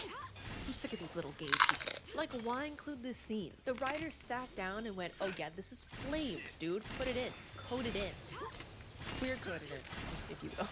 Okay, I will admit, before doing all of my research for today's video, I was not 100% convinced that Hoyoverse was purposely queer coding this friendship to be romantic. But this scene and their imagery together, when is it when there's so many coincidences that it isn't a coincidence anymore? And oh boy, we aren't even done yet, okay? I said in depth, so we're being in depth. In Changyun's Hangout quest, it is heavily implied that Xingqiu leaves him clues to go on another bogus ghost hunt. The clues lead him to a flyer that invites people to come with their best friend for a test of courage. Changyun thinks this is a serious invitation to go eradicate some ghosts, when really it's just like a haunted house, essentially. His best friend is already busy, Xingqiu, so he asks the traveler instead. When they show up, it is a haunted house, but for couples. It's a date exercise. It is speculated that Xingqiu left these clues so that Changyun would ask him to go on this test of courage date thing, but there is a theory that the reason why Xingqiu was too busy for Changyun to ask him was probably because chronologically he was too busy with the Cheng the Ninth stuff. Though this is speculation about the timeline, so take it with a grain of salt, but it is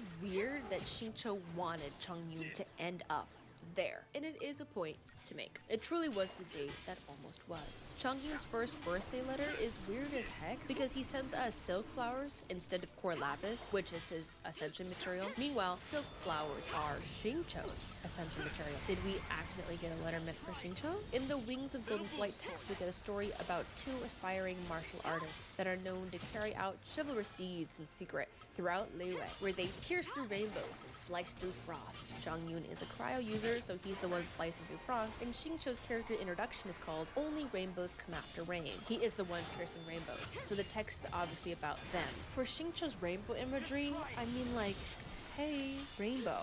So no, not every single rainbow denotes queerness, okay? But in this context, we're talking about a character that is pretty sus having rainbow imagery, it's a point to point out, okay? Also, it should be noted that in ancient Chinese legend, the symbol of union between yin and yang was a rainbow. Again, just coincidences, just coincidences. Fuck okay? me, man. Slow. Thank you. Program on Bilibili called the Liyue Salon, where some of the Genshin voice actors were featured in. They acted as their respective characters and performed a segment in the show that was essentially an advice column, where the people of Liyue sent in some questions for the god Rix Lapis to answer himself. Everything written for this segment was written by the staff, so their validity and possibility for canon is to be taken seriously. They got a question from the anonymous author of A Legend of Sword. This is Xingqiu. The advice that Xingqiu asks is, what would Rex Lapis do in this incident that occurred between him and his best friend, Changyun, where Xingqiu sang to him for his birthday, and during Xingqiu's performance, Changyun got so overheated that he got a nosebleed. Chun-Li's response to this was a bit of awkward laughter and then changing the subject. If you are a weeb, it is a common trope for characters to experience a nosebleed when they are let's just say, very excited. Yes, this is a trope in Japanese anime, but it is also very prevalent in Chinese dramas as well, and it means the same thing. So having a nosebleed for bad singing means one thing only. He really likes the singing. Alright, there is a lot here that we talked about, and I'm not even mentioning all of the official arcs they're shown together. So many of them, look at them, they're still going. Hey, look at this slideshow, isn't it so cute? And there are absolutely more pieces of evidence that I could cite, but I feel like this was enough, if not more than enough, to talk about for today's video. Now I want to quickly address some issues people have with this ship, or more realistically, issues that people have with Xingqiu in particular. Xingqiu is a huge prankster. It runs in the family, and because Chongyun is so naive, Chongyun is usually the target of these pranks. The pranks usually end up in Chongyun having a Yang attack, or he is sent on bogus exorcism leads. I see how often in the fandom where Xingqiu is labeled as a cruel friend or someone with pure malintent. I see him as a little shit, obviously, but I don't see him as a cruel person or a bad friend at all. In his defense, I think he sends Chongyun on bogus ghost leads to help Chongyun let loose a bit. Chongyun never takes time for himself, and by following some of these clues, he has an excuse for taking part in normal activities, like having to read fun books because apparently there's a clue in there. Chongyun's also not really hurting anyone or is himself hurt when he has a Yang attack. He just becomes very extroverted and he's ashamed of it, and if it does go too far, Xingqiu covers for it. So I don't see this as Xingqiu trying to intentionally hurt him. Xingqiu does take it too far sometimes, and one showed how bad he felt for taking it too far with Chongyun, like in Chongyun's character story 4, where Chongyun got swindled out of money due to a bogus lead Xingqiu sent him on, so Xingqiu quickly fixed it. I don't agree with how Xingqiu performs these pranks. When he goes too far, he fixes it and realizes when something is no longer in good fun. Xingqiu does have a lot of pressure on his shoulders, so I suspect this behavior is the result of him A, being very comfortable around Chongyun, and B, letting himself loose and being a little silly, something he can't be often. Chongyun, still after being deceived by Xingqiu, still seems to place a whole lot of trust and respect into his friend, so their friendship still seems pretty healthy. I would also like the court to realize that Xingqiu is probably like 14 at best. Bro's a kid, and he's cringe. He's Oh my fucking god! Oh my god! Woo! Oh my god. It was supposed to take me 24 minutes. Holy shit. Like, fuck. Oh my god. Like, fuck. That was supposed to take me 24 fucking minutes? Ugh. Oh my goodness.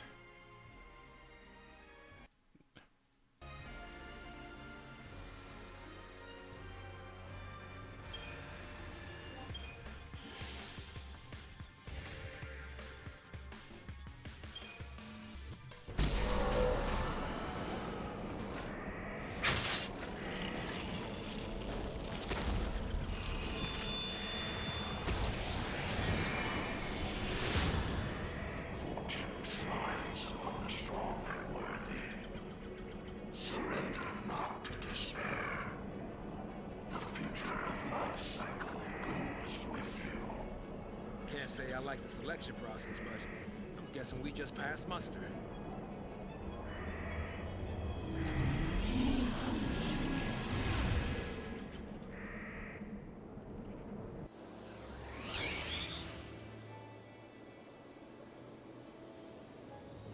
Oh, that's he fucking left.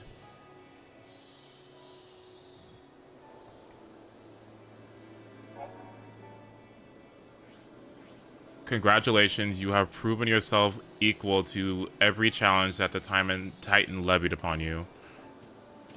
Holy. Oh my god, that was like so hard. Holy shit. I mean, it is hard mode, I know, but like, was it supposed to be that hard? Yes. Oh my goodness. So what now? I guess we finished the video while I play some Star Rail, right? Like...